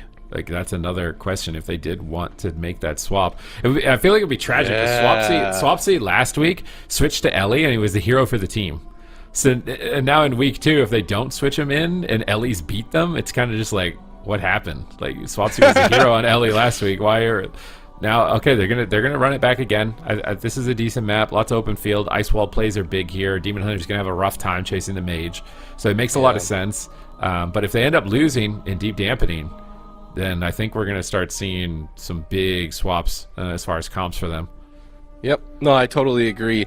Man, it's crazy how long Fuston was able to hold onto his trinket the whole game. Like, he didn't trinket until like almost the very end there, and it felt like offensive almost. It was very close to being both offensive and defensive. His health was so low and all the cooldowns were used. But I don't know. I still think that Demon Hunter weakness is the win condition for the Rogue Mage.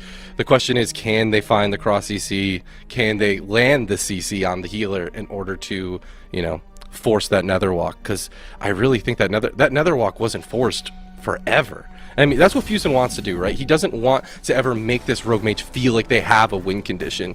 And forcing them to go onto this Elemental Shaman, not only is that Elemental Shaman somewhat of a tank, I don't think it really stops that much damage, but more importantly, it forces them into Z-Pi gets to kind of choose the positioning, you know what I mean? As opposed to, like, catching the Demon Hunter off guard, like, out of position, pushed up. Yeah. There's a lot of benefits to how CHIBAKU Sensei is playing this out.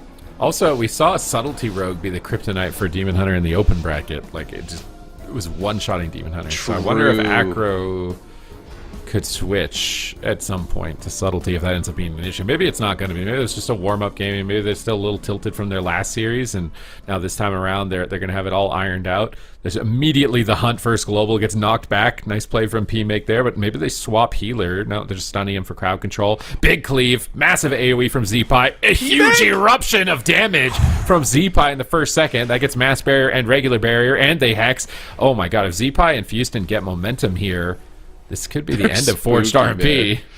And Lotar, the back foot of all that is an angel. He's like, don't worry, I'm immune to CC. You literally have nothing to worry about through all that. But it looks like P-Make, he did get kicked on Frost there. He's going to be okay. He's nice and healthy. Chastise and Dakara, let's see if they have any follow-up. Nothing to follow it up just yet. Just raw damage to knock this mage down to half health. Fuston is getting a lot more uptime all of a sudden. As I say that, he gets put into a full polymorph.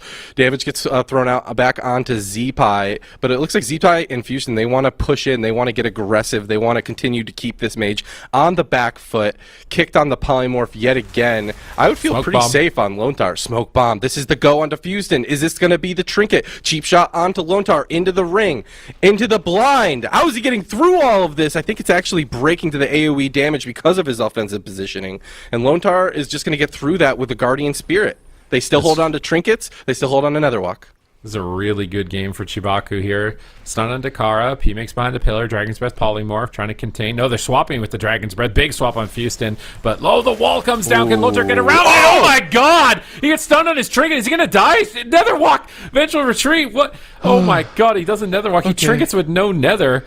Okay, they're not out of it. Even just an ice wall can end the game here. If he gets baited, man, like, he has to be so careful following P-Make around these corners. He needs the connect, he needs the consistent pressure, but he also is so spooked by just a single little mini go like that. He has no trinket for the next swap. Here's the kidney. Is there any CC for Lontar? No CC yet, but they might not need it. Dipping so low. Netherwalk finally going to be forced with a sliver of health. Gouge onto Lontar. Nothing to follow it up just yet. He has that Guardian Angel back. He's going to be immune to CC for the next go. Now it looks like Fuston's trying to get aggressive onto P-Make. He has 2 ice blocks to get throughout all of this. Sheer onto Dakara, but do they have anything to follow up the CC? They don't. They're just trying to stop the momentum, but swap goes back onto Fuston. The damage, the stun. It looks like Lontar's not in any CC. He's going to be able to just Serenity through this and be A-okay, but Icy Veins from P-Make has got to be scary as they swap the damage over onto Z-Pi. No wall, full blind, not going to be trinketed by Lontar. He still has Apotheosis up. He has Guardian Spirit. He's not even choosing to use it. Lontar is feeling completely confident right now. He's not overreacting at all, and that's exactly what Forge RMP needs. They need overreactions. They need cooldowns. Look at the mana difference, right? Dakara's just dying to Random Z-Pi in the swap. back line right here. Now Cool. P-Make's in trouble. Whoa! Almost goes down without blocking again. Void Shift comes through. P-Make holds on for a moment. As long as Lontar's team can just stay alive, they're going to win this on mana. Huge setup on Z-Pi. He survives. Big swap on Fuston. They don't get any crowd control on Lone Tar. They swap back to Z-Pi. Lone Tar's moving in. Stun. Maybe he's trying to get a fear here on Dakar. He's getting really close and personal. I think they're going to go for a fear out of this stun. He wills it right away. He's got the will.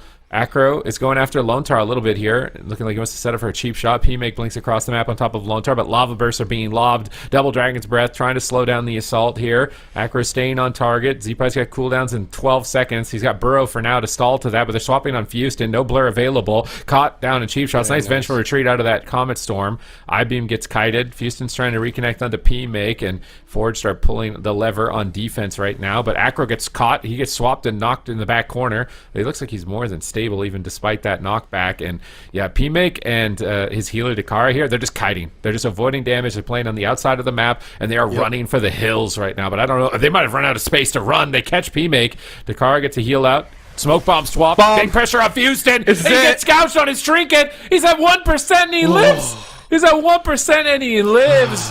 Oh my god, every time I'm thinking like, man, Fuston and Z-Pi have this. They've got so much momentum. They're winning, and then Fuston is just 1% HP. Dude, 100%. I mean, I love the rotation for P-Make really forcing Fuston in these crazy situations, but they're rotating so well. This is Guardian Spirit as well coming out. Ice wall. Is this it? Oh, he gripped the ice wall. Fantastic presence of mind by him. And Dakara already in that Angel. He's going to be immune to any follow-up CC. And the question is, how is this Rogue Mage going to set up here? Blind onto Fuston? And so it's going to stop any offensive momentum right there. That was a little interesting. But the kidney onto Z-Pi still has no wall available for just a minute longer. No GS available as well. But it looks like they don't have the CC to follow it up onto Lone Tar just yet. There's another cheap shot. They're switching over it onto the Demon Hunter. Cross CC on the Fear into the Poly. Fuston is all alone. He has the Nether Walk. He's going to try to get aggressive instead. He's using the Hunt onto P-Make. Finally chewing through those barriers. Chastise stun coming out as well from Lone Tar to help his Demon Hunter connect, but the Serenities, the Guardian Spirit and whatnot is making P-Make completely A-okay for yet another go, and I just feel like the clock is ticking. I mean, honestly, for either teams. I say the clock is ticking for the RMP, if I'm honest with you. I feel like CHIBAKU has the late game advantage, but I don't know. Both teams just seem like they're capable of doing crazy bursts. He pre-sigiled the go on himself. He pre-feared the rogue and stopped him on his own cheap shot. That was really good, but now they're double feared. Setting up on Z-Pi. No trinket. Lone Tar will respond. Good effective trade here by him. Fuston's connecting to P-Make onto the right side of the screen here, looking to chase him down, but he's polyed on his I-Beam.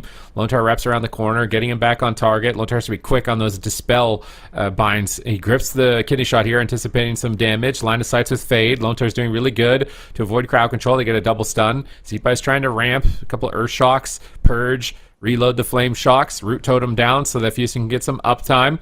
And here comes the Primordial Wave. Z-Pi is ramping, big damage incoming. He got an Ascendance proc. Ooh. Can he get a block? He pre-walls, anticipating the stun here on his cooldowns, and he's just blasting. He gets an Ice block. He's loaded up with the Stormkeeper. He's got a lot of Lightning bolts available. Barrier gets popped. Dakara is rotting. They're getting kind of caught in open field right now. Dakara just fears the Shaman in desperation to slow the bleeding. Now he's into Angel form. Fuston gets low, but he's being greedy. If he can get away with being greedy here, they're in a great position. P-Makes on Hypo. It's massive damage. What is this monster? Z-Pi is just tearing in. Oh my gosh, that was so close. Guardian Spirit going to be forced like basically as soon as it comes off cooldown.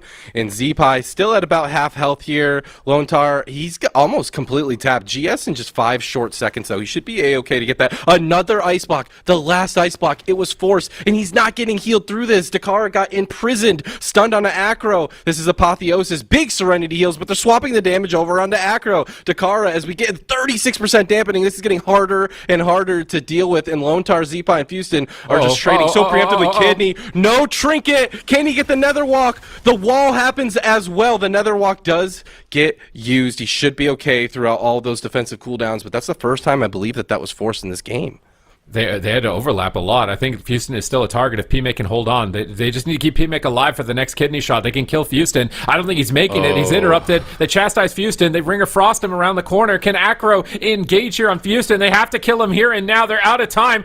They get the kidney shot. They need a huge hit of damage. Lone Tar grips him. They just don't have the damage. Fuston survives the kidney. They're pushing in for the win. They're so close to it. Dakara's completely He trades the Guardian Spirit, but he doesn't have a lot of mana to heal with it. Now he's in a fear. He's rotted down, stunned immediately by by Fustin. They blind Fustin in desperation to stay alive. Zipa is just going to wall. He's trying to stay aggressive. They fear P-Make behind the pillar. Dakar is trying to drink. He's behind that pillar in the back line. Does he get mana? Zipa is there. Surely he's got like an Earth Grab totem to hit him. Earthquake around the corner. He got a tiny bit of mana. It's a sliver of mana for Dakara. Can he actually pull this off with that? He dispels a Flame Shock. Lone Star Angel's in the middle of the map, and he's got Metamorphosis in 3 seconds. It's over. You don't even need it. It's over. And Forged RMP are put on match point.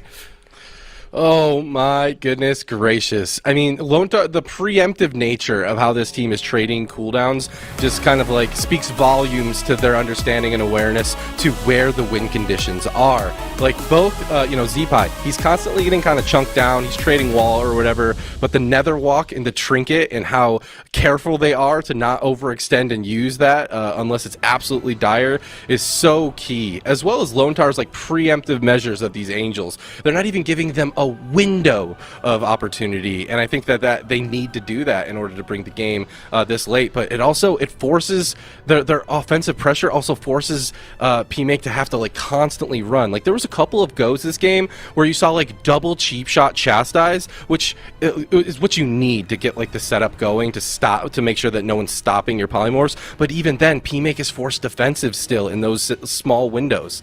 And that's like so important that P-Make is able to follow up that instant CC with the CC chain in order to force the defensive cooldowns they need. I feel like half the defensive cooldowns that they forced out of Houston in particular was just out of just raw damage. Yeah, all their good goes. Ice in his face. Houston doesn't trade anything. Random Comet Storm. Oh my god, I'm dead. Need to trade everything. Throw everything out. Just I need everything now. But they're actually on match point. I was counting CHIBAKU out. I was like, I'm not betting against RMP this week. But apparently, I should have bet against RMP. Like this is gonna crazy. Follow Aya's bets next time, bro. It's crazy. Ven was the prophet week 1. Aya's the prophet of week 2. It's looking more and more to be the case. And now, if you're the side of RMP, like, what are you gonna change comp? Is it time to bring in Swapsy? I think you have to. Like, I would. Yes, and I think it should be a Windwalker Monk. No, I'm just kidding. The Windwalker Monk is the one that's currently winning right now on Demon Hunter, so that's not the swap that's going to happen. But, I mean, looking at their composition, you do have that Shaman. Is the Elemental Shaman Rogue going to be a better composition than Demon Hunter Elemental Shaman? That's what I'm wondering. I feel like Demon Hunter will be better. I actually don't know if you can play. I think Acro should go sub, actually, if anything changes. Because I feel like... I hard agree with that, yeah. I don't think Ellie will be able to cut through Demon Hunter self-sustain with meta. I think he'll actually have a hard time. Really strong goes onto Houston with sub is, to me, sounds like a better strategy than Outlaw Rogue Elemental Shaman in this matchup. I feel like if you go the distance with an Outlaw Rogue versus a Demon Hunter, I feel like the Demon Hunter edges out that attrition battle a little bit. Yeah, I would think it does. I mean, maybe you could do Ellie sub, but even then I think the Mage would probably be better there. Just a Comet Storm every go. It's going to be like a KO on the Demon Hunter, I feel like. But maybe they haven't practiced it. I feel like they put a lot of time into this Outlaw comp. Maybe they haven't had the time to put it into anything more than just Ellie Outlaw and Mage Outlaw here. They could just run it back. It's a big map. The fact that they picked a big map makes me think they're just going to play the same comp again and just try and clean it up. Because Houston, maybe he got a little lucky, right? You know? You can consider a couple of those moments, just a little lucky. Just maybe one thing was off. Maybe he could have got a Holy Fire on him on one of the goes and he would be dead right now. So they're probably just going to run it back with the same thing.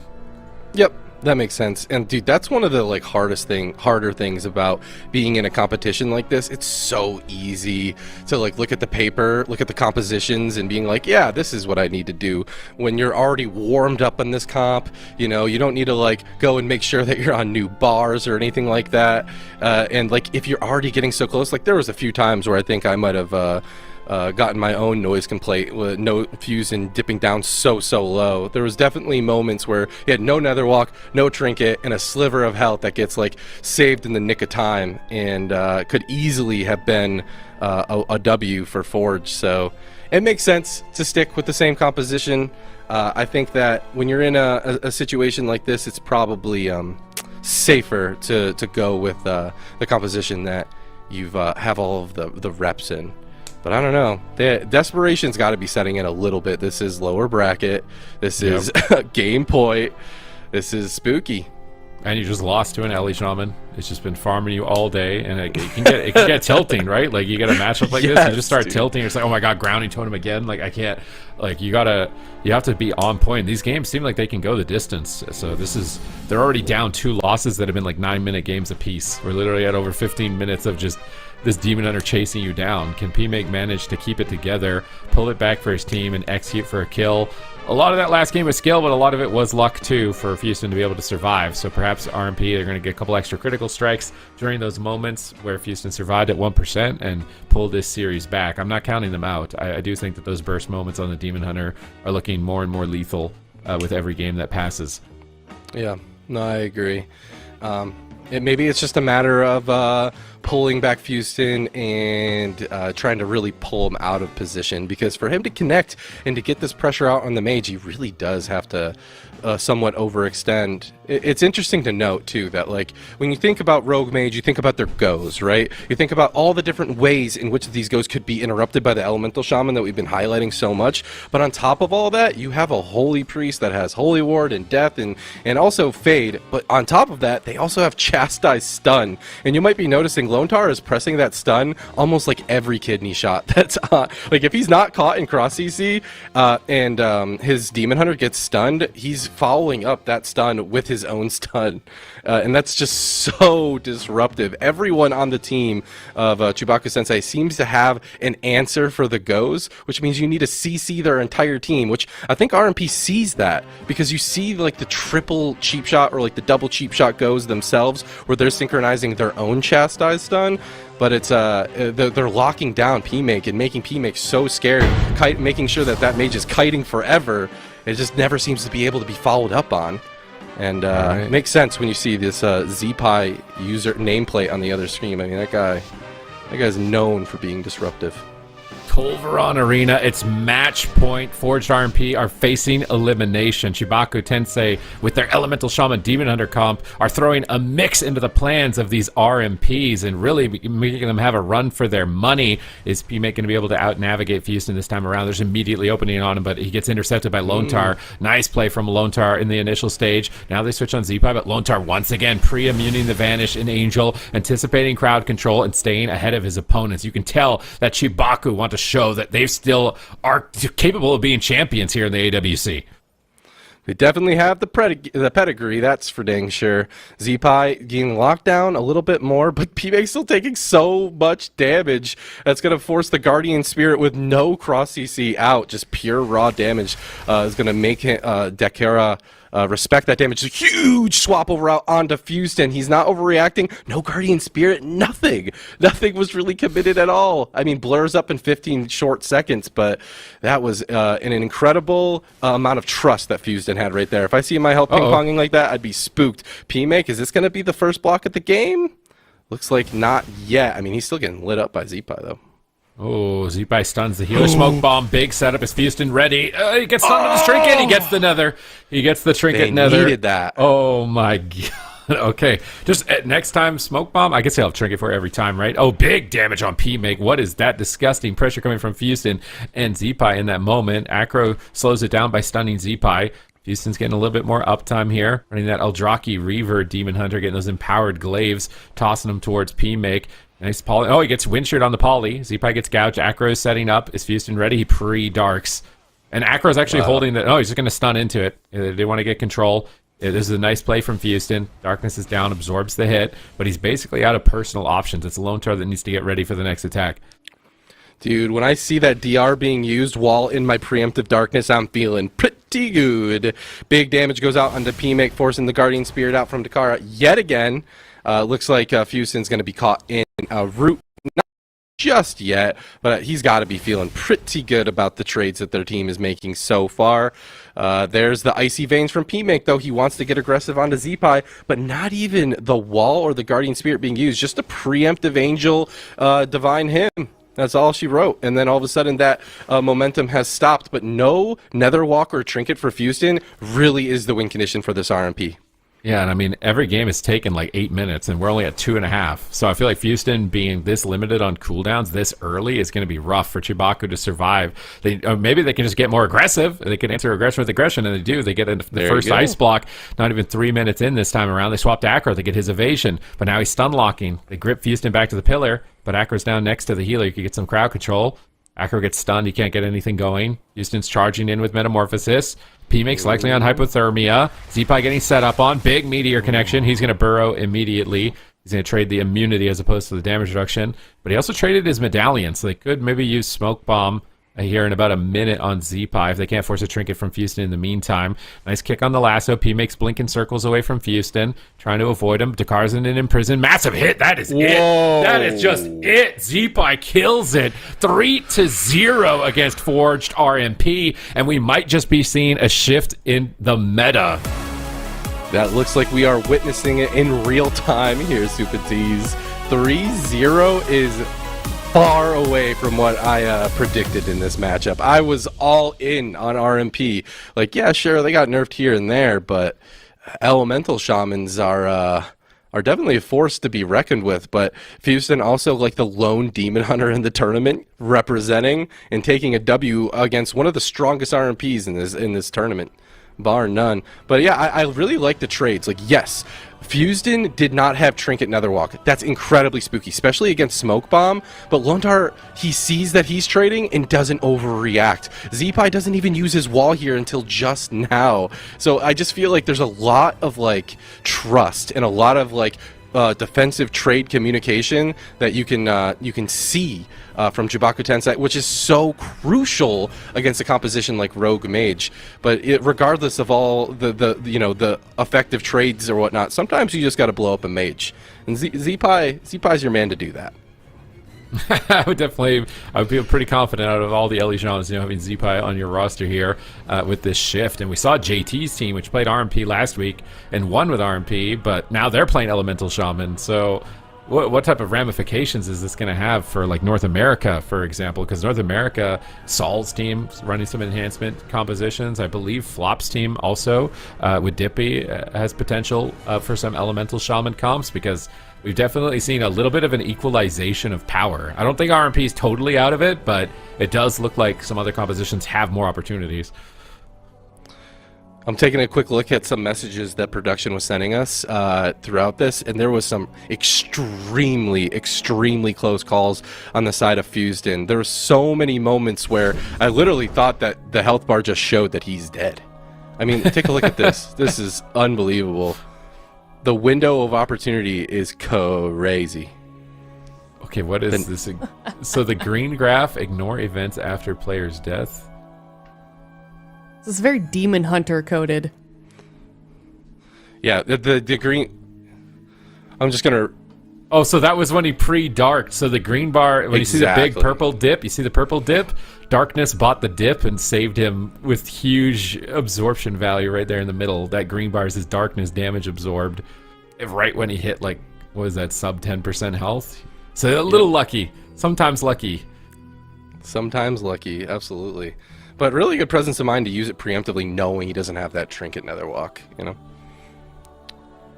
Impressive stuff. Another day, another victory for the OG.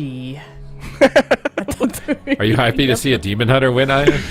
Ooh, I'm happy to see Demon Hunters even in the top 8. I'm doing great. We've got DKs maybe making a comeback. We've got Demon Hunters here. This is great. Dang. And we should all be happy that they're winning also. I think it's good. It's good for the economy. You know what I mean? But something else that's good is my predictions. Little known fact, I actually just put that one victory, on the sides of RMP. I didn't want to look too good. You know what I mean? I was like, I can't be completely right. So yeah, me and Zico, we're very happy about that, with our predictions being correct. But CHIBAKU TENSEI, they've got to be happy with their performance as well. They're able to make this composition work. They're able to make something work against RMP as well. But the question that has been the weekend for this region, D-Machine, is like, all of the RMPs and who's the best RMP. And then after that is this a reliable composition, D-Machine, against all the other RMPs that are here in the EU region? Dude, EU has some of the best elemental shamans in the world. I'll just say it. I'm sorry. I know that the NA's got some serious elemental shamans as well.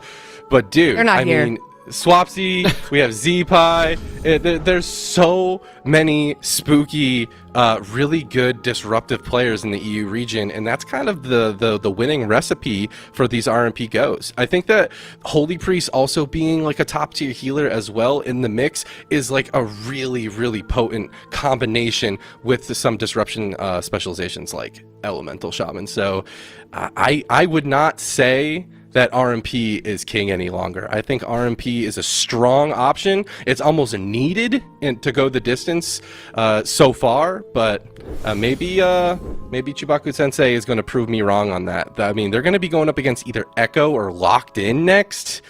I mean, Forged is an incredible RMP by all means, but Echo's got those off comps. You know, they got the Warrior. I mean, they could even play Monk. I think that like being able to have that RMP alterations is also key. They're also probably angry as well. So I'm excited for this next series. It's the last one of the day as well. So Echo versus Locked In. I cannot wait for this. I feel like it's kind of been bubbling up until this moment for both of these teams, honestly. So we are going to head to a break. When we come back, it is Echo versus Locked In, who will be fighting Chibaku Tensei in the semi-lower finals. Find out next after this break. We'll be right back.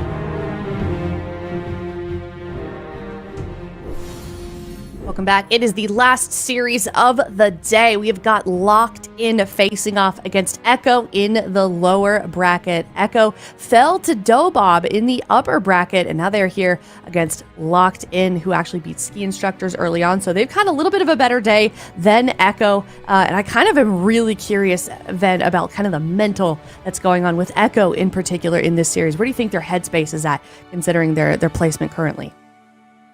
Yeah, it's a tough spot to be, but I feel like Echo, I hope they still have confidence in themselves. They've been such a consistent team for a very long time, and unfortunately for them, they have lost to two really good teams with Overload last week, and then, of course, DOBOB this week. So I think for them, they've got to kind of bounce back. They've been in this situation before where they go down to the lower bracket, they rise up, they battle it back to the finals. It's something we kind of expect from these guys at this point. So I feel like for Echo, hopefully, they're still feeling confident in themselves. I think they are. These guys are professionals, have been for a very long time. And I think they just got to take it one game at a time at this point.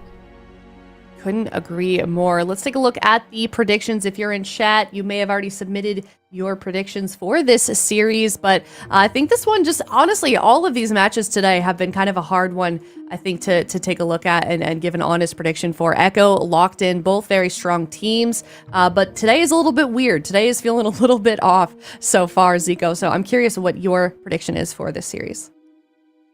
I'm going with Echo still. I feel like I could be wrong. It's one of those that's like it is a little bit hard to predict, but I'm putting full confidence in Echo. They are up against a really skilled team. They are up against the same comp that put them in the lower bracket. But it's just something about Echo. When you knock them down to the lower bracket, they tend to somehow make their way into the finals still. I'm just looking at the history, and I'm going with that. I think that's very fair. It's something we were touching on earlier. Betting against Echo is always not the best strategy. Ven, what was your prediction for this series? I went in favor of Echo as well, but I feel like there's a chance we're going to see Locked In take away a game. Their jungle was not looking too bad, so I believe that they're going to be able to take down Raikou in one game. That's what I'm thinking. Okay, Supties, we have a 3-0. I wonder what D Machine's prediction is for this one. Ooh. Interesting. Okay. Maybe he knows something we don't. That's a bold prediction, that's for sure.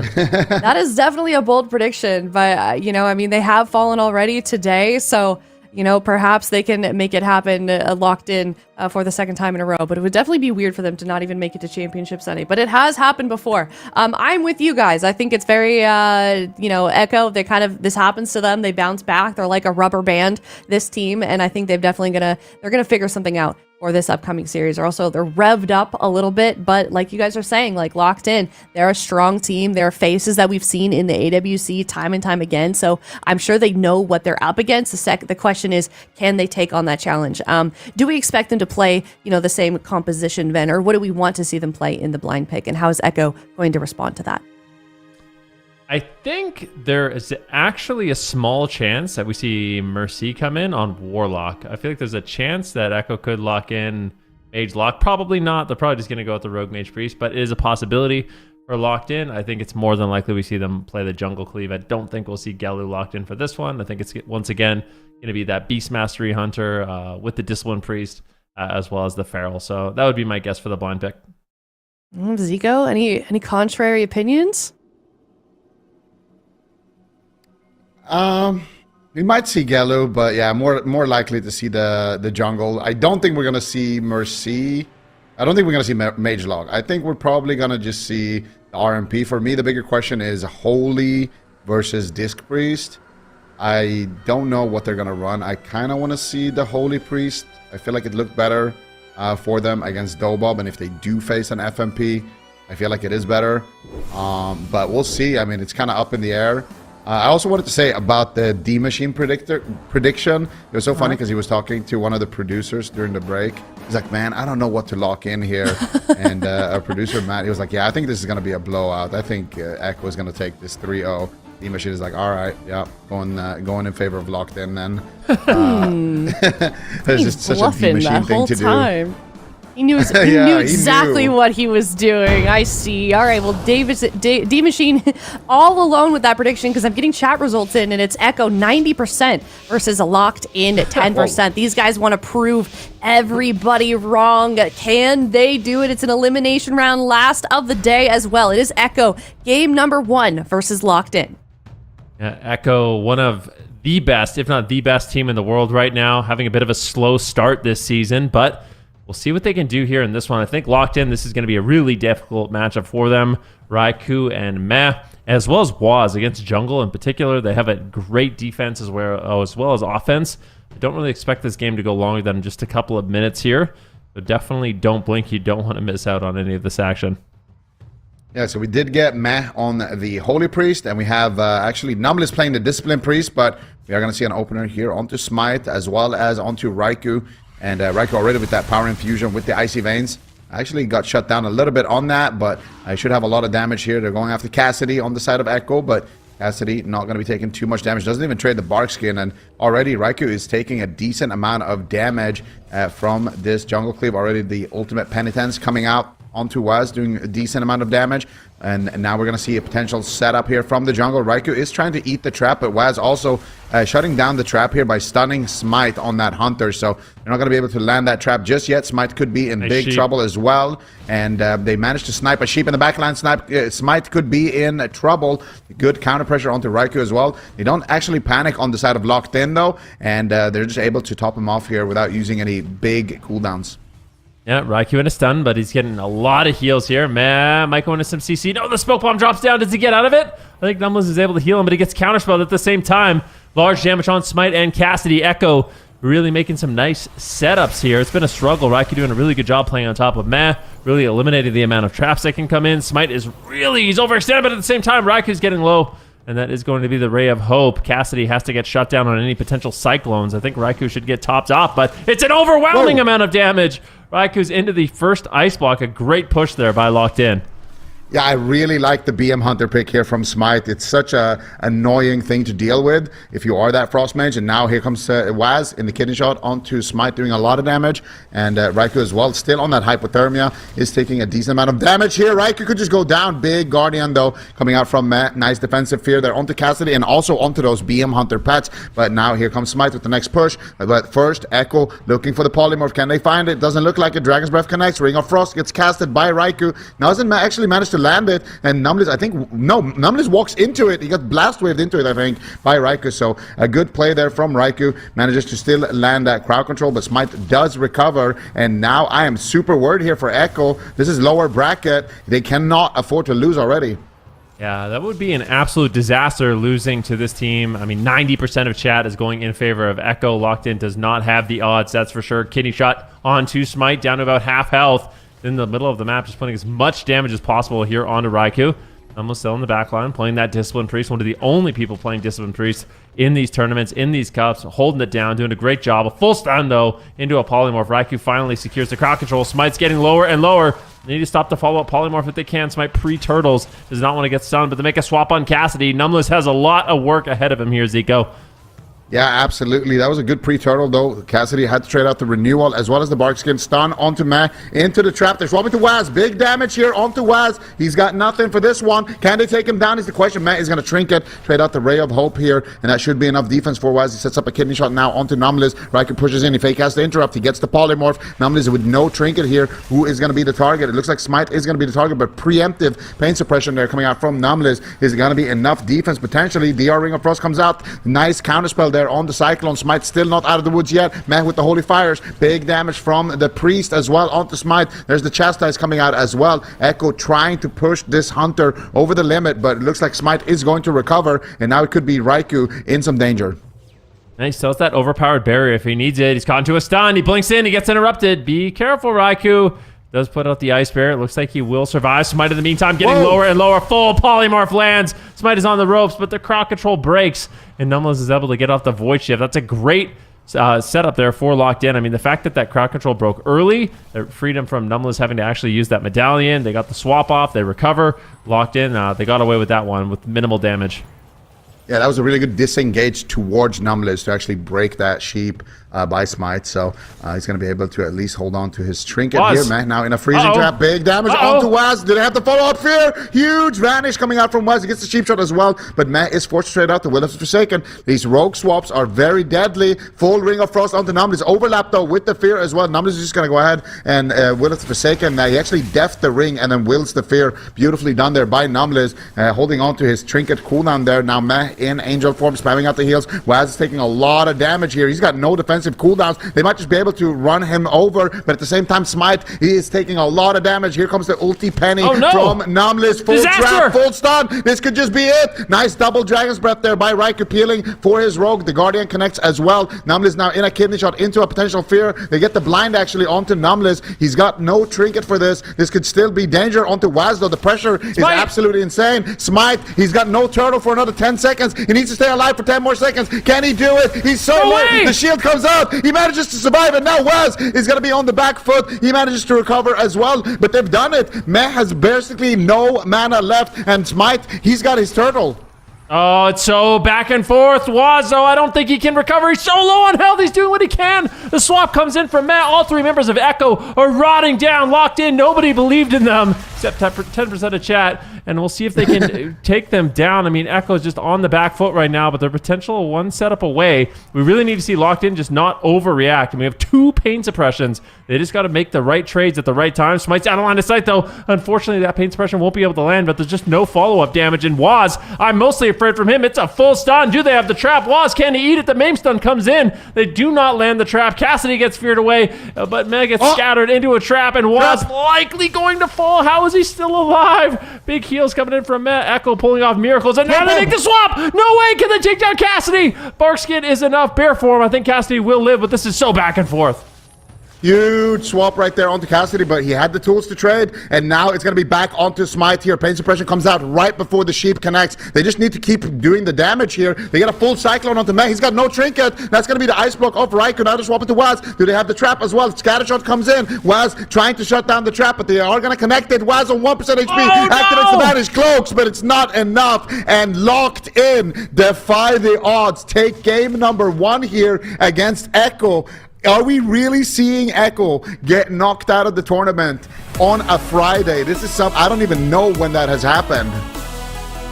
Wow. It was all about the RMP. Everyone's talking about RMP, but Echo, they struggle with the Feral Mage Priest in the upper bracket. They lose game 1 here against Locked In, but this series is far from over. I mean, very close games, but it just seemed like Echo, they kind of struggled to find their setups. And I feel like as soon as Locked In started turning their attention more on Waz, this game just started getting better and better. Like, going after Raikou, it was looking really difficult to take him down, but really just pressuring Waz, putting up the bleeds. I mean, Rogues did lose some tech. They used to have a PvP talent that made it so their Cloak of Shadows removed bleeds. That no longer is in the game, so they really only have the Evasion and Vanish. And as that Outlaw Rogue, you want to be vanishing to set up stuns for your team, so don't have that many defensive cooldowns. Locked In, they're looking good. Smite on the Beast Mastery Hunter. I mean, who would have thought? Doing a great job putting up tons of pressure, lots of preemptive plays, and he's looking super durable. Yeah, I feel like it came down to that one moment where Smite still had like 10 seconds left on his turtle, and it was kind of like a bit of a race there, and he manages to recover. That allowed Numlis to get both his charges of pain suppression back. That just allowed him to get all of those tools. And I gotta say, Numlis did a great job as well, just avoiding crowd control as much as possible. There was a crucial moment where he deft the ring and then willed the fear and got out of both CCs like that. Just small plays like that really put his team ahead, and that's the annoying thing. I mean, we're both mages, Van. We both know what it's like to play against the BM Hunter. It's like a permanent dot on you. Those pets, like, it's just a permanent dot, and eventually, if you don't secure a kill before the enrage timer, that dot is just going to kill you. Now, I do wonder what Echo is going to do, because they have Mercy. Do you think they'll actually play him? Like, could they bring in a Fury Warrior? Because Fury Warrior Frostmage is also a super good composition right now. They could also bring in Demo. I'm telling you, I think Demo is very underrated right now. People might think that I'm crazy, but I swear Demo is a good spec. Mage Lock, I think, is kind of back in a way. Might be good into this composition. I don't think they'll play it. I think it's likely they just go with the RMP once again, but The moral of the story is Echo has options. They have some options. They might just try to go with the Rogue Mage Priest again, but if they lose this next game, I think they will make a swap. I don't dislike the Warrior pick. I feel like the Warrior pick could be very solid. You get a lot of uptime, you get a lot of pressure, you get a pretty durable target as well that doesn't necessarily rely on the cooldowns the same way Waz does. But I'm still worried about the mana game if we hit late game.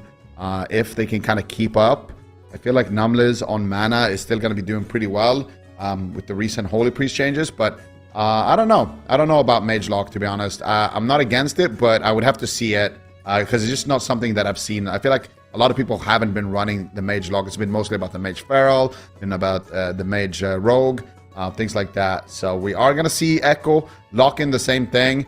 I think if Locked In wins here, I mean, this is going to be kind of good for them. Putting Echo on match point, that's really going to make Echo kind of second guess themselves. And I feel like right now, Echo, they're probably still level-headed. They're probably like, okay, it's fine, we got this. But the next game, if they lose this game, I think that's when the panic might start settling in because they need to figure out something that beats everything that Locked In has. We talked about Echo's options. Locked In also has options. They have some very unconventional things that they like to run, like Dev Evoker, Feral. They can do Mage Hunter. They can do, FMP. They have a lot of different things that they also can run. They're not a one-trick team. And their healer Numliz also is somebody who can play a lot of different things. We've seen him on Holy Pala, Holy Priest, Disc Priest, Druid. So this is also not just like a one-trick team that if you beat their jungle, that's all you got to do. They also have layers. E-Machine.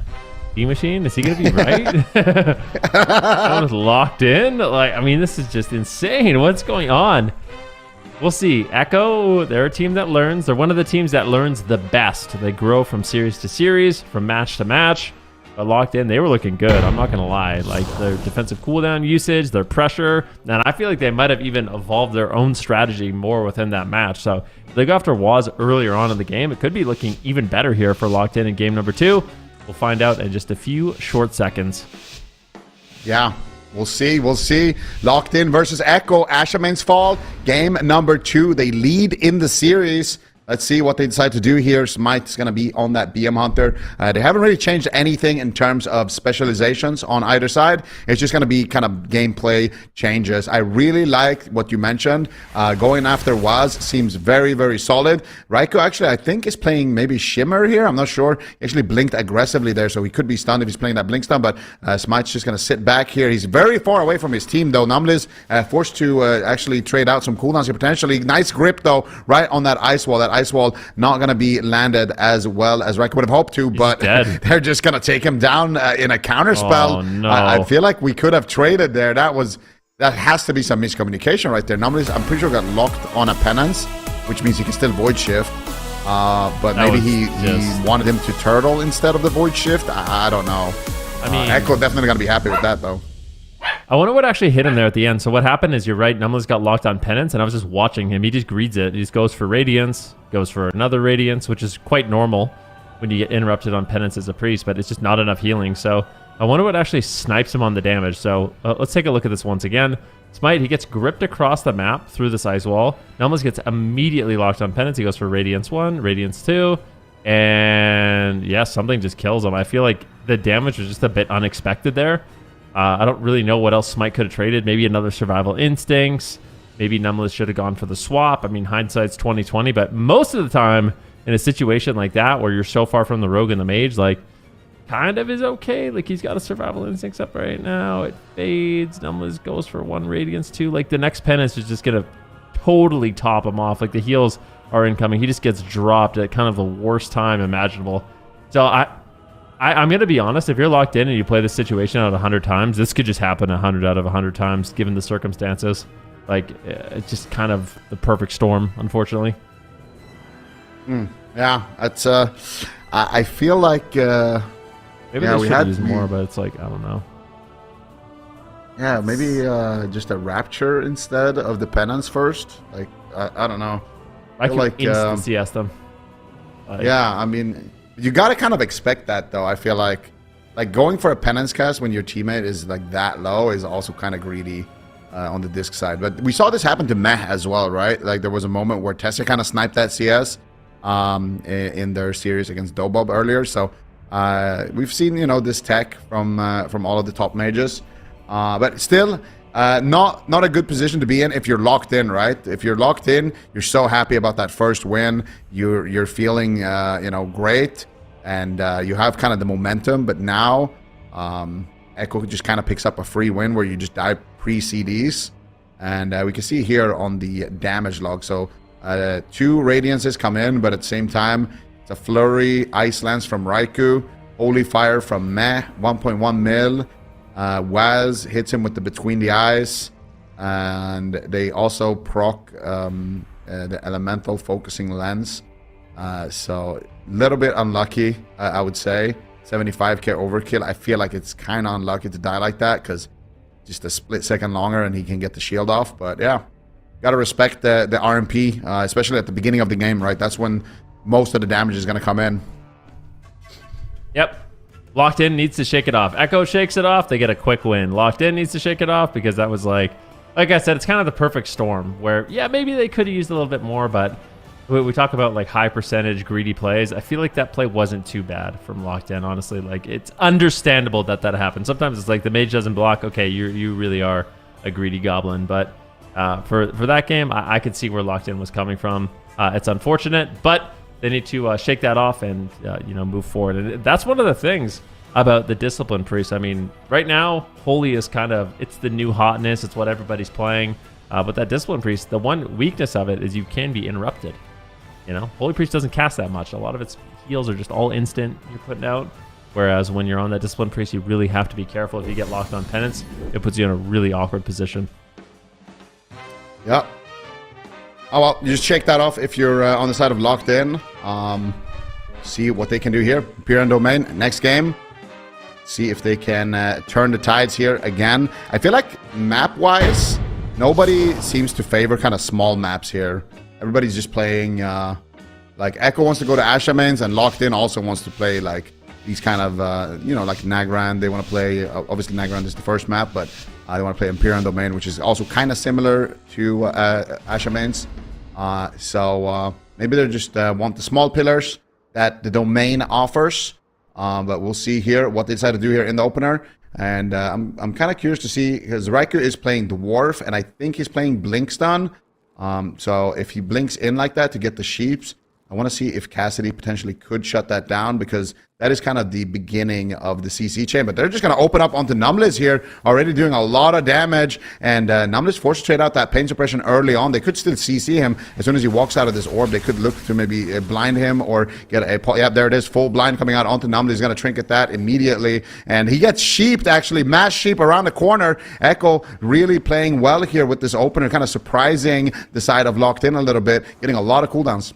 Yeah, I think the big thing for me is Echo just looks like they're playing with a lot more confidence this game. Like, you know, they got their quick win. Now they're feeling confident to make a push. But how confident can you be? Raikou gets extremely low. That will be a bunch of defensive cooldowns traded out, including the Fireblood Racial, the Ice Barrier, the Trinket. The Raikou doesn't have those available any longer. Cassie and Smite making a push, but Smite so low on health. The Feign Death comes in. Numlis, can he find the penance to keep him alive? He's on the pillar at the same time. Raikou goes into the ice block. It is so back and forth between these two teams, but it could easily be Smite that falls. The Chastise comes in. It's full crowd control on Numlis. He grips him back. The Gouge comes in. That's going to be the aspect of the turtle. Many cooldowns forced out there. Locked In, unfortunately, they're falling further behind. Yeah, and Locked In, living up to their name there, because Numlis just got spell locked on his ultimate penitence, trying to land some extra damage there. He's going to cast it again here in the back line. Good timing on that one. That's going to allow Smite to just stay aggressive, delay the setup here. And then he comes down from the sky and fears Meh. So he wins that little fear duel. Meh also with the counter fear. This is going to be the Will of Forsaken. They get the cheap shot. They get the fear onto Numlis as well as the sheep. And now Smite could be in trouble. Raikou though gets Cyclone on the Ray of Hope actually. Really nice timing on that Cyclone from Cassidy. Now here comes the counter setup. They get the stun. The Waz eats the trap there with the grappling hook. Really nicely done there by Waz. Going to completely shut down that setup, which was going to be a really dangerous one. one, considering Raikou got sheeped or cloned there on half HP. Cassidy gets sheeped on the other side of the map, and they're going to look to set up a go out of that. Raikou pushes in for the counter setup here, manages to get actually gets interrupted on the fear, and now Numliz misses the fear onto Meh, gets feared himself. So good outplays here from both priests, but it's going to be Echo that pulls ahead slightly, but still no major defensives here being forced from Smite as they look to force that last survival of the fittest. The Smite might just go down right here. Big damage. Dark Reprimand coming out. Numliz still greeting that big swap cooldown. Now Smite's going to trinket out of a stun. Still another big push onto Raikou at the same time, but he recovers here with the Guardian from Meh. Meh trinkets out to keep his mage aggressive. Can they get any more damage? Pain suppression coming out onto Smite. Numliz has basically no cooldowns left, just that Void Shift in his back pocket. Yeah, Raikou, though, down to 40% health. Stun on Mac. Can they take him down? Raikou needs to be very careful. He's playing a dangerous game. That will be the second Ice Block at the same time, though. Cheap Shot goes out on a Numliz. Big heals will land on Smite, but Raikou comes out. He's still not topped off. He's low on health. They got the Void Shift. Matt trades it out, but is it enough? I mean, Raiku's still just outright dead. He's dying. He's doing what he can. He drops a Ring of Frost. Smite is low, too. It's a race to the finish between these two teams, but I have to put a slight edge in favor of Locked In at this point. Numliz just has more cooldowns. He can trinket, he can Void Shift. He does it, and now I'm afraid for Raikou here. Yeah, and Numliz actually gets feared here on his trinket. Raikou could be in trouble, though. He managed to recover Smite on the side of Numliz. Can he get anything more there to top off his Hunter? Looks like Smite will recover. That next setup, though, is going to be deadly. Smite actually has his turtle coming up. He needs to pre-turtle the stun, though. He could just go down. If they land anything onto Numliz, he might just need to pull the trigger on that turtle very, very early, or at least trade out survival of the fittest here. Numliz still not in crowd control just yet. Meh now in a scatter shot. There's the kidney. There's the bomb. They're trying to rush him down, but he's going to be able to access that turtle. Nicely done there. He has the sacrifice. There's the ice wall as well, but Raikou not able to land that ice wall due to the disengage, and now Raikou caught up in a stun. Waz and Matt pushing in for the kill here. They get a full fear on the Numliz. Will up the second, comes back off cooldown. He gets counterspelled on the penance, trading out the radiances this time around, and it looks like it's going to be enough healing to keep Smite alive. Now Raikou on the back pocket. Raikou, what is he going to do? He blinks towards his healer. He gets the Guardian, and it looks like Raikou is also going to recover here. But Locked In are looking a lot better here. Yeah, they're not focusing on the rogue at all. They're just completely leaving Waz open in this match, which seemed really important for their Game 1 victory. Raiku's handling the situation well. They're pulling back. They had a full trap here onto Waz, but that means they have no trap for Mess. Scatter comes in. Is there going to be a follow-up Intimidation Sun out of the Scatter? Do we have a silence? No, not yet. But Raikou slowly but surely rotting down. Dampening is getting higher and higher. Both priests relatively even on mana. Smite has his Trinket and his Turtle, so if he can connect that, it's going to be dangerous. Raikou trinkets out of the stun. He gets gripped away, but he's so low on health. This is his Icy Veins. It is a race once again between Smite and Raikou, both of them in the middle of the map, exchanging blows, but it still is not looking like it's in favor of Raikou right now. He pulls away. He's got 45 seconds on that Ice Block. Can Echo stall? They need to stall for one more Ice Block. Smite's feeling confident. He's got Trinket. He's got his Turtle. Raikou gets stunned. Bash on Matt, and Raikou looking like he will go down. Locked In. Dial it in here for game number 3 and go up in the series. Cassidy coming in with the moves right there at the end. That was beautiful to watch. He got the stun there on the Trinket. As soon as Matt trinketed that trap, he got the bash stun, and then he had the damage as well onto Raikou to follow it up. And I don't know, man. D-Machine could be right. There's a very real possibility right now that Echo is going to be knocked out before Championship Sunday. Like, we need to get a stat on the last time that happened, because I feel like that's like, I can't remember the last time that happened. But let's see it right here. They get the blinding shot, and they get the trap. Matt trinkets, gets bashed on his trinket, and then they get the kill. What were you gonna say, Van? I was gonna say, like, can you even, like, this is not going to happen just yet. Like, this, we're still very far away from this. But could you imagine if Echo finds himself in a situation where they're in the gauntlet? It's possible. That is crazy. I mean, it could happen. It could happen, right? DOBOB was, I think, 20 points. And we're going to see the points later, but I'm pretty sure DOBOB was 20 points under Echo. Because, yeah, DOBOB was 3rd and Overload was 1st, right? So there is a possibility that Echo could be in the gauntlet. That would be absolutely insane. That's crazy to think about. There's so many good teams. Let's just take it one cup at a time. It's like Echo not even out of this tournament yet. Oh my God, Echo might not make it to Championship Sunday. Oh my God, Echo's gonna be last in the gauntlet. It's just insta dooming. Not trying to. I mean, Echo is such an incredible team. They're the champs. In my mind, Echo is still the best team in the whole world. So they're still looking really, really good for this one. However, this series and this cup isn't going so well. If they lose this, they will be eliminated, but likely be back even stronger for the third cup. But it's not over. We've seen them, I'm going to say it again, we've seen them battle back from worse. All these games have been exceptionally close. Locked in very confidently, just going to be bringing in that Beast Mastery Hunter Feral Discipline Priest once again. And now for Echo, do they make a change? Are we going to see... Ooh, one thing I think they can play that they've been practicing a little bit. I saw it in War Games. They play Outlaw Rogue Fury Warrior. Hook point? Ooh, that's Outlaw an Rogue old Fury school Warrior? comp. That is an old school comp. We saw a team in Legion run that. I don't remember. I think it's actually good right now, too. It was called I remember the rogue was called the Druid Smoker. And they were just blind druids, and then if they trinketed, they would just swap with Outlaw, Tricks, and Fury Warrior one shot. What did they have in Legion? One tap them. Plunder Armor or something like that? Yeah, they had Plunder Armor. Oh my god, what a throwback. Plunder Armor. Oh my goodness, that was a fun ability. If you were playing with the rogue. Yeah, Plunder Armor. I forgot about that one. Yeah, maybe. I don't know. Have they been practicing that? Fury Warrior, Outlaw I saw it in War Rogue. Games, yeah. What? That was a good call. Can you admit it? That was a good insane. call. That was right. insane. No one actually believes. insane. All right. I feel like this season I've been pretty good with my predictions, and it hasn't been too bad. Yeah. You've been solid with your predictions today. Actually, well, not this weekend, but last weekend. This season, you've been solid. If we put it like that. If we calculate last weekend plus this weekend, this weekend has been all about IS Headley for us. Yeah, what is that? I was upstairs watching the predictions. I was ready for the leaderboard to come up, and I was just not. I was like, what is this? I guess it's the only fair way to do it, but I mean, I feel like we got it at least at the end. I guess, but we'll probably add it all up near the end. But yeah, it's not fair to David. I understand, but I was just literally predicting everything right. It's crazy. Yeah, this is crazy. This is crazy. 4 predictions correct out of 5. 2 perfect predictions. 80% accuracy. I mean, when you consider the facts, 33-year-old, washed up, classic gamer, that's not bad. That's not bad at all. But what I was gonna say, moving away from the predictions here for a second, I wonder if Echo wins here. Do you think that Locked In will lock in the Cage of Carnage? That would be insane. I hope so.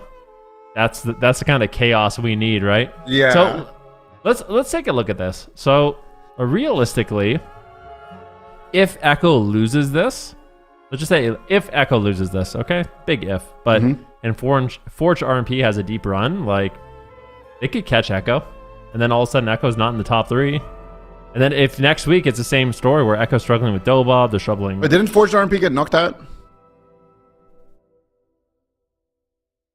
Yeah. Oh, they yeah. did. They Forge had a little RMP, star next that to them. That star threw me off. Yeah. The star is fake news. Forge RMP is out. But if Echo does get knocked out here, and let's say they have a bad run next weekend, they don't even make top 8.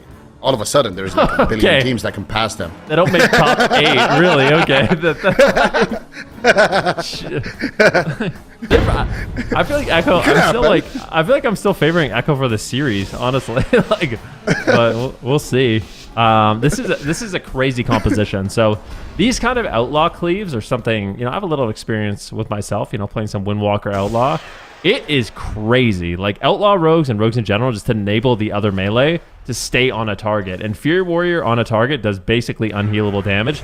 The only thing that's scary is you don't have that much defense. So Mez going to be putting a lot of crowd control in this game. Yeah, we'll see here already. Mercy is taking some damage, but I'm excited to see what this Fury Warrior Outlaw actually can do, because I feel like you're not completely wrong here. I feel like this could be a very solid pick to just tunnel down this Hunter. Should have an overwhelming amount of damage, especially if Mercy can get uptime. Is going to be the sacrifice coming out there from the Hunter. Smoke bomb attempt here immediately. They're going after Cassidy. He's taking a lot of damage, but Numlis with the ulti penny is going to be able to recover him. That was really good timing right there. Matt also is playing that discipline Discipline Priest, so he's going to have that as well in his back pocket. And now Meh looking to reposition here on top of Smite, actually just getting aggressive. They're all just dogpiling onto Smite here. Echo looking very aggressive here. Pain Suppression trades out right before the setup. They get the full trap. Cassidy looking for the Cyclone. Waz is going to trinket. I think actually, no, Waz just gets out of there. But look at the swap. Huge swap onto Cassidy. Can he take him down behind the pillar? Might be able to get the full fear onto Numbless. He's got no Will of the Forsaken. He doesn't want to trinket that. Cassidy is going to trade his own renewal in that position, but still being greedy with Survival Instinct. Trades out the Survival Instinct on extremely low HP right there, but he does manage to recover there thanks to Numbless.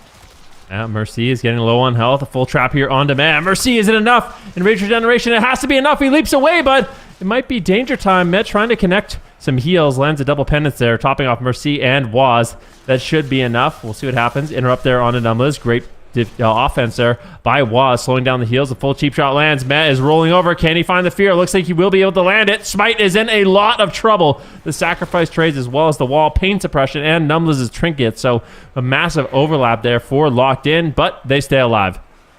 Yeah, but now Numbless can't do the Trinket Void Shift tech. Meh sitting through a full trap right now, but so far no one on his team is actually taking that much damage. I like these swaps to Cassidy. Been very deadly so far. Cassidy right now feeling the pressure from Echo. The Killing Spree connects. Waz looking for the crowd control. Nice fade there by Numbless. I think he deft the scatter. Actually, no.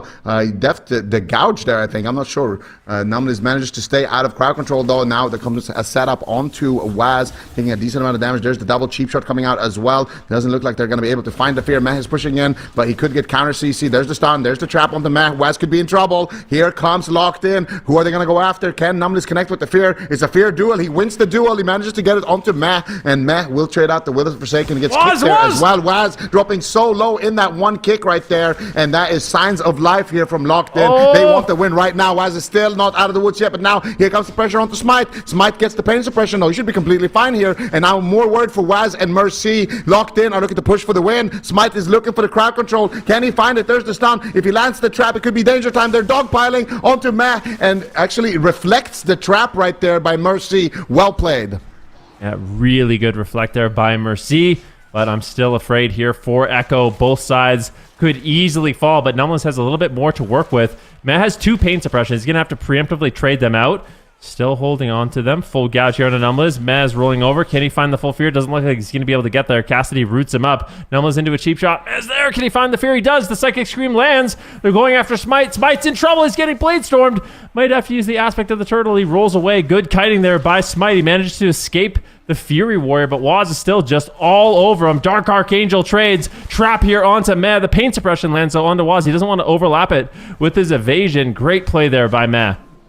Yeah, beautifully done here. Waz gets a gouge there onto Numbless, trying to get some pressure onto Cassidy. Cassidy just sitting in bear form there for the moment, but he's got Dark Archangel. He's looking to push in. Meh is actually pushing in for a crowd control. He gets the fear. Numbless is going to trinket out of that one. Manages to get some heals over onto Smite. It looks like Numbless trinketed and willed at the same time there somehow. And now all of a sudden, Cassidy could be an exposed target, but he manages to sit in bear form. He's got Survival Instincts coming up in a couple of seconds. He's got Barkskin. He should feel confident to push in. And on terms of mana, Locked In is winning extremely hard. Nice fear there onto Waz, delaying the go, but here comes the go. Set up onto Numbless. Can they get any follow-up CC? There's the cheap shot into a blind. Numbless has no way out. Does Waz have a vanish here? He could sap this if he does. Doesn't have it, so he's going to go for the gouge instead. Waz now, though, getting counter-stunned. Mets pushing in for a DR Fear. They get a Warrior Fear, actually, onto Numbless into a triple DR Fear, but no damage to follow it up. Can they get the damage, actually?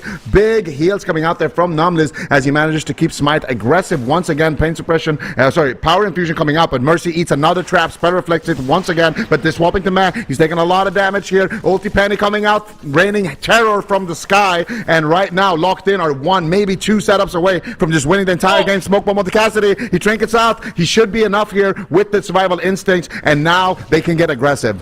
Yeah, full Cyclone on Waz. Where are they going to go? Putting pressure onto Mercy, but looks like Meh preemptively goes into the sky. It's not enough healing, though. Waz could easily fall. They're making the push. They're trying to take him down. Can they eliminate Echo? This is an elimination game. Echo could be out of the tournament. Locked In. Nobody believed in them. Can they do it? Waz getting lower and lower. Meh with miracles pulling off some defense, keeping Waz and Mercy alive, but for how much longer can they pull this off?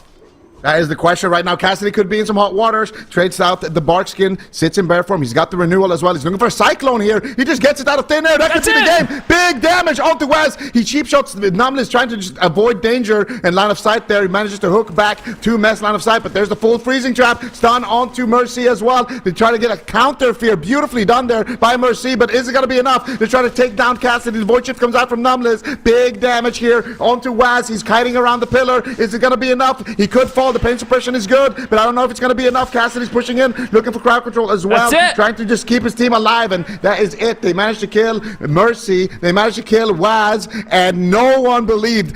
D-Machine and 10% of the chat believed in Locked In, and Locked In do it convincingly here against Echo. Wow. I mean, just wow. I did not expect that for this series. I did not expect Echo to be eliminated today. I mean, that's just absolutely crazy. I think I really, we should get stats on this, but I'm pretty sure this might be the second time ever that they haven't made Championship Sunday. That's insane. Yep. That's insane. I mean, I'm gonna say it. We're all like, stun locked. Yeah, I'm a little stun locked right now. I'm frozen. But like, look. Honestly, Waz had some insane plays here to survive as long as he did. I thought it was done and dusted. I mean, we can see these final moments here. Waz is kiting around doing the best he can. But the big difference in this game is just Meh has no mana. Numless is he's still got gas in the tank. He can still heal. Meh really can't do anything at this position. It was a little before this, actually. Waz had a beautiful hook over on the Numless, got a gouge on him, hook back when he was like 10% health, and there was a full trap onto Meh. I was like, if they turn this around, that's going to be like the play of the century. But unfortunately, it was just too little too late. It was really good pressure for both these teams. As you can see, it's an extremely close game. But the main story of this match is just Numless' mana. Like, he was able to hold on for such a long time in this game, despite the fact that Waz and Mercy were putting out so much pressure in this game. He still had mana in the tank, and it just allowed their team to go the distance. Yeah, I think Numless in general played an absolutely phenomenal game here. There was one time in the game where I was like a little bit confused. I was like, he defed a scatter, he defed a gouge, like he defed something, but it was actually a blind from Waz that he defed. So Numless just did a really good job again, staying out of crowd control, keeping up the damage, keeping up the healing, keeping his team nice and safe. They had that one kind of blunder on Ashamans, but aside from that, they played an extremely well-played series here on the side of Locked In. And I've said it before, but I think I said it a little bit last season, but Cassidy is a sleeper pick. Like, whenever Ferals are good, there are just a couple of Feral Druids in Europe who are just Feral mains who have been consistently really, really solid Feral Druids. And their playstyle differs a little bit. Like, for example, Flappers, he's more on the aggressive side. Cassidy's more on the, like, finesse side. He's more, like, trying to set up perfect ghosts, get a lot of good CC, get a lot of Cyclones. But Cassidy has been one of those sleeper picks who consistently performs in every meta on the Feral Druid. Obviously, we got Tony as well. We got some other Ferals, TJ. There's a couple, but Cassidy is definitely a sleeper pick, and usually the teams that do pick him up tend to do really well when Feral Druid is meta. And this has been a tough weekend for Echo. First they face Flappers on the Feral Druid. He knocks them down to the lower bracket, and then they face Cassidy, and he knocks them out of the entire thing. So this is got to be a wild championship Sunday. Everybody's talking about RMP, but so far, RMP is getting absolutely stomped today. Yeah, I guess we got what we asked for. So no Echo in Championship Sunday. That is definitely, you are absolutely right, Zico, going to be very interesting. Here's another look at our predictions. So D-Machine, well done. I lost my streak, unfortunately, with the predictions, but that's okay. We've got North American games tomorrow, of course, but I also am kind of curious where Echo ends up in terms of the standings at the end of the weekend. We'll keep everybody updated as we go along because they want to stay in that top 3. The gauntlet is not somewhere you want to drop because the EU region is already looking so competitive. As you can see, they lost that star next to their name, meaning they are no longer in the running to gain any more points. So they're going to be ending the weekend with 140 points. Overload and DOBOB and CHIBAKU TENSEI, all right, surrounding them, sandwiching them, basically have a chance to make even more points here in the EU region on Championship Sunday. So for sure, looking forward to seeing how that is going to shape up for the EU team. So that's going to wrap everything up here for the European region. And like I said, we have got North America tomorrow. So before we start talking about that, we can get one final look, of course, at the bracket where everything kind of ended up. Overload and DOBOB in the semifinals. Winner of that one moving on to the grand finals for the second Cup Championship Sunday here in the EU region. And then CHIBAKU TENSEI locked in down there in the lower bracket, both facing elimination. So very, very competitive weekend so far for EU, and I expect that to continue. But let's take a look over at North America. I am just as excited for these teams. We've got 8 teams over there as well. Some returning teams from Cup number 1, as well as some teams that didn't make it for Cup number 1 that we are now seeing surface in Cup 2, Ven. Yeah, I mean, we have some incredible teams in the upper bracket. Let's just look at the upper bracket first. So we have Liquid versus Left 4 Dead. This is the matchup that we saw play out in the last cup. Liquid came out ahead. Their RMP was looking good, but if Europe has taught us anything, it's maybe RMP has lost a little bit of steam. We'll have to wait and see. Welcome to the Jung versus Tiger Toads. That's kind of another RMP versus a potential Ellie Shaman Feral coming in from Welcome to the Jung. That's going to be an interesting one, but yeah, these 4 teams are looking super solid in North America. And then, of course, in that lower bracket, we have some new faces. We got YPPM, which is Aiden, Thugonomics, Abrua, and Garbage. You know, some friendly faces we know and love. They'll likely be playing some Mage Lock, some Rogue Mage, maybe some Rogue Warlock. I'm really curious to see it. Maybe we get to see Thugonomics on the Destruction Warlock, Control Alt Defeat. Which is actually going to be a Rep Paladin team. So for all you Rep Paladin lovers out there, we might actually get a chance to see KZ Fox do it with either a Hunter or a Warrior. That should be super fun. And then F tier, we didn't see them last week, but this week they are back. Windwalker Elemental Shaman. They're going to be bringing in Laros and JT Heals as well. A different JT Heals. Same name, different player. And then, of course, Gustbusters, which is Chun-Li, Flop, Nazem, and Dippy. A phenomenal lineup. And I think we could see Dippy on that Elemental Shaman. Could see him on the Frost Mage. We have Flop on that Druid, which I think got a little bit of a power spike this week. So some really good games lined up for tomorrow. Most definitely. So make sure everybody is tuning in for North America's games tomorrow for that top 8. Same thing that they did over in EU. They had that open bracket. They battled it out on Wednesdays and they made it into that top 8. So looking just as competitive over there. So make sure you guys are tuning in, twitch.tv/Warcraft. We're also on YouTube, same time, same place, 10 a.m. Pacific or 6 p.m. CET. And thank you everyone so much for watching. We will see you tomorrow for North America's games. Goodbye.